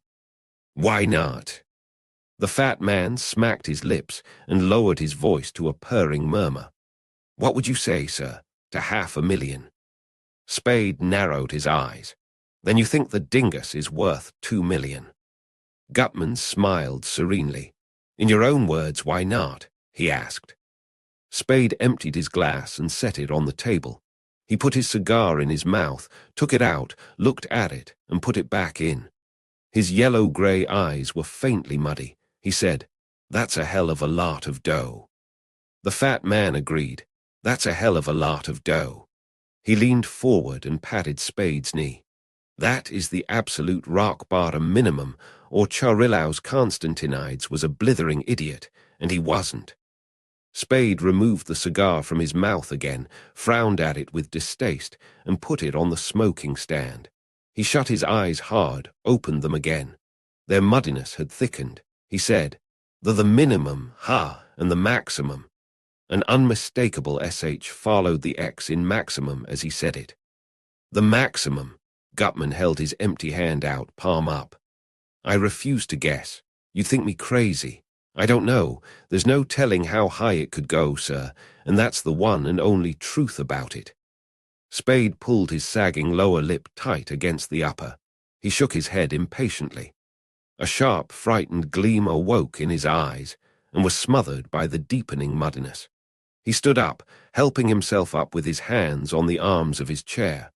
He shook his head again and took an uncertain step forward. He laughed thickly and muttered, God damn you. Gutman jumped up and pushed his chair back. His fat globes jiggled. His eyes were dark holes in an oily pink face. Spade swung his head from side to side until his dull eyes were pointed at, if not focused on the door. He took another uncertain step. The fat man called sharply, Wilmer. A door opened, and the boy came in. Spade took a third step. His face was grey now, with jaw muscles standing out like tumors under his ears. His legs did not straighten again after his fourth step, and his muddy eyes were almost covered by their lids. He took his fifth step. The boy walked over and stood close to Spade, a little in front of him, but not directly between Spade and the door. The boy's right hand was inside his coat over his heart. The corners of his mouth twitched. Spade essayed his sixth step. The boy's leg darted out across Spade's leg, in front. Spade tripped over the interfering leg and crashed face down on the floor. The boy, keeping his right hand under his coat, looked down at Spade. Spade tried to get up. The boy drew his right foot far back and kicked Spade's temple. The kick rolled Spade over on his side. Once more he tried to get up, could not, and went to sleep. Chapter 14. La Paloma. Spade, coming around the corner from the elevator at a few minutes past 6 in the morning, saw yellow light glowing through the frosted glass of his office door. He halted abruptly, set his lips together, looked up and down the corridor, and advanced to the door with swift, quiet strides. He put his hand on the knob and turned it with care that permitted neither rattle nor click. He turned the knob until it would turn no farther. The door was locked. Holding the knob still, he changed hands, taking it now in his left hand. With his right hand, he brought his keys out of his pocket, carefully, so they could not jingle against one another. He separated the office key from the others, and smothering the others together in his palm, inserted the office key in the lock. The insertion was soundless. He balanced himself on the balls of his feet, filled his lungs, clicked the door open, and went in. Effie Perrin sat sleeping with her head on her forearms on her desk. She wore her coat and had one of Spade's overcoats wrapped cape fashion around her.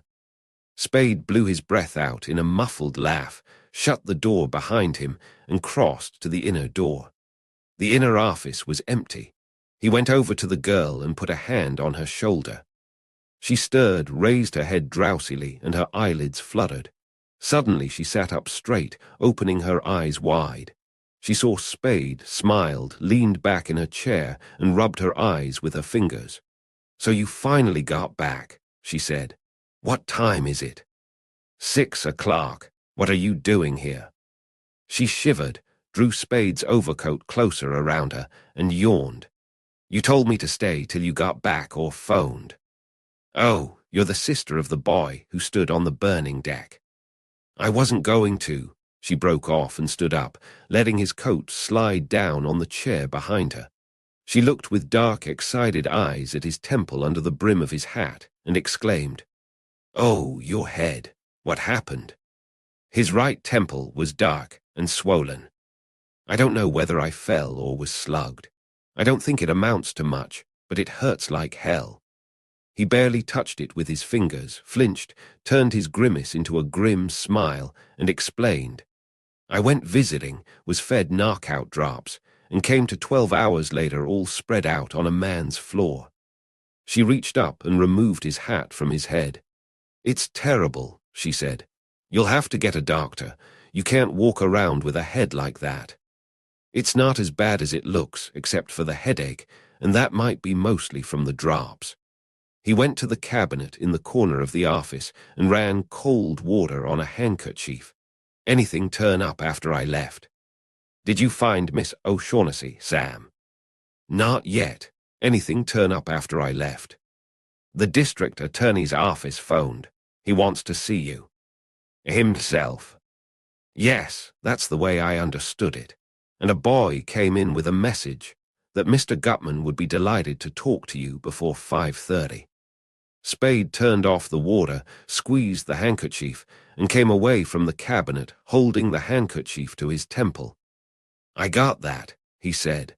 I met the boy downstairs, and talking to Mr. Gutman got me this. Is that the G who phoned Sam? Yes. And what? Spade stared through the girl and spoke as if using speech to arrange his thoughts. He wants something he thinks I can get. I persuaded him I could keep him from getting it if he didn't make the deal with me before 5:30. Then, sure. It was after I told him he'd have to wait a couple of days that he fed me the junk. It's not likely he thought I'd die. He'd know I'd be up and around in 10 or 12 hours. So maybe the answer's that he figured he could get it without my help in that time if I was fixed so I couldn't butt in. He scowled. I hope to Christ he was wrong. His stare became less distant. You didn't get any word from the O'Shaughnessy? The girl shook her head no and asked, Has this got anything to do with her? Something. This thing he wants belongs to her. Or to the King of Spain. Sweetheart, you've got an uncle who teaches history or something over at the university. A cousin, why? If we brightened his life with an alleged historical secret 4 centuries old, could we trust him to keep it dark a while? Oh, yes, he's good people. Fine, get your pencil and book. She got them and sat in her chair. Spade ran more cold water on his handkerchief, and holding it to his temple, stood in front of her and dictated the story of the Falcon as he had heard it from Gutman, from Charles V's Grant to the Hospitallers up to, but no further than the enameled bird's arrival in Paris at the time of the Carlist influx. He stumbled over the names of authors and their works that Gutman had mentioned, but managed to achieve some sort of phonetic likeness. The rest of the history he repeated with the accuracy of a trained interviewer. When he had finished, the girl shut her notebook and raised a flushed, smiling face to him. Oh, isn't this thrilling, she said. It's, yes, or ridiculous. Now will you take it over and read it to your cousin and ask him what he thinks of it? Has he ever run across anything that might have some connection with it? Is it probable? Is it possible, even barely possible? Or is it the bunk? If he wants more time to look it up, okay, but get some sort of opinion out of him now.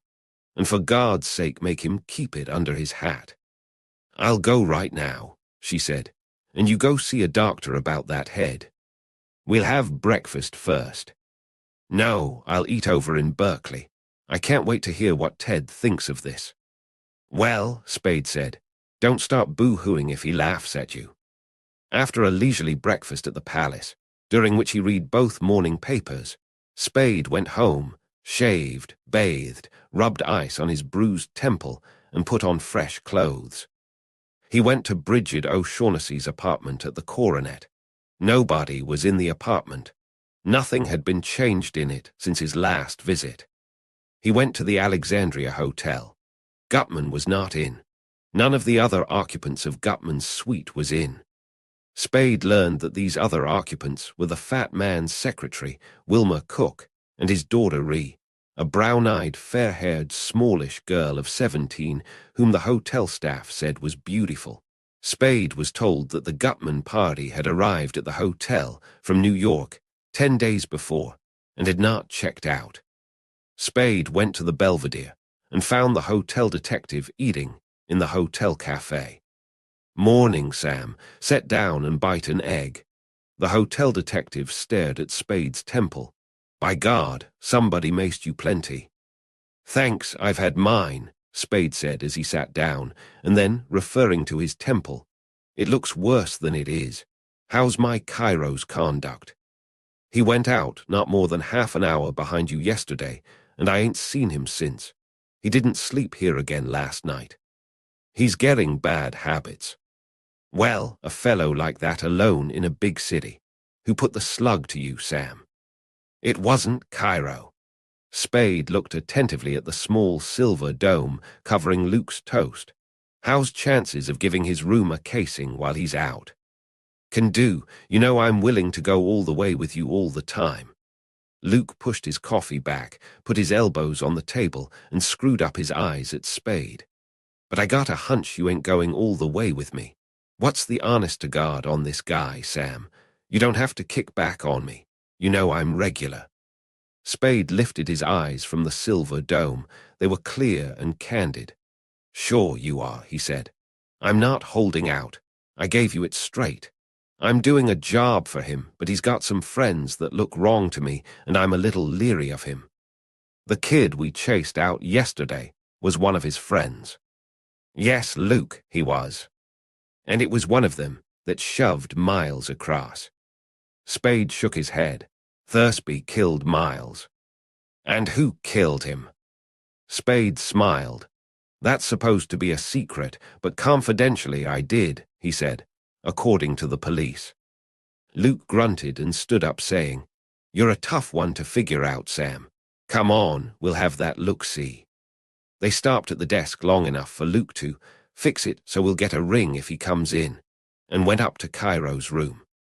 Cairo's bed was smooth and trim, but paper in the wastebasket, unevenly drawn blinds, and a couple of rumpled towels in the bathroom showed that the chambermaid had not yet been in that morning. Cairo's luggage consisted of a square trunk, a valise, and a Gladstone bag. His bathroom cabinet was stocked with cosmetics, boxes, cans, jars, and bottles of powders, creams, unguents, perfumes, lotions, and tonics. 2 suits and an overcoat hung in the closet over 3 pairs of carefully treed shoes. The valise and smaller bag were unlocked. Luke had the trunk unlocked by the time Spade had finished searching elsewhere. "Blank so far," Spade said, as they dug down into the trunk. They found nothing there to interest them. "Any particular thing we're supposed to be looking for?" Luke asked as he locked the trunk again. "No, he's supposed to have come here from Constantinople. I'd like to know if he did.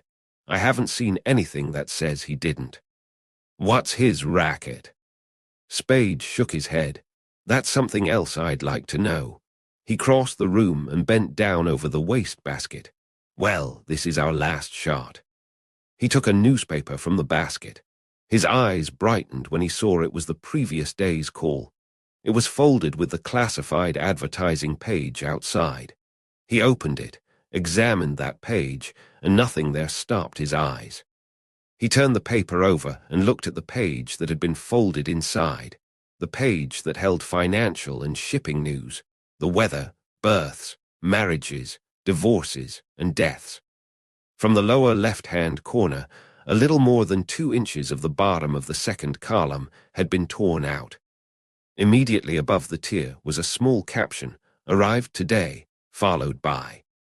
The tier passed through the next line, leaving only enough of its letters to make, "From Sydney, inferable." Spade put the call down on the desk and looked into the wastebasket again. He found a small piece of wrapping paper, a piece of string, 2 hosiery tags, a haberdasher's sale ticket for 6 pairs of socks, and in the bottom of the basket, a piece of newspaper rolled into a tiny ball. He opened the ball carefully, smoothed it out on the desk, and fitted it into the torn part of the call. The fit at the sides was exact, but between the top of the crumpled fragment and the inferable, "From Sydney," Half an inch was missing, sufficient space to have held announcement of 6 or 7 boats' arrival. He turned the sheet over and saw that the other side of the missing portion could have held only a meaningless corner of a stockbroker's advertisement. Luke, leaning over his shoulder, asked, "What's this all about?" "Looks like the gent's interested in a boat." "Well, there's no law against that, or is there?" Luke said, while Spade was folding the torn page and the crumpled fragment together and putting them into his coat pocket. "You all through here now?" "Yes, thanks a lot, Luke. Will you give me a ring as soon as he comes in?" "Sure." Spade went to the business office of the Call, bought a copy of the previous day's issue, opened it to the shipping news page, and compared it with the page taken from Cairo's wastebasket. The missing portion had read. He read the list slowly, and when he had finished he underscored Hong Kong with a fingernail, cut the list of arrivals from the paper with his pocket knife, put the rest of the paper and Cairo's sheet into the wastebasket, and returned to his office. He sat down at his desk, looked up a number in the telephone book, and used the telephone. "Kearney 1401, please. Where is the Paloma in from Hong Kong yesterday morning docked?" He repeated the question. "Thanks." He held the receiver hook down with his thumb for a moment, released it, and said, "Davenport 2020, please.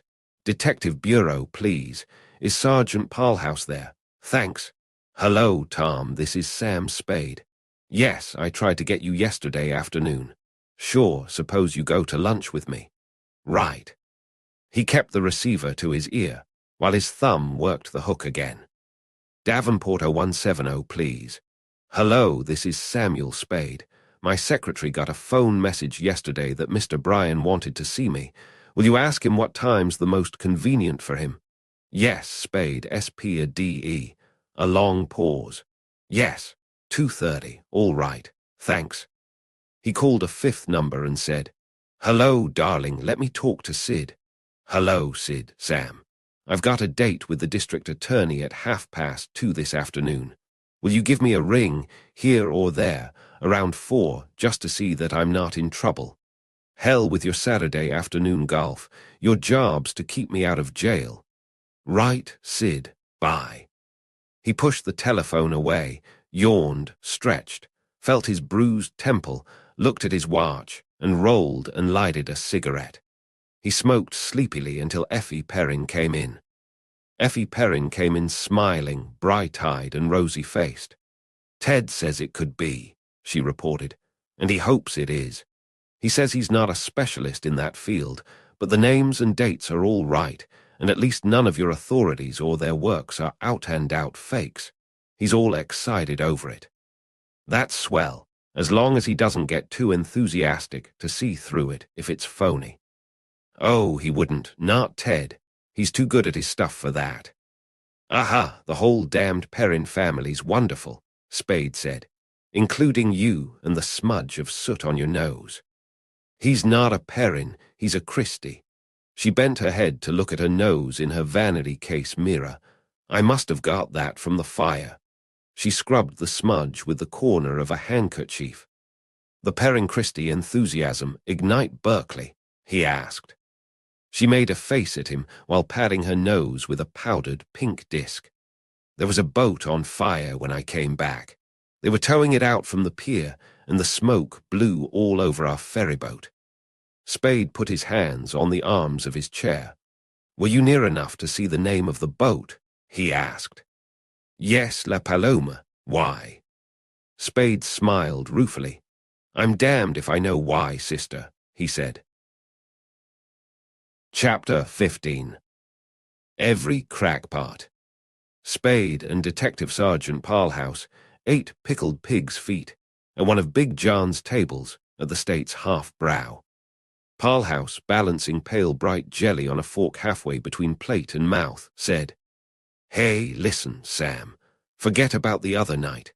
He was dead wrong, but you know anybody's liable to lose their head if you ride them that-a-way." Spade looked thoughtfully at the police detective. "Was that what you wanted to see me about?" he asked. Parlhouse nodded, put the forkful of jelly into his mouth, swallowed it, and qualified his nod. Mostly. Dundee send you. Parlhouse made a disgusted mouth. You know he didn't. He's as bullheaded as you are. Spade smiled and shook his head. No, he's not, Tom, he said. He just thinks he is. Tom scowled and chopped at his pig's foot with a knife. Ain't you ever going to grow up? He grumbled. What have you got to beef about? He didn't hurt you. You came out on top. What's the sense of making a grudge of it? You're just making a lot of grief for yourself.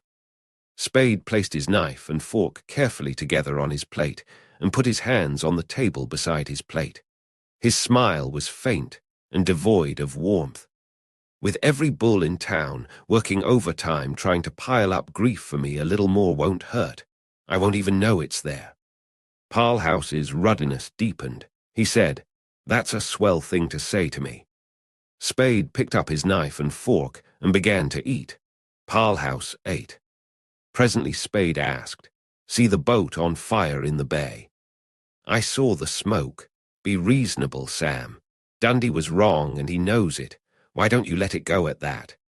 Think I ought to go around and tell him I hope my chin didn't hurt his fist. Parlhouse cut savagely into his pig's foot.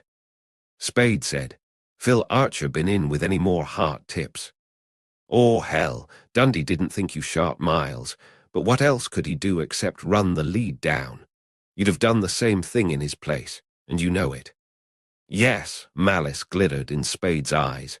What made him think I didn't do it? What makes you think I didn't, or don't you? Parlhouse's ruddy face flushed again. He said, Thursby shot Miles. You think he did? He did. That Webley was his, and the slug in Miles came out of it. Sure, Spade demanded. Dead sure, the police detective replied. We got hold of a kid, a bellhop at Thursby's hotel, that had seen it in his room just that morning.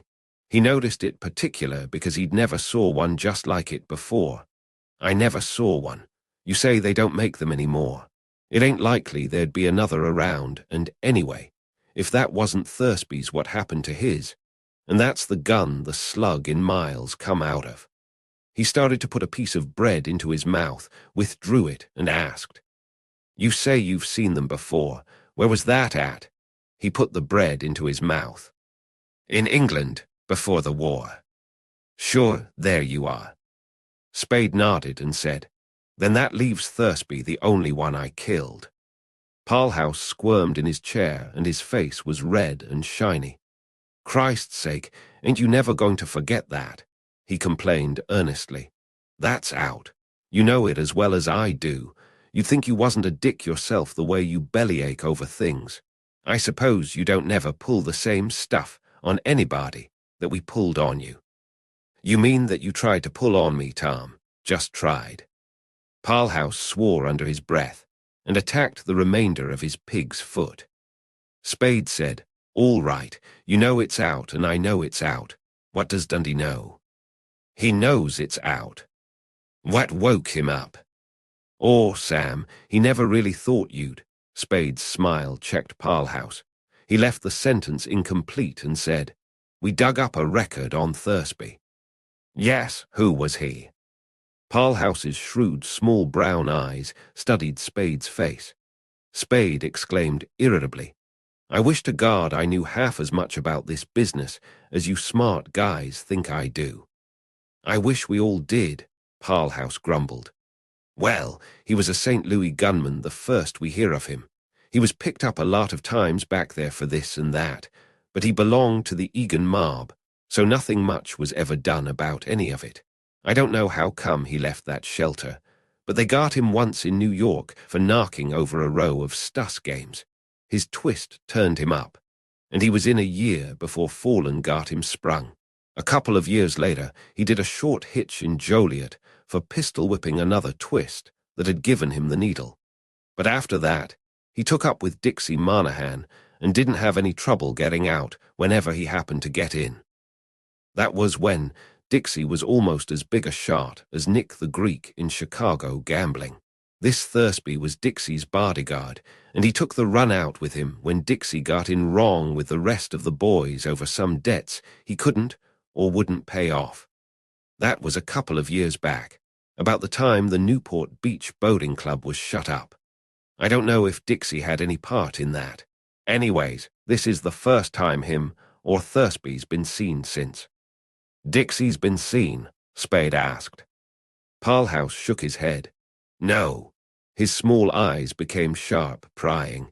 Not unless you've seen him or know somebody's seen him. Spade lounged back in his chair and began to make a cigarette. I haven't, he said mildly. This is all new stuff to me. I guess it is, Parlhouse snorted. Spade grinned at him and asked, Where'd you pick up all this news about Thursby? Some of it's on the records. The rest, well, we got it here and there. From Cairo, for instance. Now Spade's eyes held the prying gleam. Parlhouse put down his coffee cup and shook his head. Not a word of it. You poisoned that guy for us. Spade laughed. You mean a couple of high-class sleuths like you and Dundee worked on that lily of the valley all night and couldn't crack him? What do you mean, all night? Parlhouse protested. We worked on him for less than a couple of hours. We saw we wasn't getting nowhere and let him go. Spade laughed again and looked at his watch. He caught John's eye and asked for the check. I've got a date with the D. This afternoon, he told Parlhouse while they waited for his change. He sent for you. Yes. Parlhouse pushed his chair back and stood up, a barrel-bellied tall man, solid and phlegmatic. You won't be doing me any favor, he said, by telling him I've talked to you like this. A lathy youth with salient ears ushered Spade into the district attorney's office. Spade went in smiling easily, saying easily, Hello, Brian. District Attorney Brian stood up and held his hand out across his desk. He was a blond man of medium stature, perhaps 45 years old, with aggressive blue eyes behind black-ribboned nose glasses, the overlarge mouth of an orator, and a wide, dimpled chin. When he said, How do you do, Spade? His voice was resonant, with latent power. They shook hands and sat down. The district attorney put his finger on one of the pearl buttons in a battery of 4 on his desk, said to the lathy youth who opened the door again, Ask Mr. Thomas and Healy to come in, and then, rocking back in his chair, addressed Spade pleasantly. You and the police haven't been hitting it off so well, have you?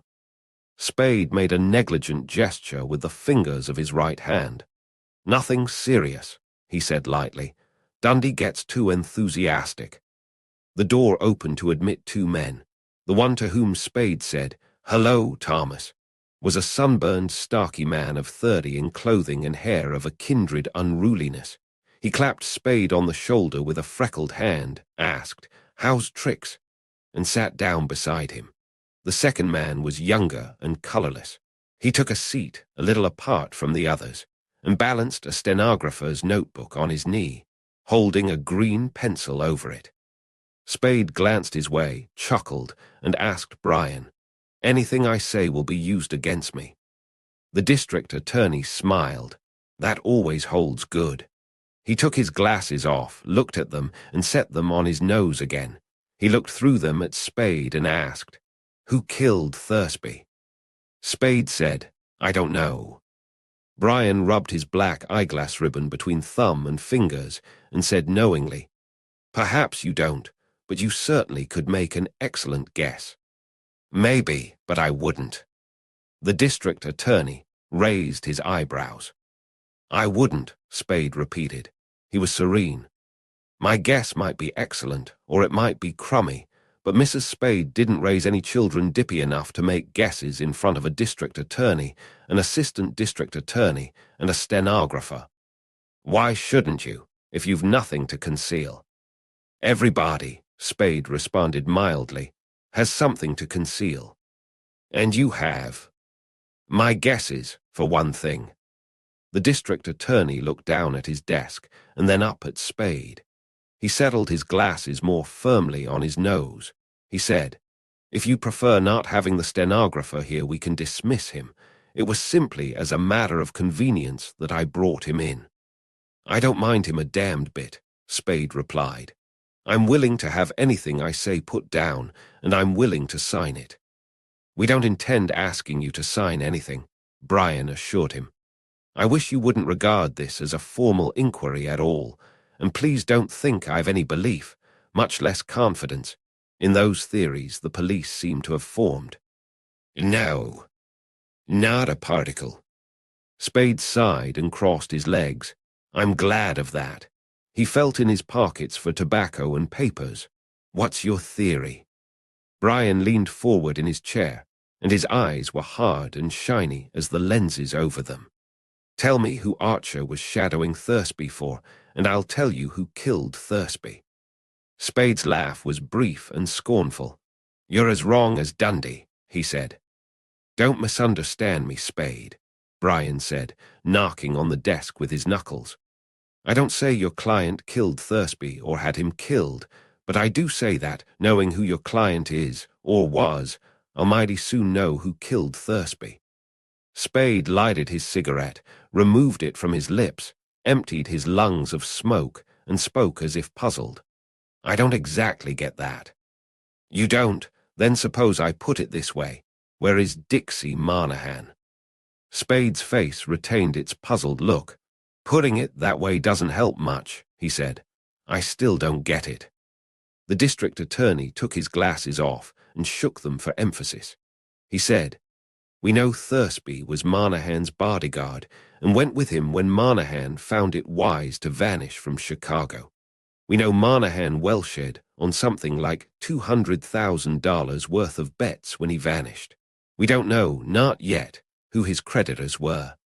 He put the glasses on again and smiled grimly. "But we all know what's likely to happen to a gambler who welshes and to his bodyguard when his creditors find him. It's happened before." Spade ran his tongue over his lips and pulled his lips back over his teeth in an ugly grin. His eyes glittered under pulled-down brows. His reddening neck bulged over the rim of his collar. His voice was low and hoarse and passionate. "Well, what do you think? Did I kill him for his creditors? Or just find him and let them do their own killing?" "No, no," the district attorney protested. "You misunderstand me." "I hope to Christ I do," Spade said. "He didn't mean that," Thomas said. "Then what did he mean?" Brian waved a hand. "I only mean that you might have been involved in it without knowing what it was. That could." "I see," Spade sneered. "You don't think I'm naughty, you just think I'm dumb." "Nonsense," Brian insisted. "Suppose someone came to you and engaged you to find Marnahan, telling you they had reasons for thinking he was in the city. The someone might give you a completely false story. Any one of a dozen or more would do. Or might say he was a debtor who had run away without giving you any of the details. How could you tell what was behind it? How would you know it wasn't an ordinary piece of detective work? And under those circumstances, you certainly couldn't be held responsible for your part in it unless—" His voice sank to a more impressive key, and his words came out spaced and distinct. "You made yourself an accomplice by concealing your knowledge of the murderer's identity or information that would lead to his apprehension." Anger was leaving Spade's face. No anger remained in his voice when he asked, "That's what you meant?" "Precisely." "All right, then there's no hard feelings, but you're wrong." "Prove it." Spade shook his head. "I can't prove it to you now, I can tell you." "Then tell me." "Nobody ever hired me to do anything about Dixie Marnahan."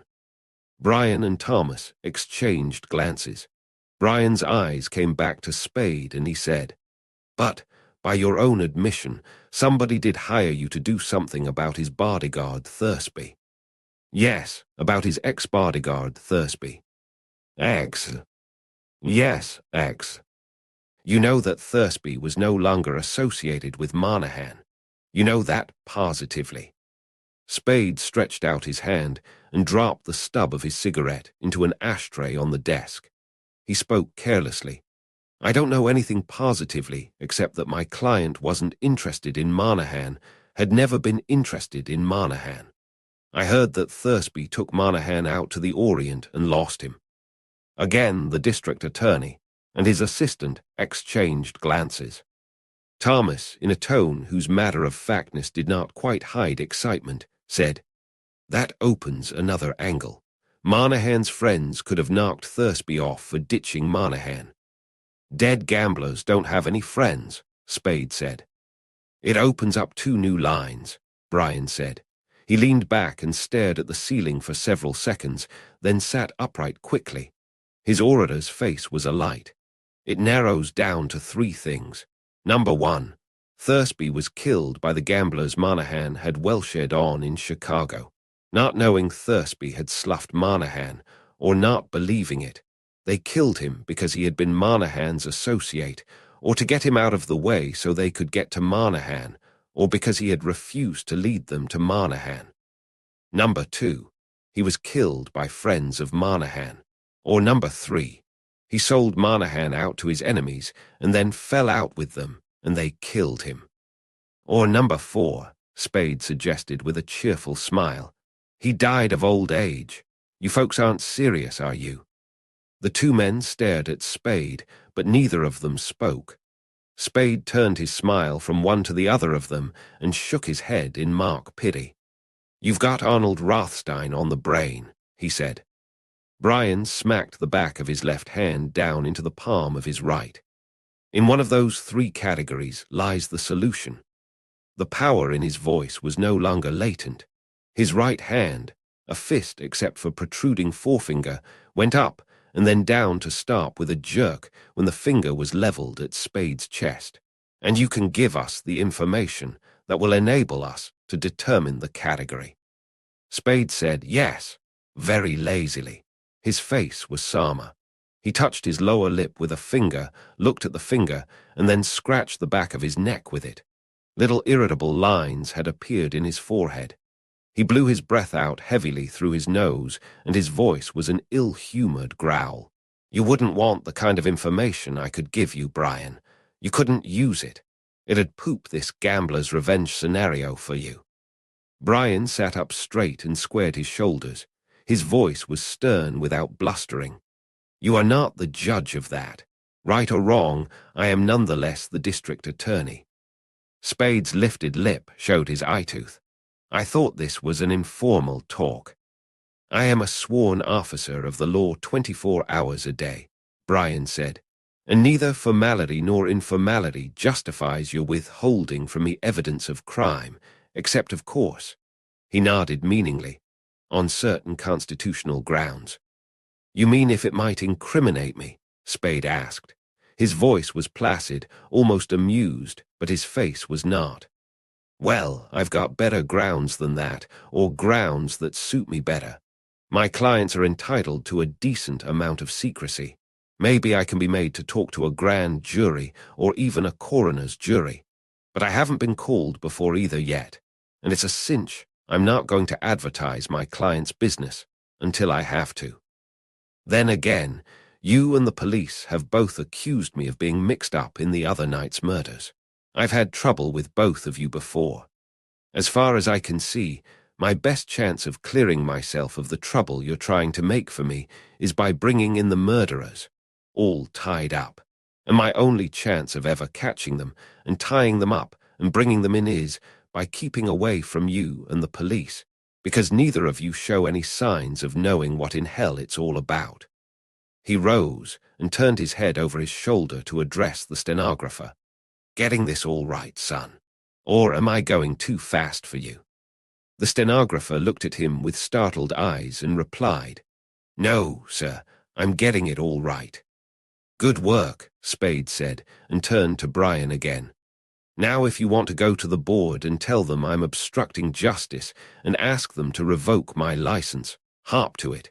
You've tried it before and it didn't get you anything but a good laugh all around." He picked up his hat. Brian began, "But look here," Spade said, "and I don't want any more of these informal talks. I've got nothing to tell you or the police, and I'm goddamned tired of being called things by every crackpot on the city payroll. If you want to see me, pinch me or subpoena me or something, and I'll come down with my lawyer." He put his hat on his head, said, "See you at the inquest, maybe," and stalked out. Chapter 16. The Third Murder. Spade went into the Hotel Sutler and telephoned the Alexandria. Gutman was not in. No member of Gutman's party was in. Spade telephoned the Belvedere. Cairo was not in, had not been in that day. Spade went to his office. A swart, greasy man in notable clothes was waiting in the outer room. Effie Perrin, indicating the swart man, said, "This gentleman wishes to see you, Mr. Spade." Spade smiled and bowed and opened the inner door. "Come in." Before following the man in, Spade asked Effie Perrin, "Any news on that other matter?" "No, sir." The swart man was the proprietor of a moving picture theater in Market Street. He suspected one of his cashiers and a doorman of colluding to defraud him.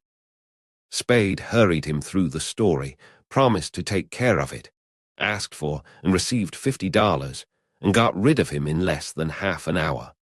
When the corridor door had closed behind the showman, Effie Perrin came into the inner office. Her sunburned face was worried and questioning. "You haven't found her yet?" she asked. He shook his head and went on stroking his bruised temple lightly in circles with his fingertips. "How is it?" she asked. "All right, but I've got plenty of headache." She went around behind him, put his hand down, and stroked his temple with her slender fingers. He leaned back until the back of his head over the chair top rested against her breast. He said, "You're an angel."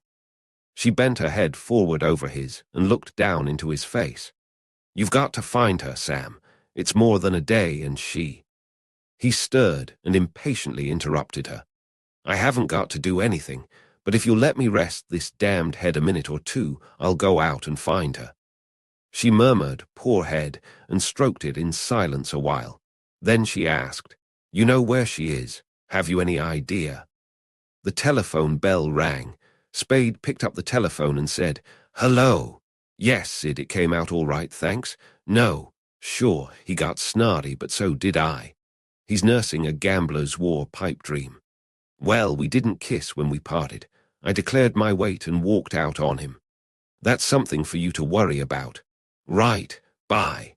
He put the telephone down and leaned back in his chair again. Effie Perrin came from behind him and stood at his side. She demanded, "Do you think you know where she is, Sam?" "I know where she went," he replied in a grudging tone. "Where?" She was excited. "Down to the boat you saw burning."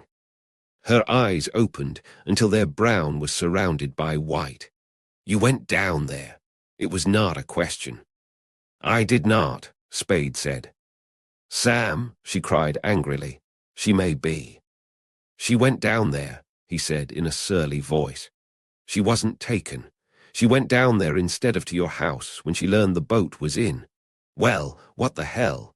Am I supposed to run around after my clients begging them to let me help them?" "But Sam, when I told you the boat was on fire." "That was at noon, and I had a date with Parlhouse and another with Brian." She glared at him between tightened lids. "Sam Spade," she said, "you're the most contemptible man God ever made when you want to be. Because she did something without confiding in you, you'd sit here and do nothing when you know she's in danger, when you know she might be." Spade's face flushed. He said stubbornly, "She's pretty capable of taking care of herself, and she knows where to come for help when she thinks she needs it, and when it suits her." "That's spite," the girl cried, "and that's all it is. You're sore because she did something on her own hook without telling you. Why shouldn't she? You're not so damned honest, and you haven't been so much on the level with her that she should trust you completely." Spade said, "That's enough of that." His tone brought a brief uneasy glint into her hot eyes, but she tossed her head and the glint vanished. Her mouth was drawn taut and small. She said, "If you don't go down there this very minute, Sam, I will, and I'll take the police down there." Her voice trembled, broke, and was thin and wailing. "Oh, Sam, go." He stood up, cursing her. Then he said, "Christ, it'll be easier on my head than sitting here listening to you squawk." He looked at his watch. "You might as well lark up and go home." She said, "I won't. I'm going to wait right here till you come back." He said, "Do as you damned please," put his hat on, flinched, took it off, and went out carrying it in his hand. An hour and a half later, at 20 minutes past 5, Spade returned. He was cheerful. He came in asking, "What makes you so hard to get along with, sweetheart?" "Me." "Yes, you." He put a finger on the tip of Effie Perrin's nose and flattened it. He put his hands under her elbows, lifted her straight up, and kissed her chin. He set her down on the floor again and asked, "Anything doing while I was gone?" "Luke, what's his name? At the Belvedere called up to tell you Cairo has returned. That was about half an hour ago." Spade snapped his mouth shut, turned with a long step, and started for the door. "Did you find her?" the girl called. "Tell you about it when I'm back," he replied without pausing, and hurried out. A taxicab brought Spade to the Belvedere within 10 minutes of his departure from his office. He found Luke in the lobby. The hotel detective came grinning and shaking his head to meet Spade. 15 minutes late," he said. "Your bird has fluttered." Spade cursed his luck.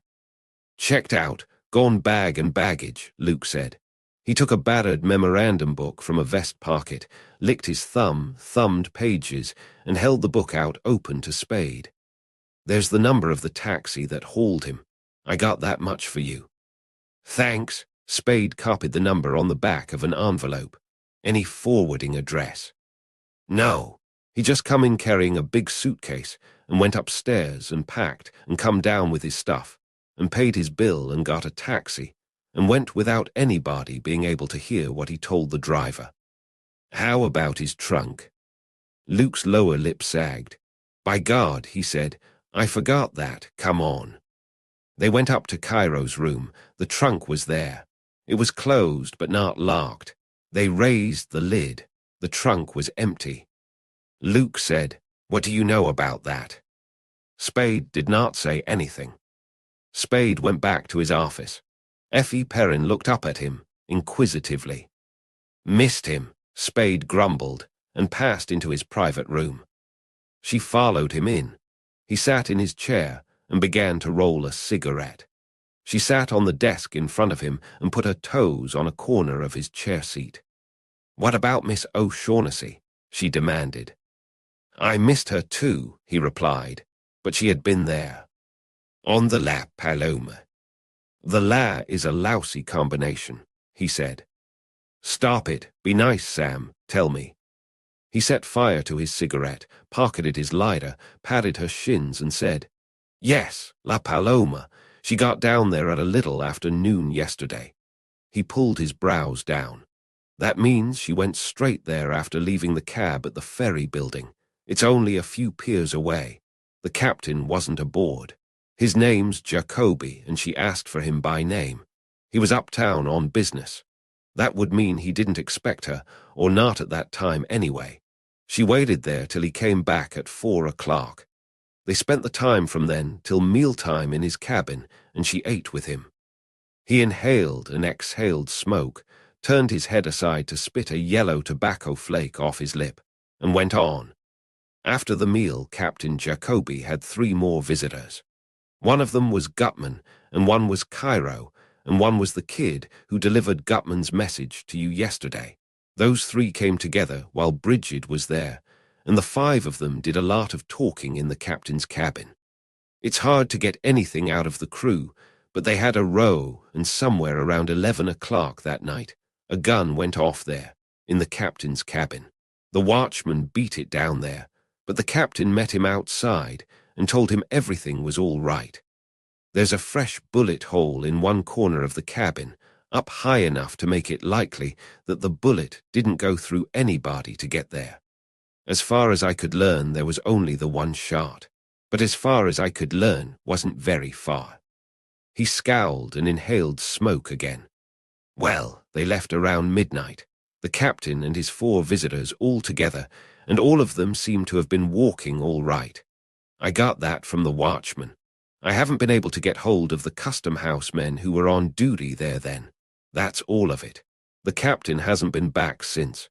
He didn't keep a date he had this noon with some shipping agents, and they haven't found him to tell him about the fire. And the fire? She asked. Spade shrugged. I don't know. It was discovered in the hold aft in the rear basement late this morning. The chances are it got started some time yesterday. They got it out all right, though it did damage enough. Nobody liked to talk about it much while the captain's away. It's the corridor door opened. Spade shut his mouth. Effie Perrin jumped down from the desk, but a man opened the connecting door before she could reach it. Where's Spade? The man asked. His voice brought Spade up erect and alert in his chair. It was a voice harsh and rasping with agony, and with the strain of keeping 2 words from being smothered by the liquid bubbling that ran under and behind them. Effie Perrin, frightened, stepped out of the man's way. He stood in the doorway with his soft hat crushed between his head and the top of the doorframe. He was nearly 7 feet tall. A black overcoat cut long and straight, and like a sheath, buttoned from throat to knees, exaggerated his leanness. His shoulders stuck out, high, thin, angular. His bony face, weather-coarsened, age-lined, was the color of wet sand, and was wet with sweat on cheeks and chin. His eyes were dark and bloodshot, and mad above lower lids that hung down to show pink inner membrane, held tight against the left side of his chest by a black-sleeved arm that ended in a yellowish claw, was a brown paper-wrapped parcel bound with thin rope, an ellipsoid somewhat larger than an American football. The tall man stood in the doorway, and there was nothing to show that he saw Spade. He said, "You know," and then the liquid bubbling came up in his throat and submerged whatever else he said. He put his other hand over the hand that held the ellipsoid, holding himself stiffly straight, not putting his hands out to break his fall. He fell forward as a tree falls. Spade, wooden-faced and nimble, sprang from his chair and caught the falling man. When Spade caught him, the man's mouth opened, and a little blood spurted out, and the brown-wrapped parcel dropped from the man's hands and rolled across the floor until a foot of the desk stopped it. Then the man's knees bent, and he bent at the waist, and his thin body became limber inside the sheath-like overcoat, sagging in Spade's arms so that Spade could not hold it up from the floor. Spade lowered the man carefully until he lay on the floor on his left side. The man's eyes, dark and bloodshot, but not now mad, were wide open and still. His mouth was open as when blood had spurted from it, but no more blood came from it, and all his long body was as still as the floor it lay on.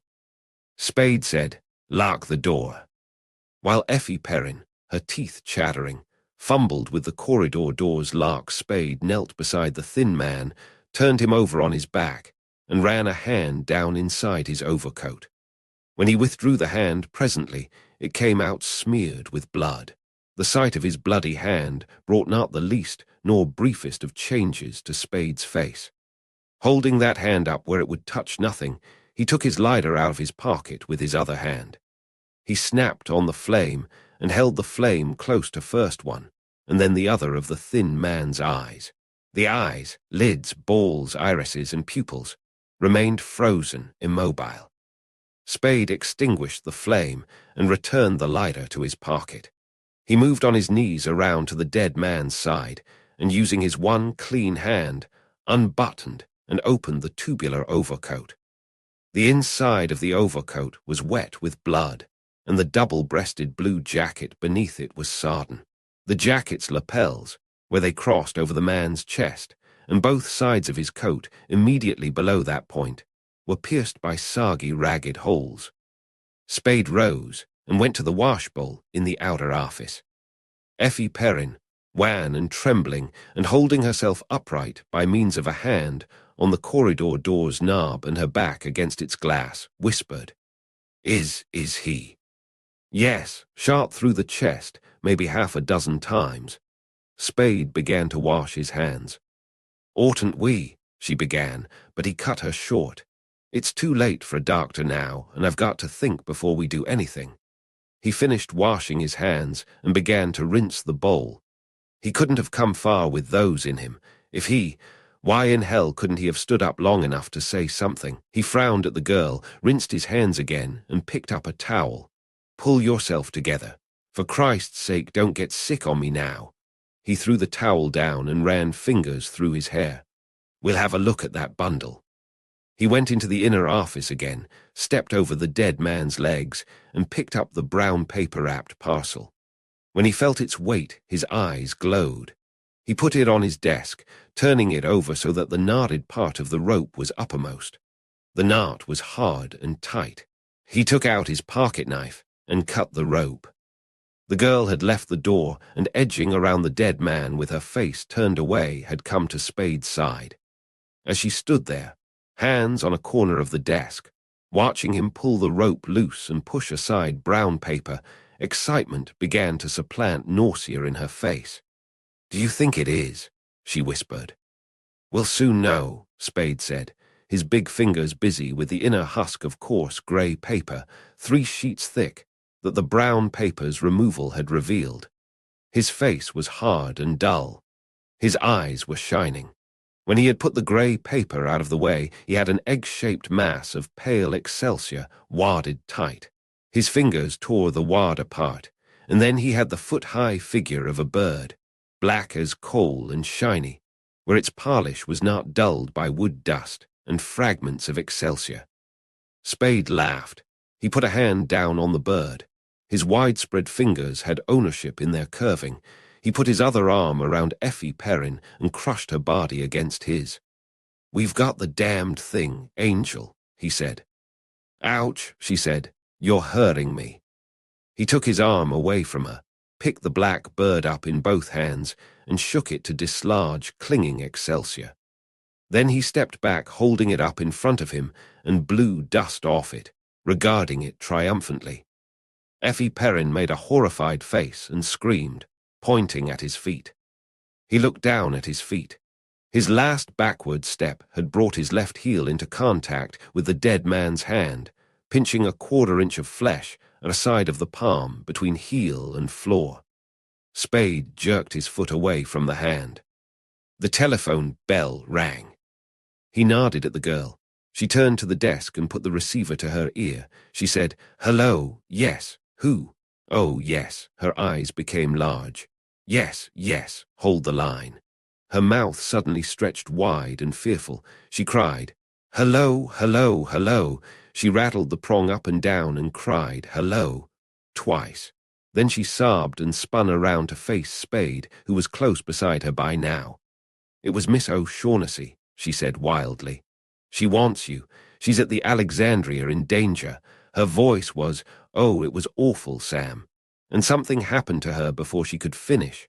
Go help her, Sam. Spade put the Falcon down on the desk and scowled gloomily. I've got to take care of this fellow first, he said, pointing his thumb at the thin corpse on the floor. She beat his chest with her fists, crying, No, no, you've got to go to her. Don't you see, Sam? He had the thing that was hers, and he came to you with it. Don't you see? He was helping her, and they killed him, and now she's... Oh, you've got to go. All right. Spade pushed her away and bent over his desk, putting the black bird back into its nest of excelsior, bending the paper around it, working rapidly, making a larger and clumsy package. As soon as I've gone, phone the police. Tell them how it happened, but don't drag any names in. You don't know. I got the phone call and I told you I had to go out, but I didn't say where. He cursed the rope for being tangled, yanked it into straightness, and began to bind the package. Forget this thing. Tell it as it happened, but forget he had a bundle. He chewed his lower lip. Unless they pin you down. If they seem to know about it, you'll have to admit it, but that's not likely. If they do, then I took the bundle away with me, unopened. He finished tying the knot and straightened up with the parcel under his left arm. Get it straight now. Everything happened the way it did happen, but without this dingus unless they already know about it. Don't deny it. Just don't mention it. And I got the phone call, not you. And you don't know anything about anybody else having any connection with this fellow. You don't know anything about him, and you can't talk about my business until you see me. Got it? Yes, Sam. Who do you know who he is? He grinned wolfishly.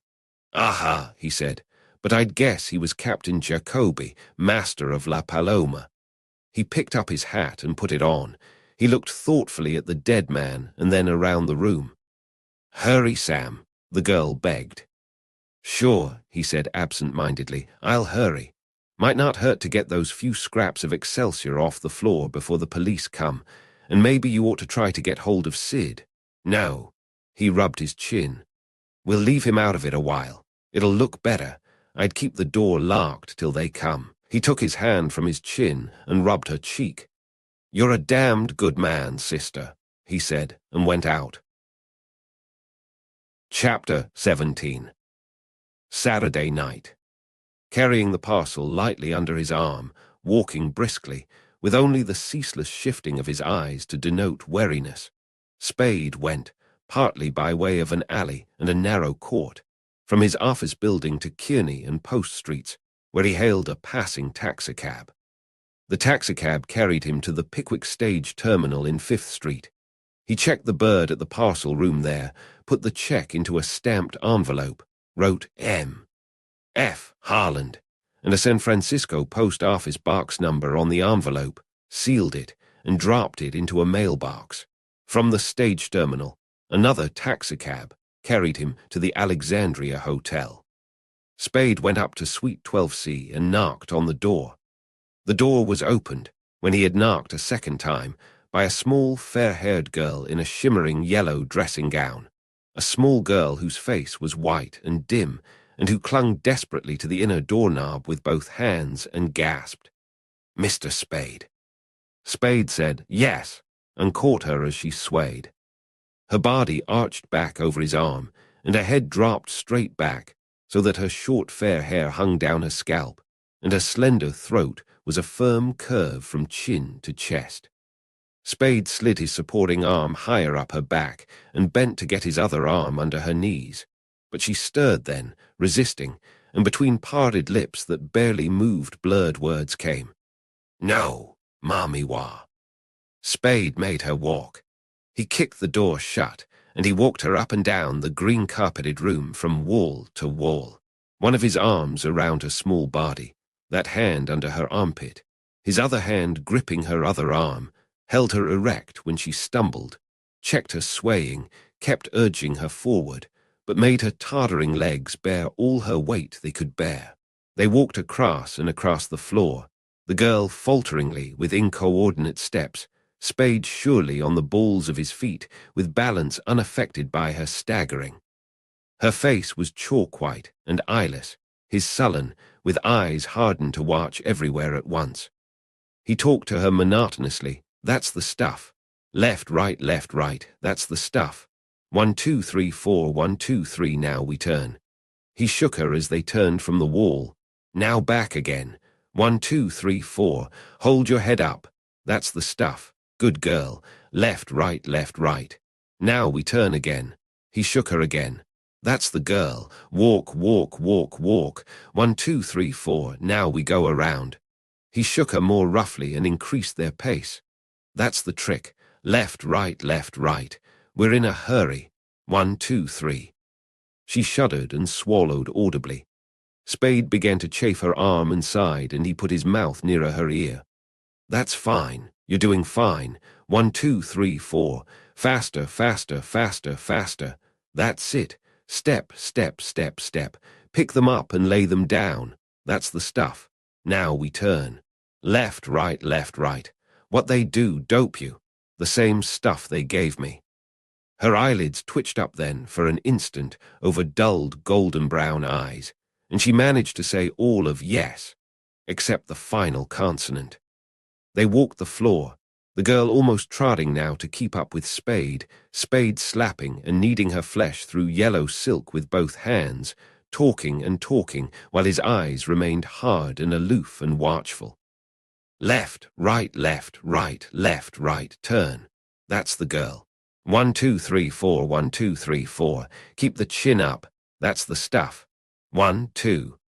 Her lids lifted again, a bare fraction of an inch, and under them, her eyes moved weakly from side to side. That's fine, he said in a crisp voice, dropping his monotone. Keep them open. Open them wide, wide. He shook her. She moaned in protest, but her lids went farther up, though her eyes were without inner light. He raised his hand and slapped her cheek 6 times in quick succession. She moaned again and tried to break away from him. His arm held her and swept her along beside him from wall to wall. Keep walking, he ordered in a harsh voice, and then, who are you? Her re-Gutman was thick but intelligible. The daughter. Yes, now she was no farther from the final consonant than SH. Where's Bridget? She twisted convulsively around in his arms and caught at one of his hands with both of hers. He pulled his hand away quickly and looked at it.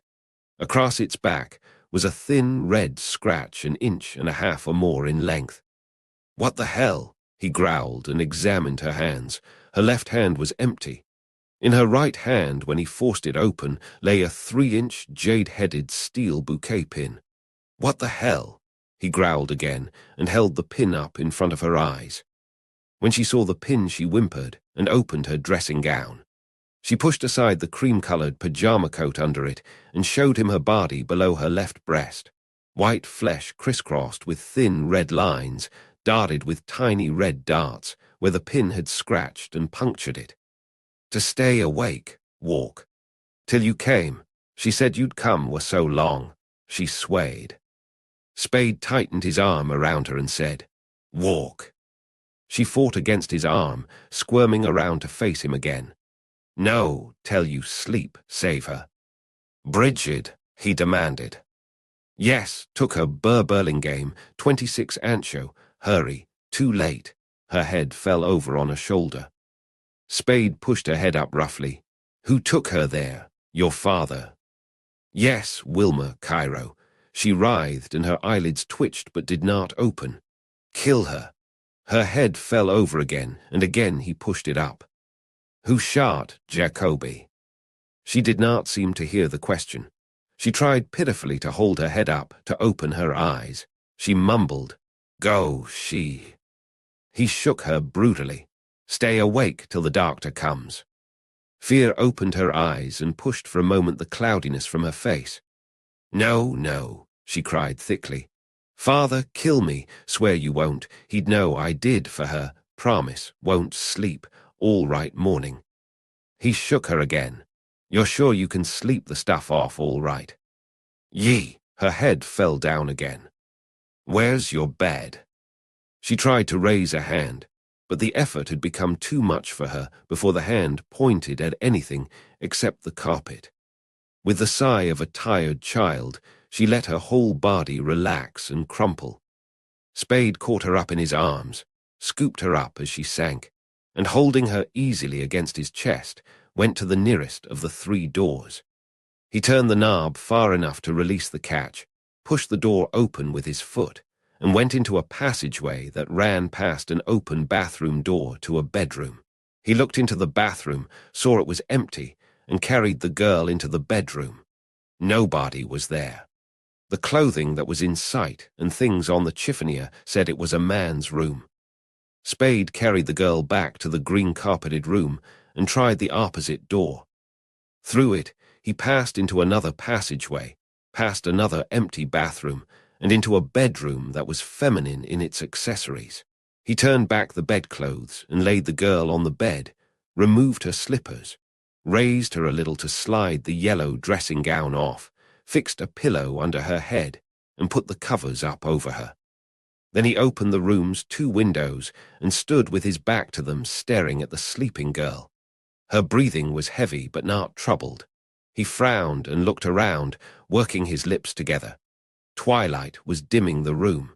He stood there in the weakening light for perhaps 5 minutes.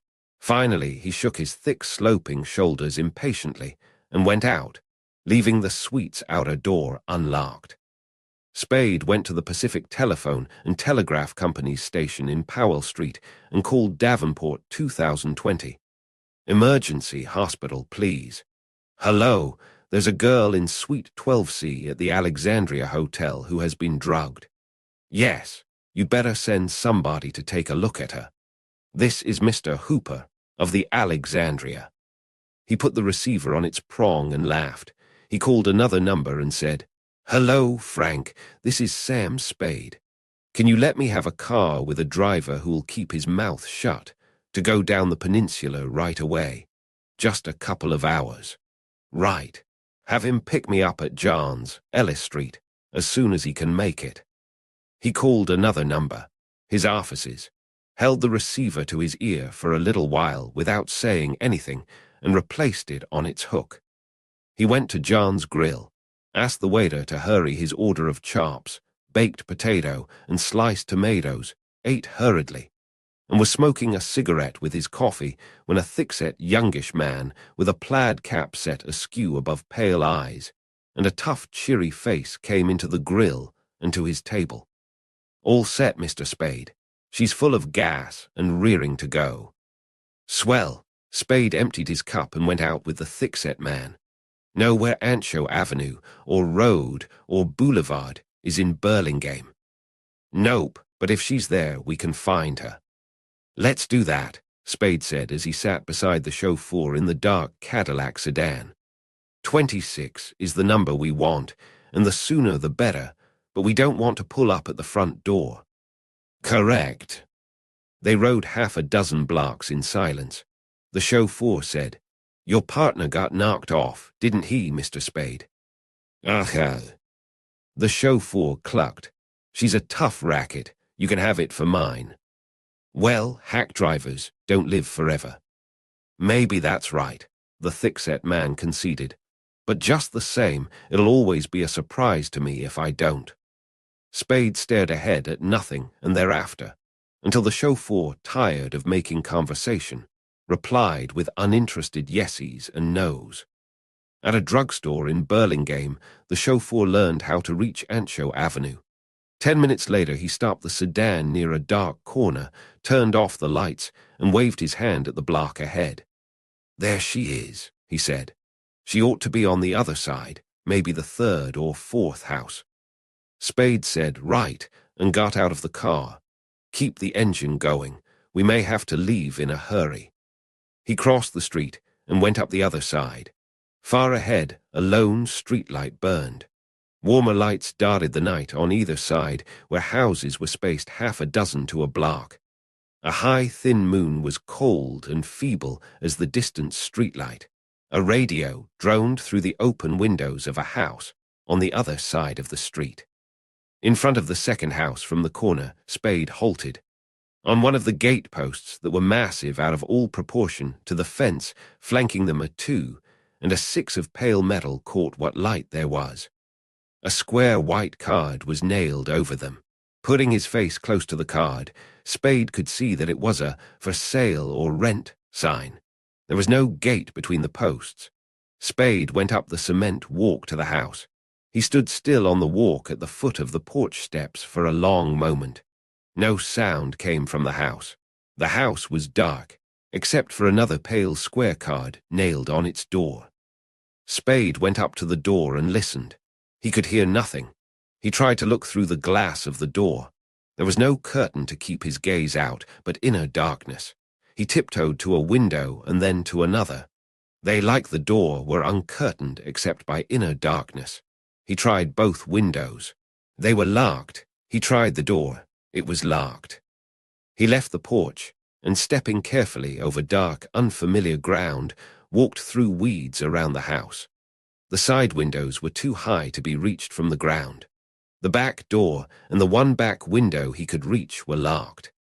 Spade went back to the gate post and, cupping the flame between his hands, held his lighter up to the for sale or rent sign.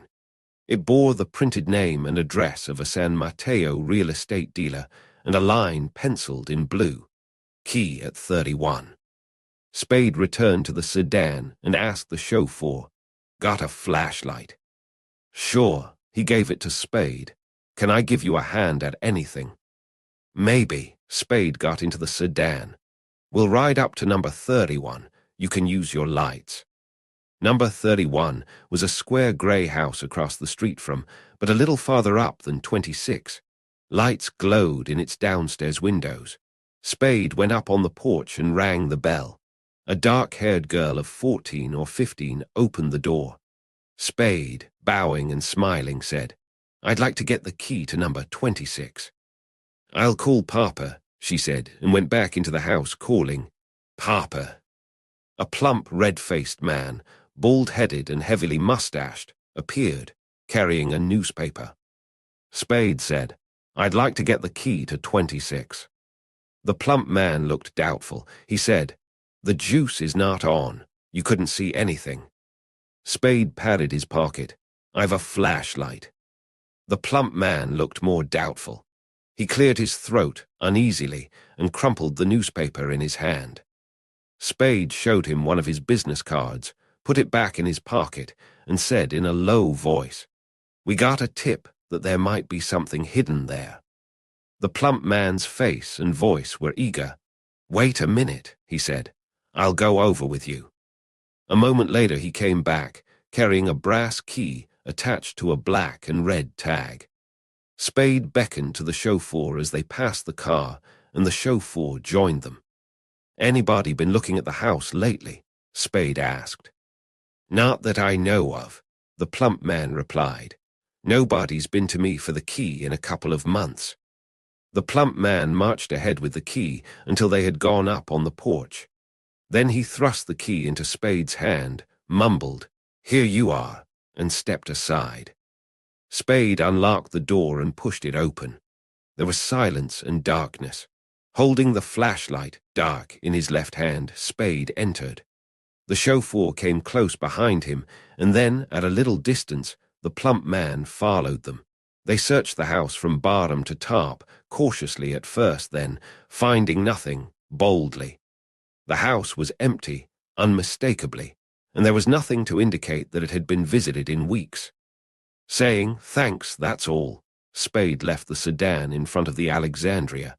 He went into the hotel to the desk, where a tall young man with a dark, grave face said, "Good evening, Mr. Spade." "Good evening." Spade drew the young man to one end of the desk. "These Gutmans, up in 12C, are they in?" The young man replied, "No," darting a quick glance at Spade. Then he looked away, hesitated, looked at Spade again, and murmured, "A funny thing happened in connection with them this evening, Mr. Spade. Somebody called the emergency hospital and told them there was a sick girl up there." "And there wasn't." "Oh, no, there was nobody up there. They went out earlier in the evening." Spade said, "Well, these practical jokers have to have their fun. Thanks." He went to a telephone booth, called a number, and said, "Hello, Mrs. Perrin, is Effie there?" "Yes, please, thanks." "Hello, Angel, what's the good word?" "Fine, fine, hold it. I'll be out in 20 minutes. "Right." Half an hour later, Spade rang the doorbell of a 2-story brick building in 9th Avenue. Effie Perrin opened the door. Her boyish face was tired and smiling. "Hello, boss," she said. "Enter." She said in a low voice, "If Ma says anything to you, Sam, be nice to her. She's all up in the air." Spade grinned reassuringly and patted her shoulder. She put her hands on his arm. "Miss O'Shaughnessy." "No," he growled. "I ran into a plant. Are you sure it was her voice?" "Yes." He made an unpleasant face. "Well, it was hooey." She took him into a bright living room, sighed, and slumped down on one end of a Chesterfield, smiling cheerfully up at him through her weariness. He sat beside her and asked, "Everything went okay, nothing said about the bundle?" "Nothing. I told them what you told me to tell them, and they seemed to take it for granted that the phone call had something to do with it, and that you were out running it down." "Dundee there?" "No, half an Ogar and some others I didn't know. I talked to the captain too. They took you down to the hall. Oh, yes, and they asked me loads of questions. But it was all, routine. Spade rubbed his palms together. Swell, he said, and then frowned, though I guess they'll think up plenty to put to me when we meet. That damn Dundee Will, anyway, and Brian. He moved his shoulders. Anybody you know outside of the police come around. Yes, she sat up straight. That boy, the one who brought the message from Gutman, was there. He didn't come in, but the police left the corridor door open while they were there, and I saw him standing there. You didn't say anything. Oh, no, you had said not to. So I didn't pay any attention to him, and the next time I looked he was gone. Spade grinned at her. Damned lucky for you, sister, that the coppers got there first. Why? He's a bad egg, that lad, poison. Was the dead man Jacoby? Yes. He pressed her hands and stood up. I'm going to run along. You'd better hit the hay. You're all in. She rose. Sam, what is? He stopped her words with his hand on her mouth. Save it till Monday, he said. I want to sneak out before your mother catches me and gives me hell for dragging her lamb through gutters. Midnight was a few minutes away when Spade reached his home. He put his key into the street door's lock. Heels clicked rapidly on the sidewalk behind him. He let go the key and wheeled. Bridget O'Shaughnessy ran up the steps to him. She put her arms around him and hung on him, panting. Oh, I thought you'd never come. Her face was haggard, distraught, shaken by the tremors that shook her from head to foot. With the hand not supporting her, he felt for the key again, opened the door, and half lifted her inside. You've been waiting, he asked. Yes, panting spaced her words. In a doorway up the street. Can you make it all right, he asked, or shall I carry you? She shook her head against his shoulder.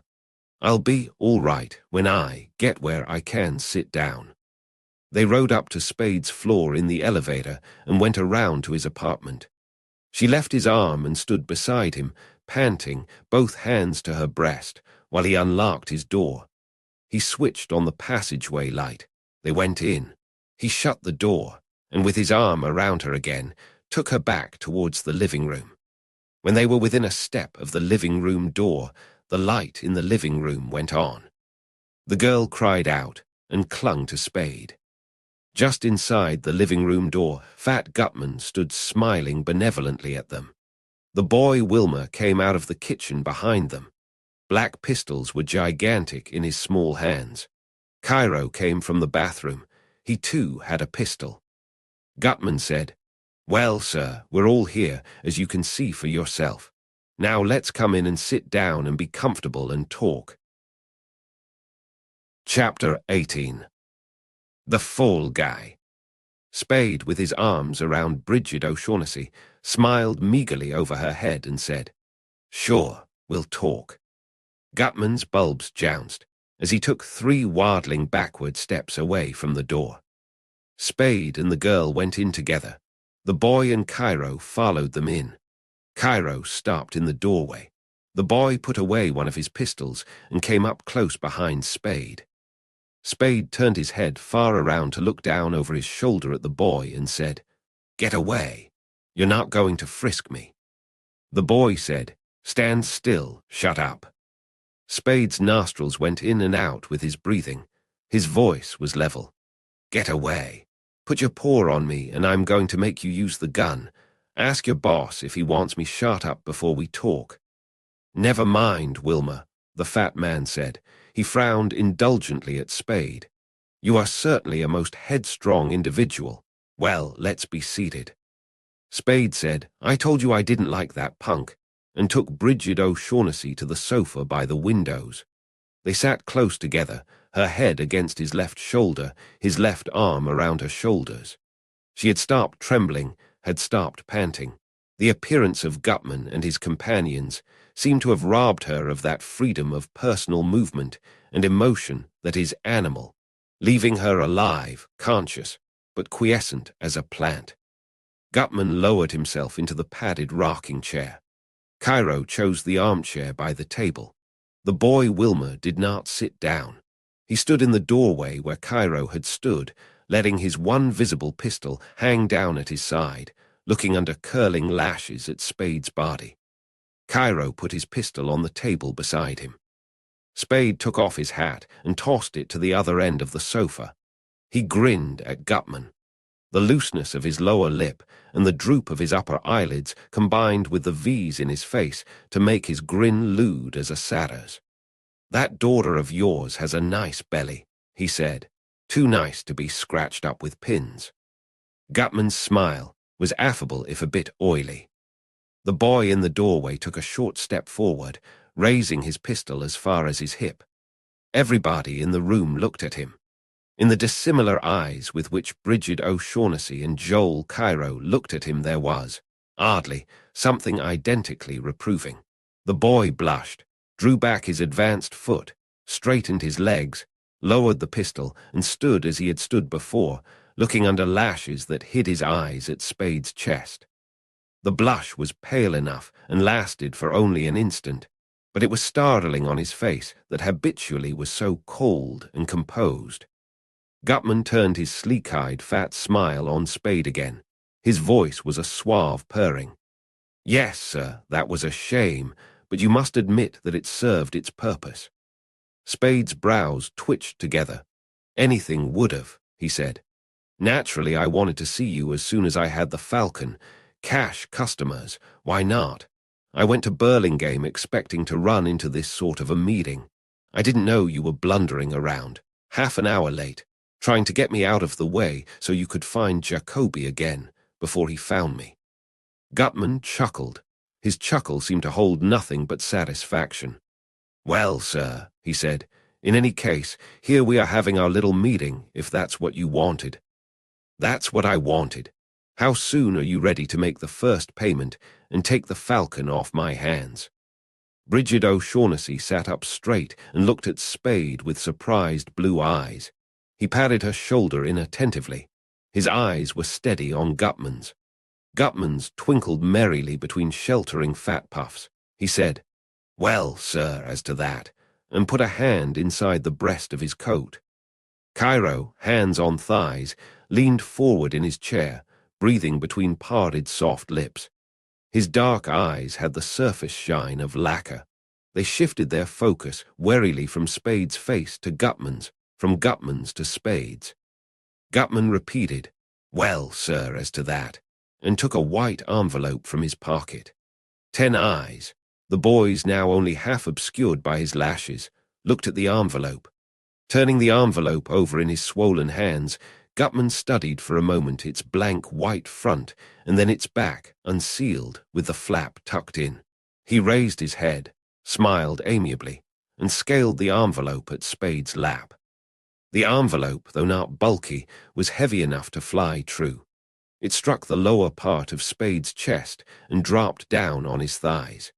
He picked it up deliberately and opened it deliberately, using both hands, having taken his left arm from around the girl. The contents of the envelope were $1,000 bills, smooth and stiff and new. Spade took them out and counted them. There were 10 of them. Spade looked up smiling. He said mildly, "We were talking about more money than this." "Yes, sir, we were," Gutman agreed, "but we were talking then. This is actual money, genuine coin of the realm, sir. With $1 of this you can buy more than with $10 of talk." Silent laughter shook his bulbs. When their commotion stopped, he said more seriously, yet not altogether seriously, "There are more of us to be taken care of now." He moved his twinkling eyes and his fat head to indicate Cairo. "And, well, sir, in short, the situation has changed." While Gutman talked, Spade had tapped the edges of the 10 bills into alignment and returned them to their envelope, tucking the flap in over them. Now, with forearms on knees, he sat hunched forward, dangling the envelope from a corner held lightly by finger and thumb down between his legs. His reply to the fat man was careless. "Sure, you're together now, but I've got the Falcon." Joel Cairo spoke. Ugly hands grasping the arms of his chair, he leaned forward and said primly in his high-pitched, thin voice, I shouldn't think it would be necessary to remind you, Mr. Spade, that though you may have the Falcon, yet we certainly have you." Spade grinned. "I'm trying to not let that worry me," he said. He sat up straight, put the envelope aside, on the sofa, and addressed Gutman. "We'll come back to the money later. There's another thing that's got to be taken care of first. We've got to have a fall guy." The fat man frowned without comprehension, but before he could speak, Spade was explaining. "The police have got to have a victim, somebody they can stick for those 3 murders. Cairo, speaking in a brittle, excited voice, interrupted Spade. 2. Only 2 murders, Mr. Spade. Thursby undoubtedly killed your partner." "All right, 2, Spade growled. "What difference does that make? The point is we've got to feed the police some." Now Gutman broke in, smiling confidently, talking with good-natured assurance. "Well, sir, from what we've seen and heard of you, I don't think we'll have to bother ourselves about that. We can leave the handling of the police to you, all right. You won't need any of our inexpert help." "If that's what you think," Spade said, "you haven't seen or heard enough." "Now come, Mr. Spade. You can't expect us to believe at this late date that you are the least bit afraid of the police, or that you are not quite able to handle." Spade snorted with throat and nose. He bent forward, resting forearms on knees again, and interrupted Gutman irritably. "I'm not a damned bit afraid of them, and I know how to handle them. That's what I'm trying to tell you. The way to handle them is to toss them a victim, somebody they can hang the works on." "Well, sir, I grant you that's one way of doing it, but—" "But hell," Spade said. "It's the only way." His eyes were hard and earnest under a reddening forehead. The bruise on his temple was liver-colored. "I know what I'm talking about. I've been through it all before and expect to go through it again. At one time or another, I've had to tell everybody from the Supreme Court down to go to hell, and I've got away with it. I got away with it because I never let myself forget that a day of reckoning was coming. I never forget that, when the day of reckoning comes, I want to be all set to march into headquarters pushing a victim in front of me, saying, 'Here, you chumps, is your criminal.' As long as I can do that, I can put my thumb to my nose and wriggle my fingers at all the laws in the book. The first time I can't do it, my name's mud. There hasn't been a first time yet. This isn't going to be it. That's flat." Gutman's eyes flickered, and their sleekness became dubious, but he held his other features in their bulbous pink, smiling, complacent cast, and there was nothing of uneasiness in his voice. He said, "That's a system that's got a lot to recommend it, sir. By gad, it has. And if it was anyway practical this time, I'd be the first to say, stick to it by all means, sir. But this just happens to be a case where it's not possible. That's the way it is with the best of systems. There comes a time when you've got to make exceptions, and a wise man just goes ahead and makes them. Well, sir, that's just the way it is in this case, and I don't mind telling you that I think you're being very well paid for making an exception. Now maybe it will be a little more trouble to you than if you had your victim to hand over to the police." But he laughed and spread his hands. "You're not a man that's afraid of a little bit of trouble.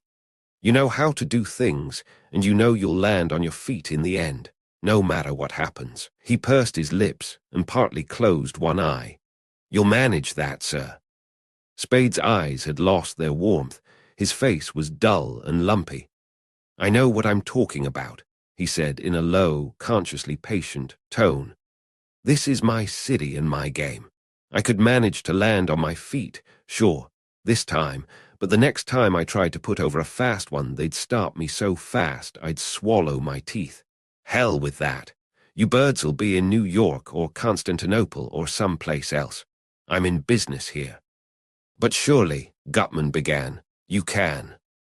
"I can't," Spade said earnestly. "I won't, I mean it." He sat up straight.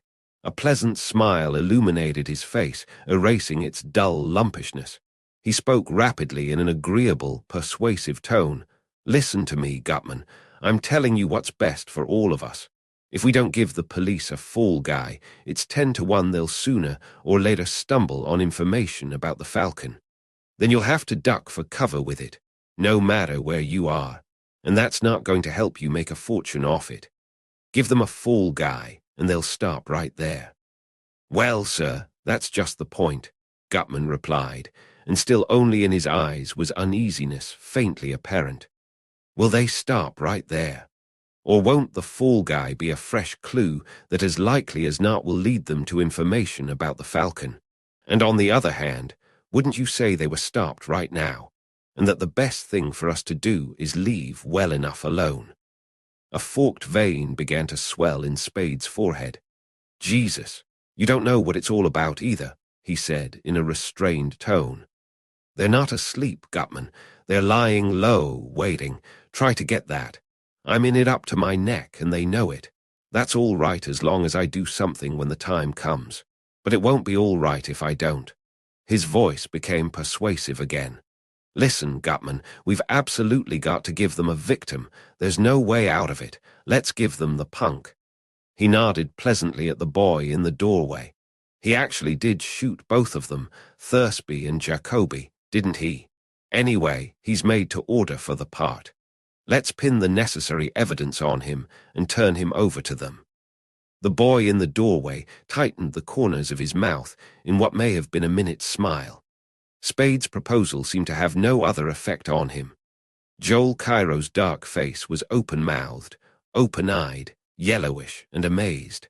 He breathed through his mouth, his round, effeminate chest rising and falling while he gaped at Spade. Bridget O'Shaughnessy had moved away from Spade and had twisted herself around on the sofa to stare at him. There was a suggestion of hysterical laughter behind the startled confusion in her face. Gutman remained still and expressionless for a long moment. Then he decided to laugh. He laughed heartily and lengthily, not stopping until his sleek eyes had borrowed merriment from his laughter. When he stopped laughing, he said, "By gad, sir, you're a character, that you are." He took a white handkerchief from his pocket and wiped his eyes. "Yes, sir, there's never any telling what you'll do or say next, except that it's bound to be something astonishing. There's nothing funny about it." Spade did not seem offended by the fat man's laughter, nor in any way impressed. He spoke in the manner of one reasoning with a recalcitrant, but not altogether unreasonable, friend. "It's our best bet. With him in their hands, the police will." "But, my dear man," Gutman objected, "can't you see? If I even for a moment thought of doing it, but that's ridiculous too. I feel towards Wilmer just exactly as if he were my own son. I really do. But if I even for a moment thought of doing what you propose, what in the world do you think would keep Wilmer from telling the police every last detail about the Falcon and all of us?" Spade grinned with stiff lips. "If we had to," he said softly, "we could have him killed resisting arrest.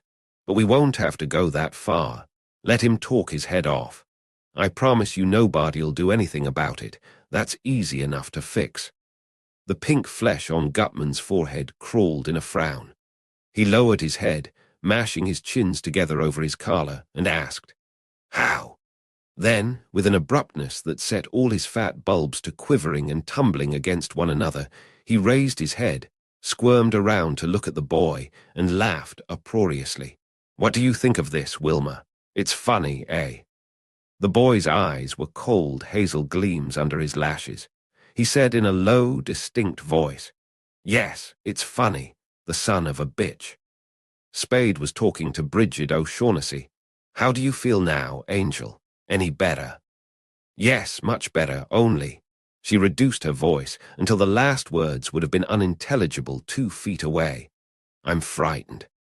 "Don't be," he said carelessly, and put a hand on her grey-stockinged knee. "Nothing very bad's going to happen. Want a drink?" "Not now, thanks." Her voice sank again. "Be careful, Sam." Spade grinned and looked at Gutman, who was looking at him. The fat man smiled genially, saying nothing for a moment, and then asked, "How?" Spade was stupid. How what? The fat man considered more laughter necessary then, and an explanation. Well, sir, if you're really serious about this suggestion of yours, the least we can do in common politeness is to hear you out. Now how are you going about fixing it so that Wilma, he paused here to laugh again, won't be able to do us any harm? Spade shook his head. No, he said. I wouldn't want to take advantage of anybody's politeness, no matter how common like that. Forget it. The fat man puckered up his facial bulbs. Now come, he protested. You make me decidedly uncomfortable. I shouldn't have laughed, and I apologize most humbly and sincerely. I wouldn't want to seem to ridicule anything you'd suggest, Mr. Spade, regardless of how much I disagreed with you. For you must know that I have the greatest respect and admiration for your astuteness. Now, mind you, I don't see how this suggestion of yours can be in any way practical, even leaving out the fact that I couldn't feel any different towards Wilma if he was my own flesh and blood. But I'll consider it a personal favor, as well as a sign that you've accepted my apologies, sir, if you'll go ahead and outline the rest of it. Fair enough, Spade said. Brian is like most district attorneys. He's more interested in how his record will look on paper than in anything else. He'd rather drop a doubtful case than try it and have it go against him. I don't know that he ever deliberately framed anybody he believed innocent, but I can't imagine him letting himself believe them innocent if he could scrape up, or twist into shape, proof of their guilt. To be sure of convicting one man, he'll let half a dozen equally guilty accomplices go free. If trying to convict them, all might confuse his case. That's the choice we'll give him, and he'll garble it up. He wouldn't want to know about the Falcon. He'll be tickled pink to persuade himself that anything the punk tells him about it is a lot of chewing gum, an attempt to muddle things up. Leave that end to me. I can show him that if he starts fooling around trying to gather up everybody, he's going to have a tangled case that no jury will be able to make heads or tails of, while if he sticks to the punk, he can get a conviction standing on his head. Gutman wagged his head sidewise in a slow, smiling gesture of benign disapproval. No, sir, he said. I'm afraid that won't do at all. I don't see how even this district attorney of yours can link Thursby and Jacoby and Wilma together without having to. You don't know district attorneys, Spade told him. The Thursby angle is easy. He was a gunman, and so's your punk. Brian's already got a theory about that. There'll be no catch there. Well, Christ, they can only hang the punk once. Why try him for Jacoby's murder after he's been convicted of Thursby's? They simply close the record by riding it up against him and let it go at that. If, as is likely enough, he used the same gun on both, the bullets will match up. Everybody will be satisfied. Yes, but, Gutman began, and stopped to look at the boy.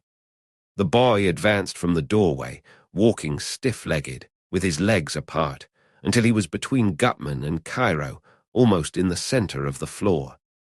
He halted there, leaning forward slightly from the waist, his shoulders raised towards the front. The pistol in his hand still hung at his side, but his knuckles were white over its grip. His other hand was a small, hard fist down at his other side. The indelible youngness of his face gave an indescribably vicious and inhuman turn to the white-heart hatred and the cold, white malevolence in his face. He said to Spade in a voice cramped by passion, "You bastard, get up on your feet and go for your heater."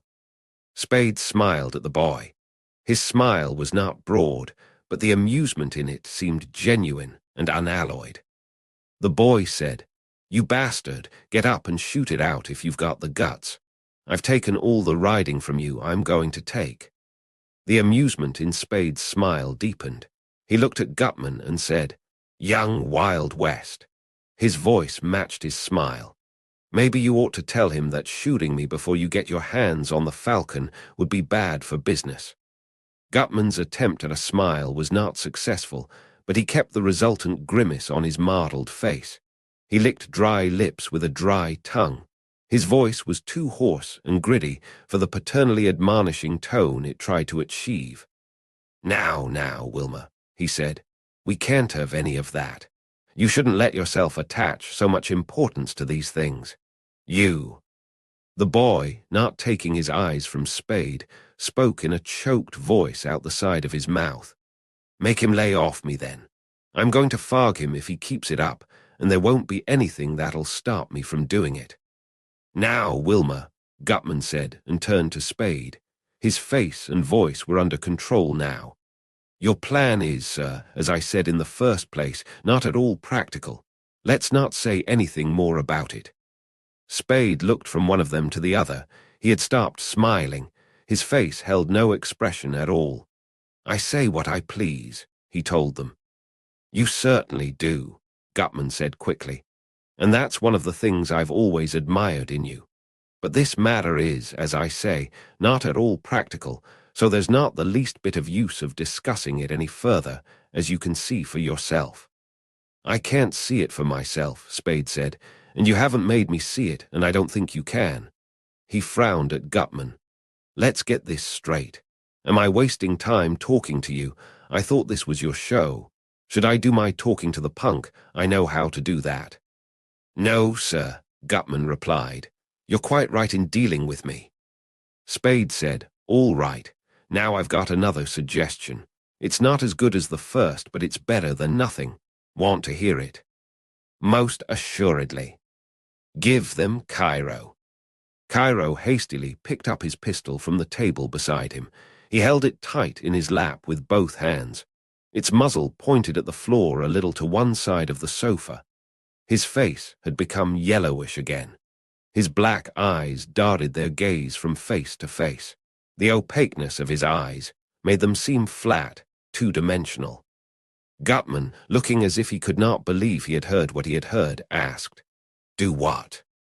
Give the police, Cairo. Gutman seemed about to laugh, but he did not laugh.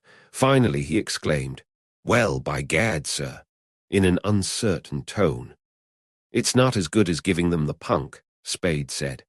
Cairo's not a gunman, and he carries a smaller gun than Thursby and Jacoby were shot with. We'll have to go to more trouble framing him, but that's better than not giving the police anybody. Cairo cried in a voice shrill with indignation. Suppose we give them you, Mr. Spade, or Miss O'Shaughnessy.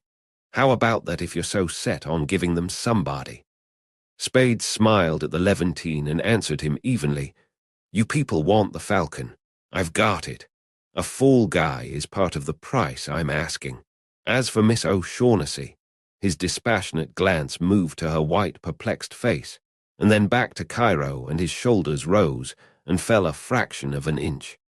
If you think she can be rigged for the part, I'm perfectly willing to discuss it with you.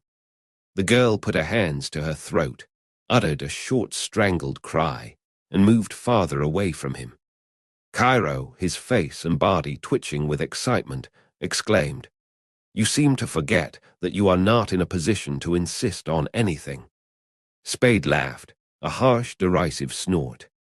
Gutman said, in a voice that tried to make firmness ingratiating, Come now, gentlemen, let's keep our discussion on a friendly basis. But there certainly is. He was addressing Spade, something in what Mr. Cairo says. You must take into consideration the— Like hell I must. Spade flung his words out with a brutal sort of carelessness that gave them more weight than they could have got from dramatic emphasis or from loudness. If you kill me, how are you going to get the bird?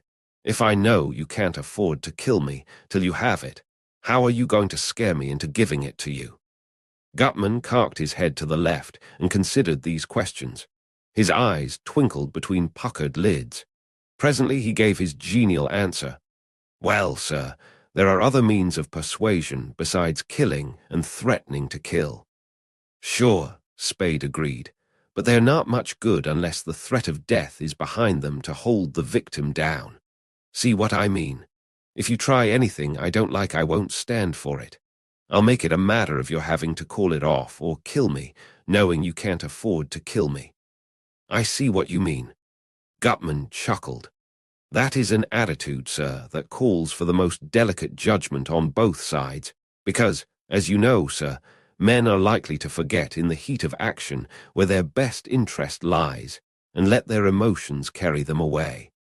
Spade, too, was all smiling blandness. "That's the trick from my side," he said, "to make my play strong enough that it ties you up, but yet not make you mad enough to bump me off against your better judgment." Gutman said fondly, "By gad, sir, you are a character." Joel Cairo jumped up from his chair and went around behind the boy and behind Gutman's chair. He bent over the back of Gutman's chair and, screening his mouth and the fat man's ear with his empty hand, whispered. Gutman listened attentively, shutting his eyes. Spade grinned at Bridget O'Shaughnessy. Her lips smiled feebly in response, but there was no change in her eyes. They did not lose their numb stare. Spade turned to the boy. 2-1, they're selling you out, son." The boy did not say anything. A trembling in his knees began to shake the knees of his trousers. Spade addressed Gutman. "I hope you're not letting yourself be influenced by the guns these pocket edition desperados are waving." Gutman opened his eyes. Cairo stopped whispering and stood erect behind the fat man's chair. Spade said, "I've practiced taking them away from both of them, so there'll be no trouble there. The punk is." In a voice choked horribly by emotion, the boy cried, "All right," and jerked his pistol up in front of his chest. Gutman flung a fat hand out at the boy's wrist, caught the wrist, and bore it and the gun down, while Gutman's fat body was rising in haste from the rocking chair. Joel Cairo scurried around to the boy's other side and grasped his other arm. They wrestled with the boy, forcing his arms down, holding them down, while he struggled futilely against them. Words came out of the struggling group, fragments of the boy's incoherent speech. "Right go, bastard, smoke."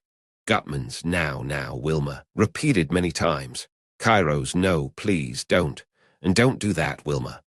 Wooden-faced, dreamy-eyed, Spade got up from the sofa and went over to the group. The boy, unable to cope with the weight against him, had stopped struggling. Cairo, still holding the boy's arm, stood partly in front of him, talking to him soothingly. Spade pushed Cairo aside gently and drove his left fist against the boy's chin. The boy's head snapped back as far as it could while his arms were held, and then came forward. Gutman began a desperate, "Here, what?" Spade drove his right fist against the boy's chin. Cairo dropped the boy's arm, letting him collapse against Gutman's great round belly. Cairo sprang at Spade, clawing at his face with the curved, stiff fingers of both hands.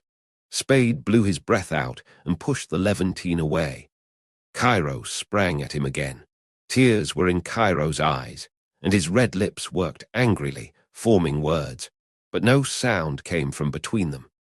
Spade laughed, grunted, "Jesus, you're a pip," and cuffed the side of Cairo's face with an open hand, knocking him over against the table. Cairo regained his balance and sprang at Spade the third time. Spade stopped him with both palms held out on long, rigid arms against his face. Cairo, failing to reach Spade's face with his shorter arms, thumped Spade's arms. "Stop it," Spade growled. "I'll hurt you." Cairo cried, "Oh, you big coward," and backed away from him. Spade stooped to pick up Cairo's pistol from the floor, and then the boy's. He straightened up, holding them in his left hand, dangling them upside down by their trigger guards from his forefinger. Gutman had put the boy in the rocking chair and stood looking at him with troubled eyes in an uncertainly puckered face. Cairo went down on his knees beside the chair and began to chafe one of the boy's limp hands. Spade felt the boy's chin with his fingers. "Nothing cracked," he said. "We'll spread him on the sofa." He put his right arm under the boy's arm and around his back, put his left forearm under the boy's knees, lifted him without apparent effort, and carried him to the sofa. Bridget O'Shaughnessy got up quickly, and Spade laid the boy there. With his right hand, Spade patted the boy's clothes, found his second pistol, added it to the others in his left hand, and turned his back on the sofa. Cairo was already sitting beside the boy's head. Spade clinked the pistols together in his hand and smiled cheerfully at Gutman. "Well," he said, "there's our fall guy." Gutman's face was grey and his eyes were clouded. He did not look at Spade. He looked at the floor and did not say anything. Spade said, "Don't be a damned fool again.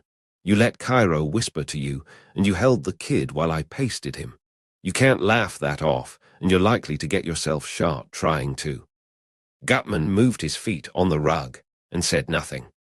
Spade said, "And the other side of it is that you'll either say yes right now, or I'll turn the Falcon and the whole goddamned lot of you in." Gutman raised his head and muttered through his teeth, "I don't like that, sir." "You won't like it," Spade said. "Well." The fat man sighed and made a wry face and replied sadly, "You can have him." Spade said, "That's swell." Chapter 19. The Russian's Hand. The boy lay on his back on the sofa, a small figure that was, except for its breathing, altogether corpse-like to the eye. Joel Cairo sat beside the boy, bending over him, rubbing his cheeks and wrists, smoothing his hair back from his forehead, whispering to him, and peering anxiously down at his white, still face. Bridget O'Shaughnessy stood in an angle made by table and wall. One of her hands was flat on the table, the other to her breast. She pinched her lower lip between her teeth and glanced furtively at Spade whenever he was not looking at her. When he looked at her, she looked at Cairo and the boy. Gutman's face had lost its troubled cast and was becoming rosy again. He had put his hands in his trousers pockets. He stood facing Spade, watching him without curiosity. Spade, idly jingling his handful of pistols, nodded at Cairo's rounded back and asked Gutman, "It'll be all right with him?" "I don't know," the fat man replied placidly. "That part will have to be strictly up to you, sir." Spade's smile made his V-shaped chin more salient. He said, "Cairo." The Levantine screwed his dark, anxious face around over his shoulder. Spade said, "Let him rest a while. We're going to give him to the police. We ought to get the details fixed before he comes to." Cairo asked bitterly, "Don't you think you've done enough to him without that?" Spade said, "No." Cairo left the sofa and went close to the fat man. "Please don't do this thing, Mr. Gutman," he begged. "You must realize that." Spade interrupted him. "That's settled. The question is, what are you going to do about it? Coming in or getting out?" Though Gutman's smile was a bit sad, even wistful in its way, he nodded his head. "I don't like it either," he told the Levantine, "but we can't help ourselves now. We really can't." Spade asked, "What are you doing, Cairo? In or out?" Cairo wet his lips and turned slowly to face Spade. "Suppose," he said, and swallowed. "Have I? Can I choose?" "You can," Spade assured him seriously. "But you ought to know that if the answer is out, we'll give you to the police with your boyfriend." "Oh, come, Mr. Spade," Gutman protested. "That is not." "Like hell we'll let him walk out on us," Spade said. "He'll either come in or he'll go in. We can't have a lot of loose ends hanging around." He scowled at Gutman and burst out irritably, "Jesus God, is this the first thing you guys ever stole? You're a fine lot of lollipops. What are you going to do next? Get down and pray?" He directed his scowl at Cairo. "Well, which?" "You give me no choice." Cairo's narrow shoulders moved in a hopeless shrug. "I come in." "Good," Spade said, and looked at Gutman and at Bridget O'Shaughnessy. "Sit down." The girl sat down gingerly on the end of the sofa by the unconscious boy's feet. Gutman returned to the padded rocking chair and Cairo to the armchair. Spade put his handful of pistols on the table and sat on the table corner beside them. He looked at the watch on his wrist and said, 2 o'clock. I can't get the Falcon till daylight, or maybe 8 o'clock. We've got plenty of time to arrange everything." Gutman cleared his throat. "Where is it?" he asked, and then added in haste, "I don't really care, sir. What I had in mind was that it would be best for all concerned if we did not get out of each other's sight until our business has been transacted. He looked at the sofa and at Spade again, sharply. You have the envelope. Spade shook his head, looking at the sofa and then at the girl. He smiled with his eyes and said, Miss O'Shaughnessy has it. Yes, I have it, she murmured, putting a hand inside her coat. I picked it up. That's all right, Spade told her.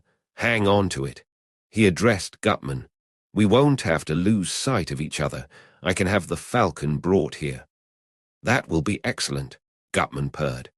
Then, sir, in exchange for the $10,000, and Wilmer, you will give us the Falcon and an hour or two of grace, so we won't be in the city when you surrender him to the authorities. You don't have to duck, Spade said. It'll be airtight. That may be, sir, but nevertheless we'll feel safer well out of the city when Wilmer is being questioned by your district attorney. Suit yourself, Spade replied. I can hold him here all day if you want. He began to roll a cigarette. Let's get the details fixed. Why did he shoot Thursby? And why and where and how did he shoot Jacoby? Gutman smiled indulgently, shaking his head and purring. Now come, sir, you can't expect that. We've given you the money and Wilmer. That is our part of the agreement. I do expect it, Spade said. He held his lighter to his cigarette. A fall guy is what I asked for, and he's not a fall guy unless he's a cinch to take the fall. Well, to cinch that I've got to know what's what. He pulled his brows together. What are you bellyaching about? You're not going to be sitting so damned pretty if you leave him with an out. Gutman leaned forward and wagged a fat finger at the pistols on the table beside Spade's legs. There's ample evidence of his guilt, sir. Both men were shot with those weapons.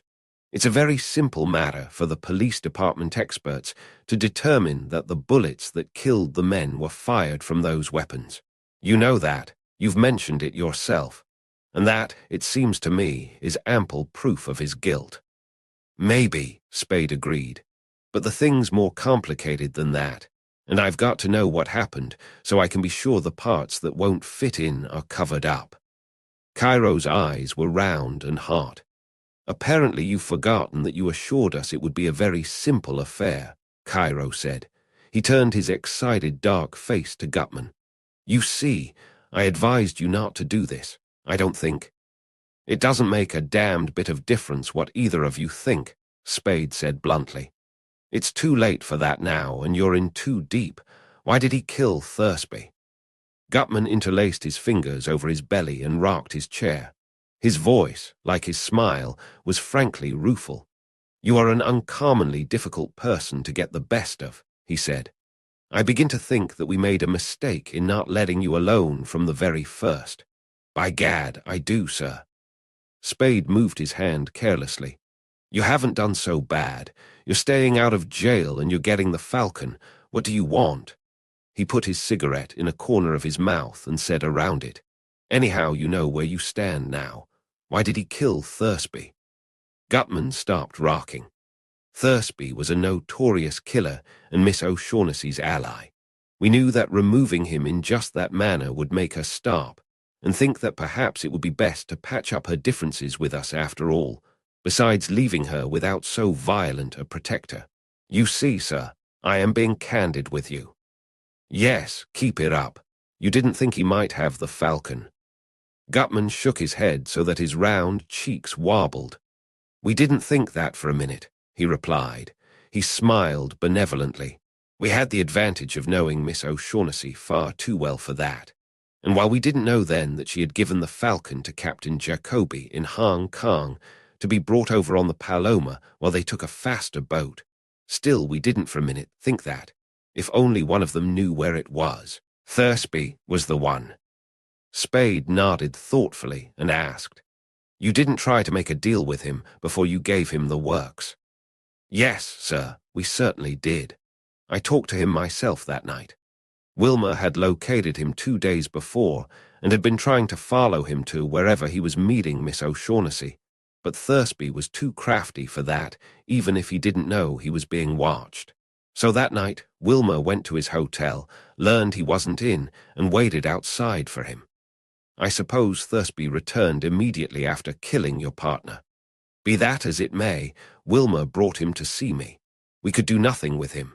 He was quite determinedly loyal to Miss O'Shaughnessy. Well, sir, Wilmer followed him back to his hotel and did what he did. Spade thought for a moment. That sounds all right. Now, Jacoby.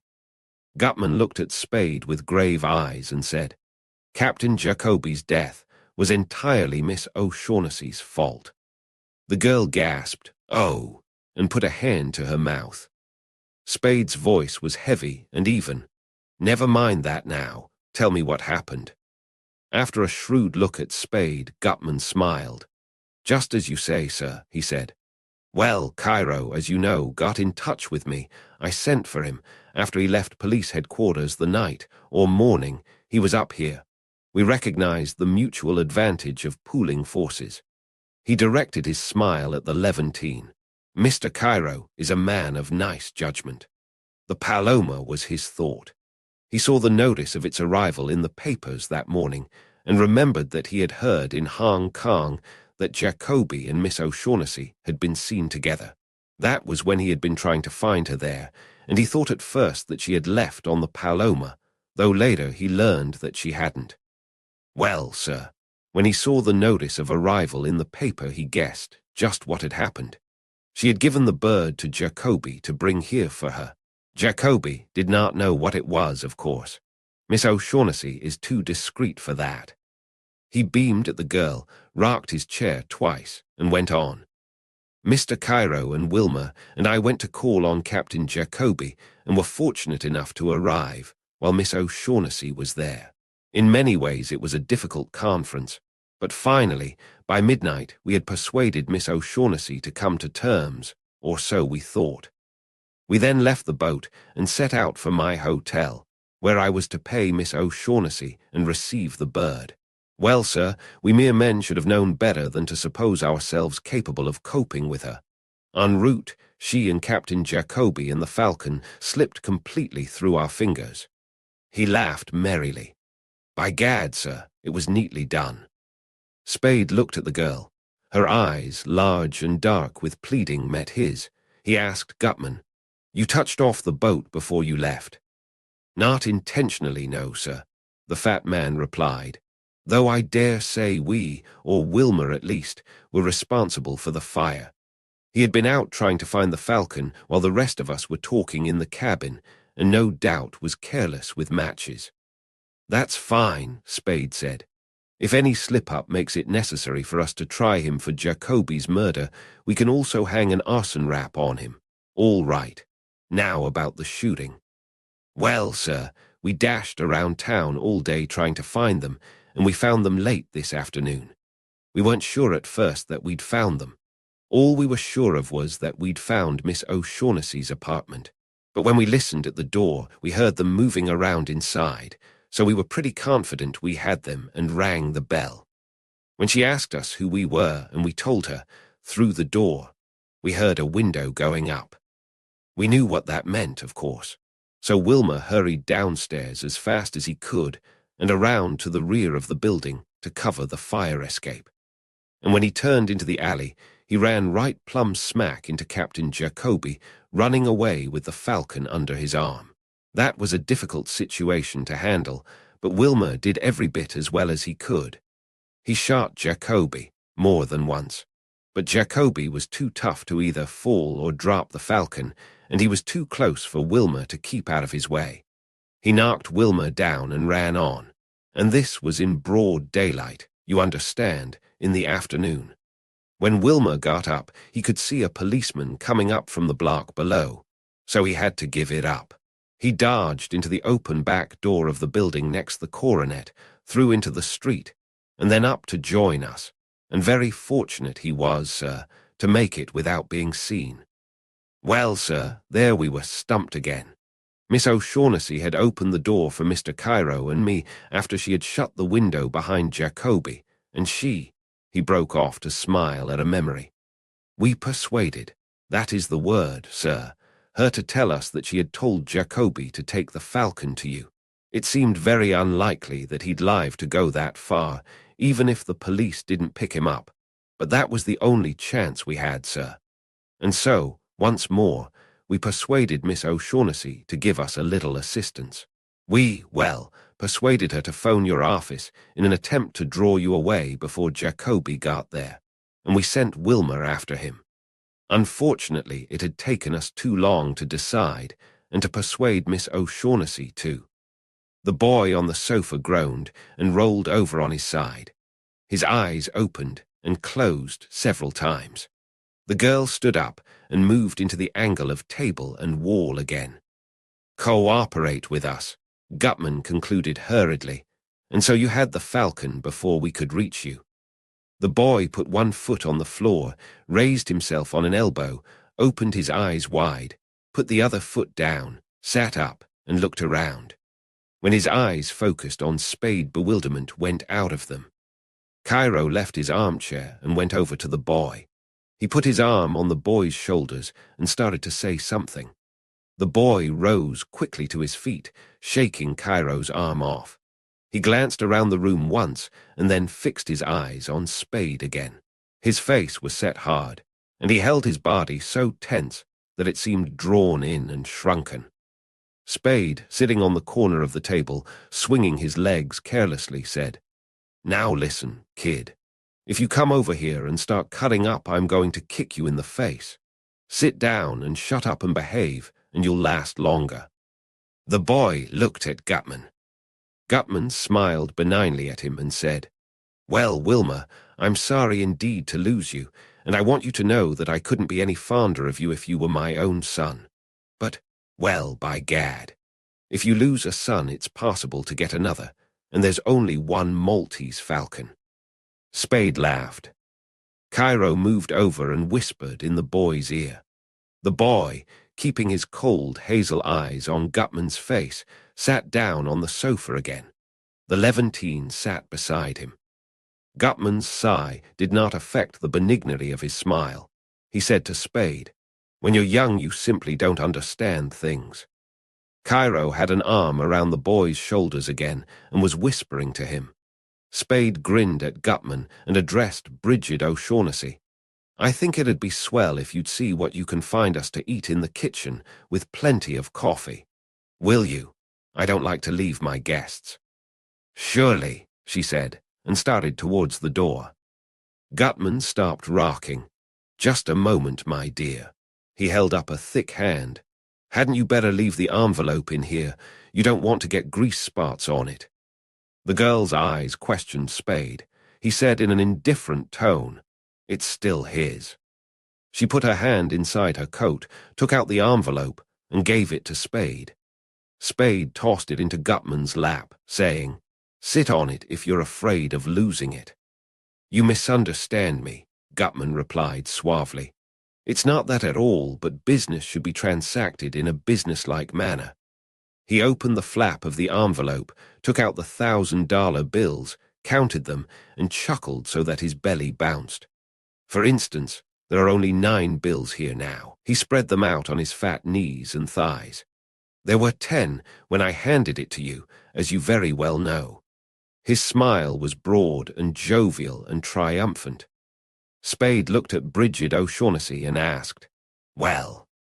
She shook her head sidewise with emphasis. She did not say anything, though her lips moved slightly, as if she had tried to. Her face was frightened. Spade held his hand out to Gutman, and the fat man put the money into it.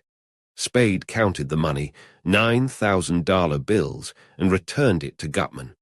Then Spade stood up, and his face was dull and placid. He picked up the 3 pistols on the table. He spoke in a matter-of-fact voice. "I want to know about this. He nodded at the girl, but without looking at her, "are going in the bathroom. The door will be open, and I'll be facing it. Unless you want a 3-story drop, there's no way out of here except past the bathroom door. Don't try to make it." "Really, sir?" Gutman protested. "It's not necessary, and certainly not very courteous of you, to threaten us in this manner. You must know that we've not the least desire to leave. I'll know a lot when I'm through." Spade was patient but resolute. This trick upsets things. I've got to find the answer. It won't take long. He touched the girl's elbow. Come on. In the bathroom, Bridget O'Shaughnessy found words. She put her hands up flat on Spade's chest and her face up close to his and whispered, I did not take that bill, Sam. I don't think you did, he said. But I've got to know. Take your clothes off. You won't take my word for it. No, take your clothes off. I won't. All right. We'll go back to the other room, and I'll have them taken off. She stepped back with a hand to her mouth. Her eyes were round and horrified. You would? She asked through her fingers. I will, he said. I've got to know what happened to that bill, and I'm not going to be held up by anybody's maidenly modesty. Oh, it isn't that. She came close to him and put her hands on his chest again. I'm not ashamed to be naked before you, but can't you see? Not like this. Can't you see that if you make me, you'll be killing something? He did not raise his voice. I don't know anything about that. I've got to know what happened to the bill. Take them off.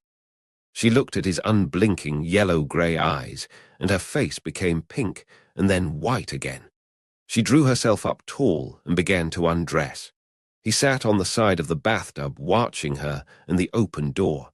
No sound came from the living room. She removed her clothes swiftly, without fumbling, letting them fall down on the floor around her feet.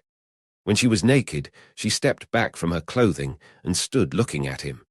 In her mien was pride without defiance or embarrassment. He put his pistols on the toilet seat and, facing the door, went down on one knee in front of her garments. He picked up each piece and examined it with fingers as well as eyes. He did not find the $1,000 bill. When he had finished, he stood up holding her clothes out in his hands to her. Thanks, he said. Now I know. She took the clothing from him. She did not say anything. He picked up his pistols. He shut the bathroom door behind him and went into the living room. Gutman smiled amiably at him from the rocking chair. Find it? He asked. Cairo, sitting beside the boy on the sofa, looked at Spade with questioning, opaque eyes. The boy did not look up. He was leaning forward, head between hands, elbows on knees, staring at the floor between his feet. Spade told Gutman, No, I didn't find it. You palmed it. The fat man chuckled. I palmed it. Yes, Spade said, jingling the pistols in his hand. Do you want to say so, or do you want to stand for a frisk? Stand for. You're going to admit it, Spade said, or I'm going to search you. There's no third way. Gutman looked up at Spade's hard face and laughed outright. By gad, sir, I believe you would. I really do. You're a character, sir, if you don't mind my saying so. You palmed it, Spade said. Yes, sir, that I did. The fat man took a crumpled bill from his vest pocket, smoothed it on a wide thigh, took the envelope holding the 9 bills from his coat pocket, and put the smoothed bill in with the others. I must have my little joke every now and then, and I was curious to know what you'd do in a situation of that sort. I must say that you passed the test with flying colors, sir. It never occurred to me that you'd hit on such a simple and direct way of getting at the truth. Spade sneered at him without bitterness. That's the kind of thing I'd expect from somebody the punk's age. Gutman chuckled.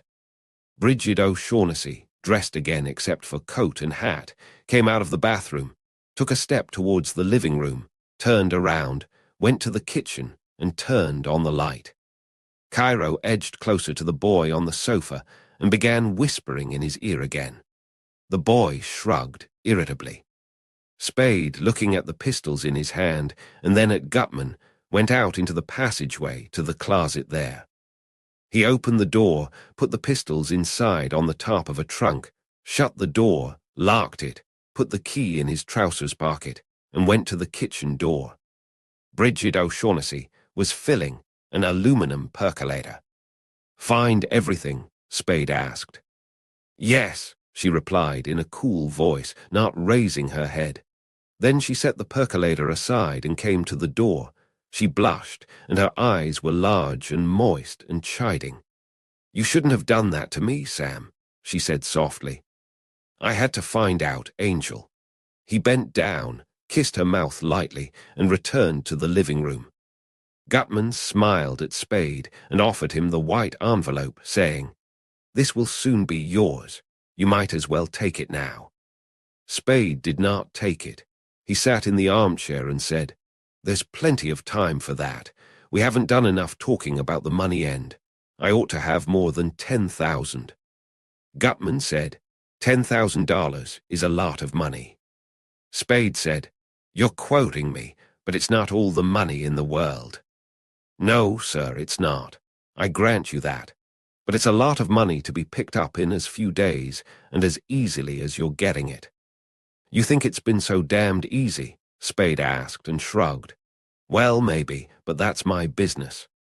"It certainly is," the fat man agreed. He screwed up his eyes, moved his head to indicate the kitchen, and lowered his voice. "Are you sharing with her?" Spade said, "That's my business too." "It certainly is," the fat man agreed once more. "But," he hesitated, "I'd like to give you a word of advice." "Go ahead." "If you don't, I dare say you'll give her some money in any event, but if you don't give her as much as she thinks she ought to have, my word of advice is, be careful." Spade's eyes held a marking light. He asked, "Bad?" "Bad," the fat man replied. Spade grinned and began to roll a cigarette. Cairo, still muttering in the boy's ear, had put his arm around the boy's shoulders again. Suddenly, the boy pushed his arm away and turned on the sofa to face the Levantine. The boy's face held disgust and anger. He made a fist of one small hand and struck Cairo's mouth with it. Cairo cried out as a woman might have cried and drew back to the very end of the sofa. He took a silk handkerchief from his pocket and put it to his mouth. It came away daubed with blood. He put it to his mouth once more and looked reproachfully at the boy. The boy snarled, "Keep away from me," and put his face between his hands again. Cairo's handkerchief released the fragrance of chiper in the room. Cairo's cry had brought Bridget O'Shaughnessy to the door. Spade, grinning, jerked a thumb at the sofa and told her, "The course of true love.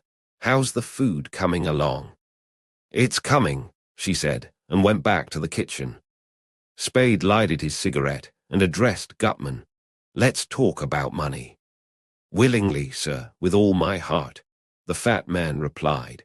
"But I might as well tell you frankly right now that 10,000 is every cent I can raise." Spade exhaled smoke. "I ought to have 20. "I wish you could. I'd give it to you gladly if I had it, but $10,000 is every cent I can manage, on my word of honor. Of course, sir, you understand that is simply the first payment. Later." Spade laughed. "I know you'll give me millions later," he said, "but let's stick to this first payment now. 15,000. Gutman smiled and frowned and shook his head.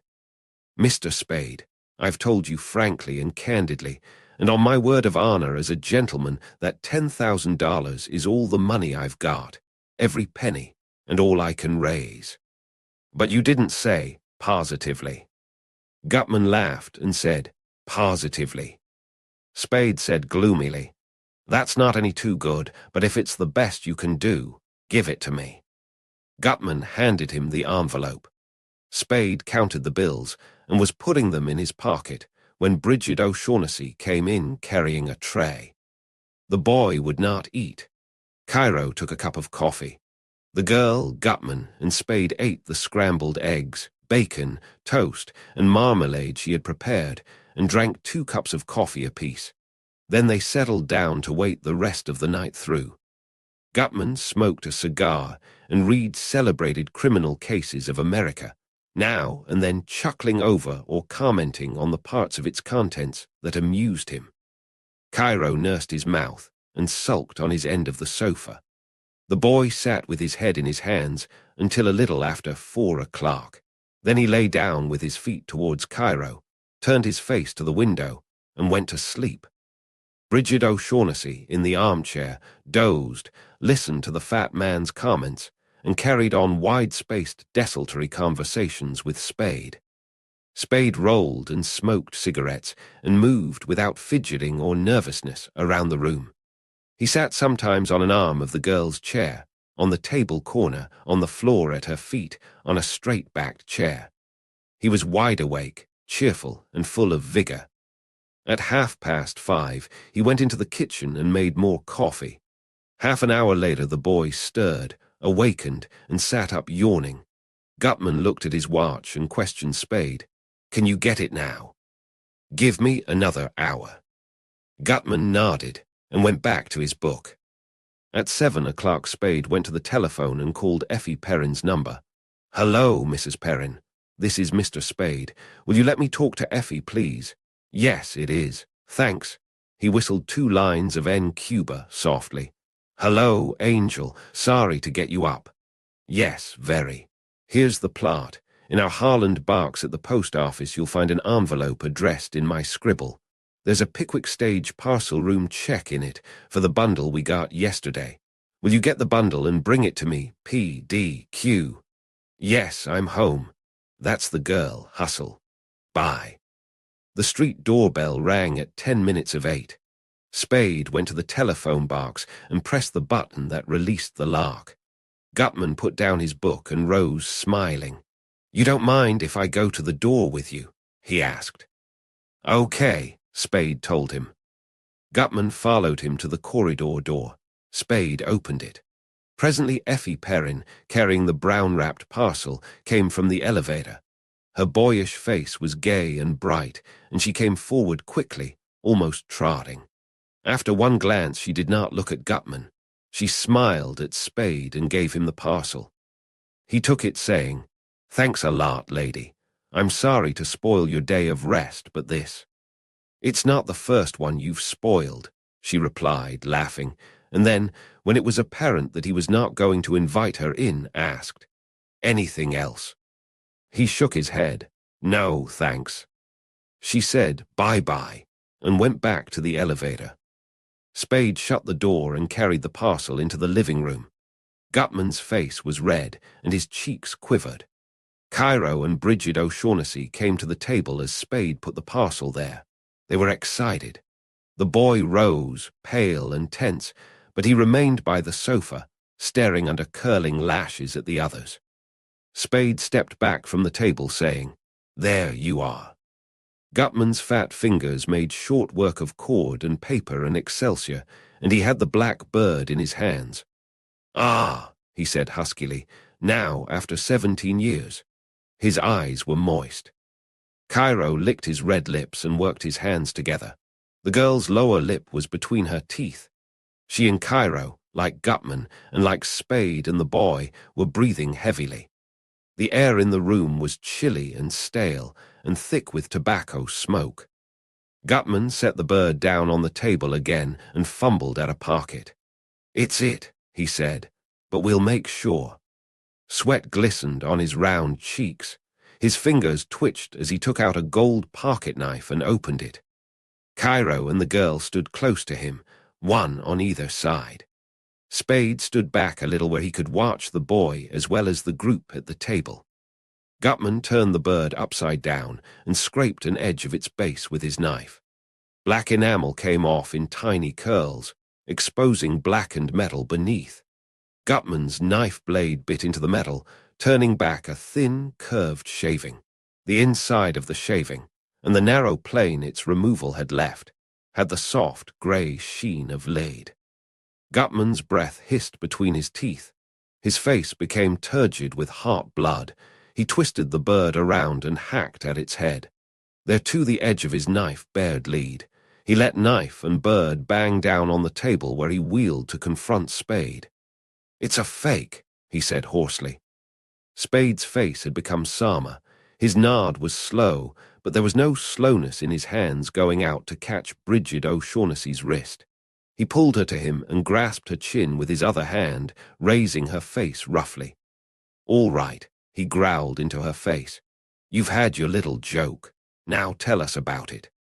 She cried, "No, Sam, no. That is the one I got from Kemidov, I swear." Joel Cairo thrust himself between Spade and Gutman and began to emit words in a shrill, spluttering stream. "That's it. That's it. It was the Russian. I should have known. What a fool we thought him, and what fools he made of us." Tears ran down the Levantine's cheeks, and he danced up and down.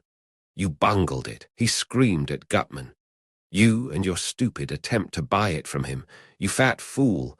You let him know it was valuable, and he found out how valuable and made a duplicate for us. No wonder we had so little trouble stealing it. No wonder he was so willing to send me off around the world looking for it. You imbecile. You bloated idiot." He put his hands to his face and blubbered. Gutman's jaw sagged. He blinked vacant eyes. Then he shook himself and was, by the time his bulbs had stopped jouncing, again a jovial fat man. "Come, sir," he said good-naturedly. "There's no need of going on like that. Everybody errs at times, and you may be sure this is every bit as severe a blow to me as to anyone else. Yes, that is the Russian's hand, there's no doubt of it. Well, sir, what do you suggest? Shall we stand here and shed tears and call each other names? Or shall we," he paused, and his smile was a cherub's, "go to Constantinople?" Cairo took his hands from his face, and his eyes bulged. He stammered, "You are." Amazement coming with full comprehension made him speechless. Gutman patted his fat hands together. His eyes twinkled. His voice was a complacent, throaty purring. "For 17 years I have wanted that little item and have been trying to get it. If I must spend another year on the quest, well, sir, that will be an additional expenditure in time of only." His lips moved silently as he calculated 5 15/17%. The Levantine giggled and cried, "I go with you." Spade suddenly released the girl's wrist and looked around the room. The boy was not there. Spade went into the passageway. The corridor door stood open. Spade made a dissatisfied mouth, shut the door, and returned to the living room. He leaned against the door frame and looked at Gutman and Cairo. He looked at Gutman for a long time, sourly. Then he spoke, mimicking the fat man's throaty purr. "Well, sir, I must say you're a swell lot of thieves." Gutman chuckled. "We've little enough to boast about, and that's a fact, sir," he said. "But, well, we're none of us dead yet, and there's not a bit of use thinking the world's come to an end just because we've run into a little setback." He brought his left hand from behind him and held it out towards Spade, pink, smooth, hilly, palm up. "I'll have to ask you for that envelope, sir." Spade did not move. His face was wooden. He said, "I held up my end. You got your dingus. It's your hard luck, not mine, that it wasn't what you wanted." "Now come, sir," Gutman said persuasively. "We've all failed, and there's no reason for expecting any one of us to bear the brunt of it." And he brought his right hand from behind him. In the hand was a small pistol, an ornately engraved and inlaid affair of silver and gold and mother of pearl. "In short, sir, I must ask you to return my $10,000. Spade's face did not change. He shrugged and took the envelope from his pocket. He started to hold it out to Gutman, hesitated, opened the envelope, and took out $1,000 bill. He put that bill into his trousers pocket. He tucked the envelope's flap in over the other bills and held them out to Gutman. "That'll take care of my time and expenses," he said. Gutman, after a little pause, imitated Spade's shrug and accepted the envelope. He said, "Now, sir, we will say good-bye to you unless—" The fat puffs around his eyes crinkled. "You care to undertake the Constantinople expedition with us? You don't? Well, sir, frankly, I'd like to have you along. You're a man to my liking, a man of many resources and nice judgment. Because we know you're a man of nice judgment, we know we can say goodbye with every assurance that you'll hold the details of our little enterprise in confidence. We know we can count on you to appreciate the fact that, as the situation now stands, any legal difficulties that come to us in connection with these last few days would likewise and equally come to you and the charming Miss O'Shaughnessy.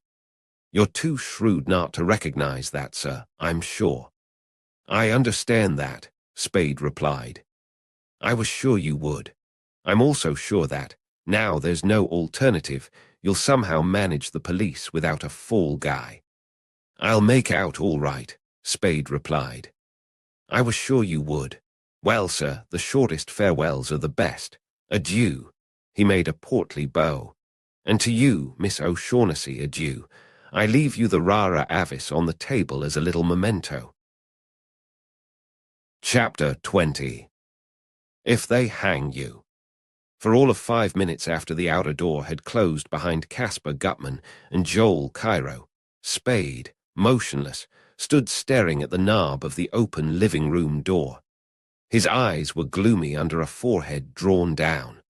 The clefts at the root of his nose were deep and red. His lips protruded loosely, pouting. He drew them in to make a hard V and went to the telephone. He had not looked at Bridget O'Shaughnessy, who stood by the table looking with uneasy eyes at him. He picked up the telephone, set it on its shelf again, and bent to look into the telephone directory hanging from a corner of the shelf. He turned the pages rapidly until he found the one he wanted, ran his finger down a column, straightened up, and lifted the telephone from the shelf again. He called a number and said, "Hello, is Sergeant Parlhouse there? Will you call him, please? This is Samuel Spade." He stared into space, waiting. "Hello, Tom, I've got something for you." "Yes, plenty. Here it is. Thursby and Jacoby were shot by a kid named Wilmer Cook." He described the boy minutely. "He's working for a man named Caspar Gutman." He described Gutman. "That fellow Cairo you met here is in with them too." "Yes, that's it. Gutman's staying at the Alexandria, Suite 12C, or was. They've just left here and they're blowing town, so you'll have to move fast, but I don't think they're expecting a pinch. There's a girl in it too, Gutman's daughter." He described Ree Gutman. "Watch yourself when you go up against the kid. He's supposed to be pretty good with the gun." "That's right, Tom, and I've got some stuff here for you. I think I've got the guns he used." "That's right. Step on it, and luck to you." Spade slowly replaced receiver on prong, telephone on shelf. He wet his lips and looked down at his hands. Their palms were wet. He filled his deep chest with air. His eyes were glittering between straightened lids. He turned and took 3 long, swift steps into the living room. Bridget O'Shaughnessy, startled by the suddenness of his approach, let her breath out in a little laughing gasp. Spade, face to face with her, very close to her, tall, big-boned and thick-muscled, coldly smiling, hard of jaw and eye, said, "They'll talk when they're nailed about us. We're sitting on dynamite, and we've only got minutes to get set for the police. Give me all of it, fast. Gutman sent you, and Cairo to Constantinople." She started to speak, hesitated, and bit her lip. He put a hand on her shoulder. "God damn you, talk," he said. "I'm in this with you, and you're not going to gum it. Talk. He sent you to Constantinople." "Why, yes, he sent me. I met Joe there and asked him to help me. Then we—" "Wait, you asked Cairo to help you get it from Kemidov?" "Yes." "For Gutman." She hesitated again, squirmed under the hard, angry glare of his eyes, swallowed, and said, "No, not then. We thought we would get it for ourselves." "All right, then." "Oh, then I began to be afraid that Joe wouldn't play fair with me, so I asked Floyd Thursby to help me. And he did. Well, we got it, and went to Hong Kong." "With Cairo, or had you ditched him before that?" "Yes, we left him in Constantinople, in jail. Something about a check." "Something you fixed up to hold him there." She looked shamefacedly at Spade and whispered, "Yes." "Right, now you and Thursby are in Hong Kong with the bird." "Yes, and then, I didn't know him very well. I didn't know whether I could trust him. I thought it would be safer. Anyway, I met Captain Jacoby, and I knew his boat was coming here, so I asked him to bring a package for me. And that was the bird. I wasn't sure I could trust Thursby, or that Joe, or somebody working for Gutman might not be on the boat we came on. and that seemed the safest plan. All right, then you and Thursby caught one of the fast boats over. Then what? Then I was afraid of Gutman. I knew he had people, connections, everywhere, and he'd soon know what we had done. And I was afraid he'd have learned that we had left Hong Kong for San Francisco. He was in New York, and I knew if he heard that by cable he would have plenty of time to get here by the time we did, or before. He did. I didn't know that then, but I was afraid of it, and I had to wait here until Captain Jacoby's boat arrived. And I was afraid Gutman would find me, or find Floyd and buy him over. That's why I came to you, and asked you to watch him for. That's a lie, Spade said. You had Thursby hooked and you knew it. He was a sucker for women. His record shows that. The only falls he took were over women. And once a chump, always a chump. Maybe you didn't know his record, but you'd know you had him safe. She blushed and looked timidly at him. He said, you wanted to get him out of the way before Jacoby came with the loot. What was your scheme? I knew he'd left the States with a gambler after some trouble. I didn't know what it was, but I thought that if it was anything serious, and he saw a detective watching him, he'd think it was on account of the old trouble, and would be frightened into going away. I didn't think. You told him he was being shadowed, Spade said confidently. Miles hadn't many brains, but he wasn't clumsy enough to be spotted the first night. I told him, yes. When we went out for a walk that night, I pretended to discover Mr. Archer following us and pointed him out to Floyd. She sobbed. But please believe, Sam, that I wouldn't have done it if I had thought Floyd would kill him. I thought he'd be frightened into leaving the city. I didn't for a minute think he'd shoot him like that. Spade smiled wolfishly with his lips, but not at all with his eyes. He said, if you thought he wouldn't, you were right, Angel. The girl's upraised face held utter astonishment. Spade said, Thursby didn't shoot him. Incredulity joined astonishment in the girl's face. Spade said, Miles hadn't many brains, but Christ, he had too many years' experience as a detective to be caught like that by the man he was shadowing. Up a blind alley with his gun tucked away on his hip and his overcoat buttoned. Not a chance. He was as dumb as any man ought to be, but he wasn't quite that dumb. The only two ways out of the alley could be watched from the edge of Bush Street over the tunnel. You told us Thursby was a bad actor.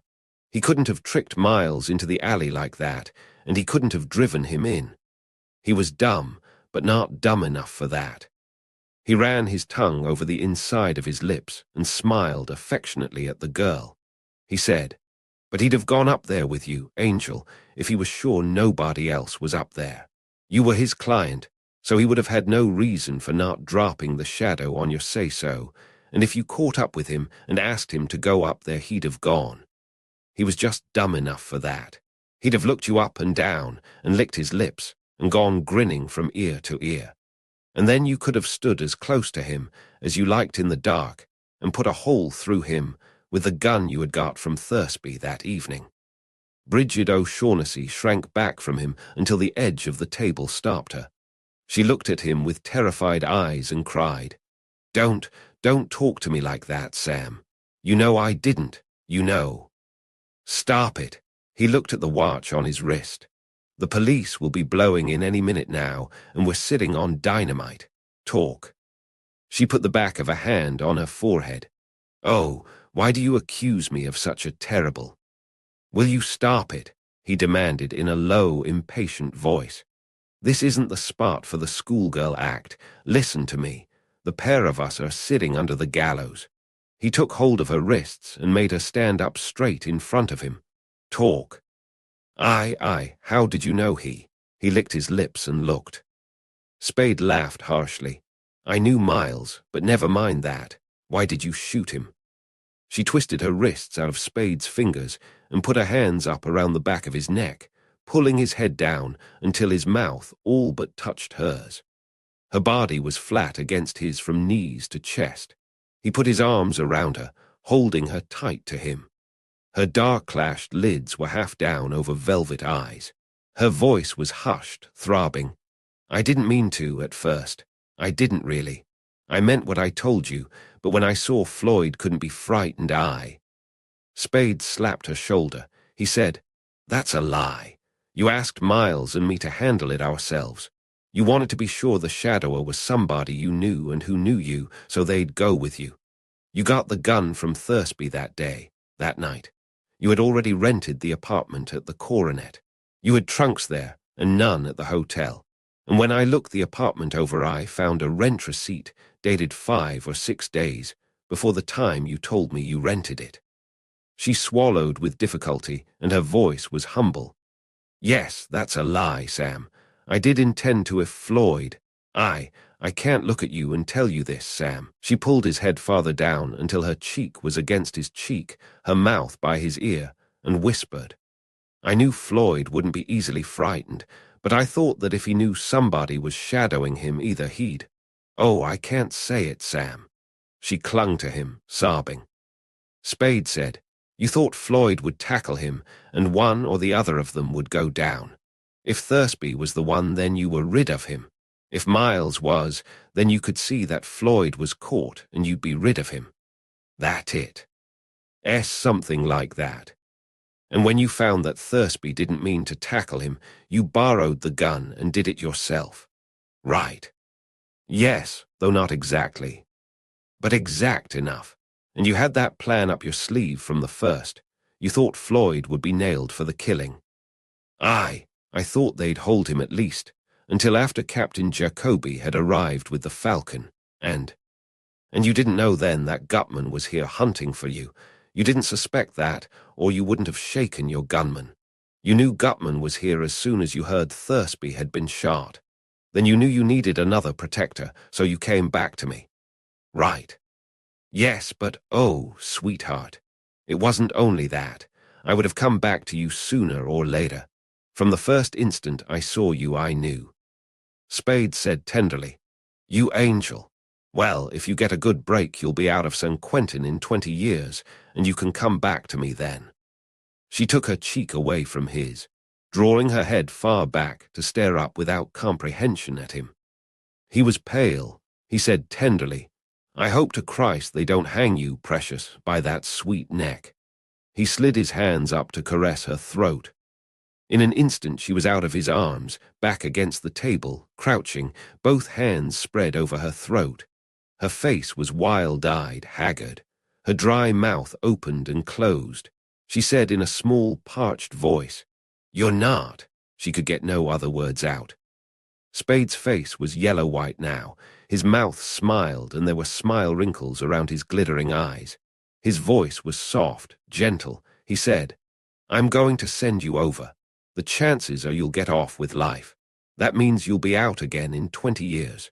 You're an angel. I'll wait for you." He cleared his throat. "If they hang you, I'll always remember you." She dropped her hands and stood erect. Her face became smooth and untroubled except for the faintest of dubious glints in her eyes. She smiled back at him gently. "Don't, Sam, don't say that even in fun. Oh, you frightened me for a moment. I really thought you know you do such wild and unpredictable things that—" She broke off. She thrust her face forward and stared deep into his eyes. Her cheeks and the flesh around her mouth shivered, and fear came back into her eyes. "What, Sam?" She put her hands to her throat again and lost her erectness. Spade laughed. His yellow-white face was damp with sweat, and though he held his smile, he could not hold softness in his voice. He croaked, "Don't be silly. You're taking the fall. One of us has got to take it after the talking those birds will do. They'd hang me sure. You're likely to get a better break." "Well, but Sam, you can't. Not after what we've been to each other. You can't." "Like hell I can't." She took a long, trembling breath. "You've been playing with me, only pretending you cared to trap me like this. You didn't care at all. You don't love me." "I think I do," Spade said. "What of it?" The muscles holding his smile in place stood out like whales. "I'm not Thursby. I'm not Jacoby. I won't play the sap for you." "That is not just," she cried. Tears came to her eyes. "It's unfair. It's contemptible of you. You know it was not that. You can't say that." "Like hell I can't," Spade said. "You came into my bed to start me asking questions. You led me out yesterday for Gutman with that phony call for help. Last night you came here with them and waited outside for me and came in with me. You were in my arms when the trap was sprung. I couldn't have gone for a gun if I'd had one on me, and couldn't have made a fight of it if I had wanted to. And if they didn't take you away with them, it was only because Gutman's got too much sense to trust you, except for short stretches when he has to, and because he thought I'd play the sap for you, and not wanting to hurt you, wouldn't be able to hurt him." Bridget O'Shaughnessy blinked her tears away. She took a step towards him and stood looking him in the eyes, straight and proud. "You called me a liar," she said. "Now you are lying. You're lying if you say you don't know down in your heart that, in spite of anything I've done, I love you." Spade made a short, abrupt bow. His eyes were becoming bloodshot, but there was no other change in his damp and yellowish, fixedly smiling face. "Maybe I do," he said. "What of it? I should trust you. You who arranged that nice little trick for my predecessor, Thursby. You who knocked off Miles, a man you had nothing against, in cold blood, just like swatting a fly, for the sake of double-crossing Thursby. You who double-crossed Gutman, Cairo, Thursby. 1, 2, 3. You who have never played square with me for half an hour at a stretch since I've known you. I should trust you. No, no, darling, I wouldn't do it even if I could. Why should I?" Her eyes were steady under his, and her hushed voice was steady when she replied, "Why should you? If you've been playing with me, if you do not love me, there is no answer to that. If you did, no answer would be needed." Blood streaked Spade's eyeballs now, and his long-held smile had become a frightful grimace. He cleared his throat huskily and said, "Making speeches is no damned good now." He put a hand on her shoulder. The hand shook and jerked. "I don't care who loves who. I'm not going to play the sap for you. I won't walk in Thursby's and Christ knows who else's footsteps. You killed Miles and you're going over for it. I could have helped you by letting the others go and standing off the police the best way I could. It's too late for that now. I can't help you now, and I wouldn't if I could." She put a hand on his hand on her shoulder. "Don't help me then," she whispered, "but don't hurt me. Let me go away now." "No," he said. "I'm sunk if I haven't got you to hand over to the police when they come. That's the only thing that can keep me from going down with the others. You won't do that for me. I won't play the sap for you. Don't say that, please." She took his hand from her shoulder and held it to her face. "Why must you do this to me, Sam? Surely Mr. Archer wasn't as much to you as—" "Miles," Spade said hoarsely, "was a son of a bitch. I found that out the first week we were in business together, and I meant to kick him out as soon as the year was up. You didn't do me a damned bit of harm by killing him." "Then what?" Spade pulled his hand out of hers. He no longer either smiled or grimaced. His wet yellow face was set hard and deeply lined. His eyes burned madly. He said, "Listen, this isn't a damned bit of good. You'll never understand me, but I'll try once more and then we'll give it up. Listen, when a man's partner is killed, he's supposed to do something about it. It doesn't make any difference what you thought of him. He was your partner, and you're supposed to do something about it. Then it happens we were in the detective business. Well, when one of your organization gets killed, it's bad business to let the killer get away with it. It's bad all around. Bad for that one organization. Bad for every detective everywhere. Third, I'm a detective, and expecting me to run criminals down and then let them go free is like asking a dog to catch a rabbit and let it go. It can be done, all right, and sometimes it is done, but it's not the natural thing. The only way I could have let you go was by letting Gutman and Cairo and the kid go. That's—" "You're not serious," she said. "You don't expect me to think that these things you're saying are sufficient reason for sending me to the—" "Wait till I'm through, and then you can talk. Fourth, No matter what I wanted to do now, it would be absolutely impossible for me to let you go without having myself dragged to the gallows with the others. Next, I've no reason in God's world to think I can trust you, and if I did this and got away with it, you'd have something on me that you could use whenever you happen to want to. That's 5 of them. The 6th would be that, since I've also got something on you, I couldn't be sure you wouldn't decide to shoot a hole in me someday. 7th, I don't even like the idea of thinking that there might be 1 chance in 100 that you'd played me for a sucker. And 8th, but that's enough. All those on one side. Maybe some of them are unimportant. I won't argue about that. But look at the number of them. Now on the other side we've got what? All we've got is the fact that maybe you love me and maybe I love you. You know, she whispered, whether you do or not. I don't. It's easy enough to be nuts about you. He looked hungrily from her hair to her feet and up to her eyes again. But I don't know what that amounts to. Does anybody ever? But suppose I do. What of it? Maybe next month I won't. I've been through it before when it lasted that long. Then what? Then I'll think I played the sap. And if I did it and got sent over then I'd be sure I was the sap. Well, if I send you over I'll be sorry as hell. I'll have some rotten nights. But that'll pass. Listen. He took her by the shoulders and bent her back, leaning over her. If that doesn't mean anything to you, forget it, and we'll make it this. I won't because all of me wants to say to hell with the consequences and do it. And because, God damn you, you've counted on that with me the same as you counted on that with the others. He took his hands from her shoulders and let them fall to his sides. She put her hands up to his cheeks and drew his face down again. Look at me, she said, and tell me the truth. Would you have done this to me if the Falcon had been real and you had been paid your money? What difference does that make now? Don't be too sure I'm as crooked as I'm supposed to be. That kind of reputation might be good business, bringing in high-priced jobs and making it easier to deal with the enemy. She looked at him, saying nothing.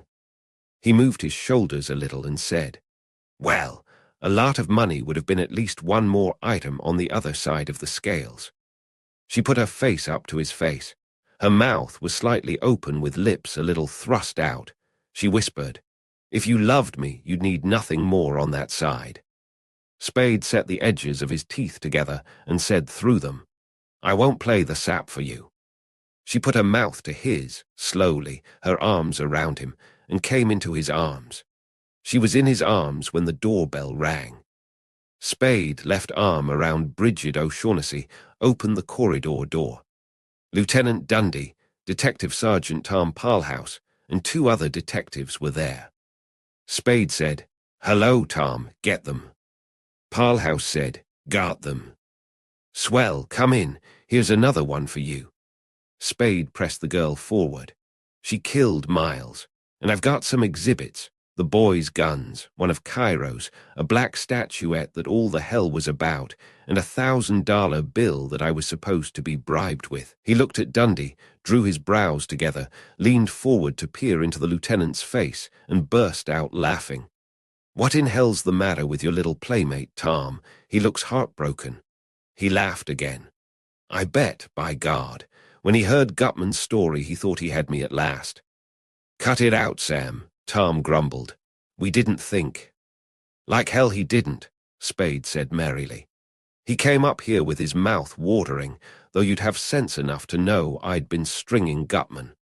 Cut it out, Tom grumbled again, looking uneasily sidewise at his superior. Anyways, we got it from Cairo. Gutman's dead. The kid had just finished shooting him up when we got there. Spade nodded.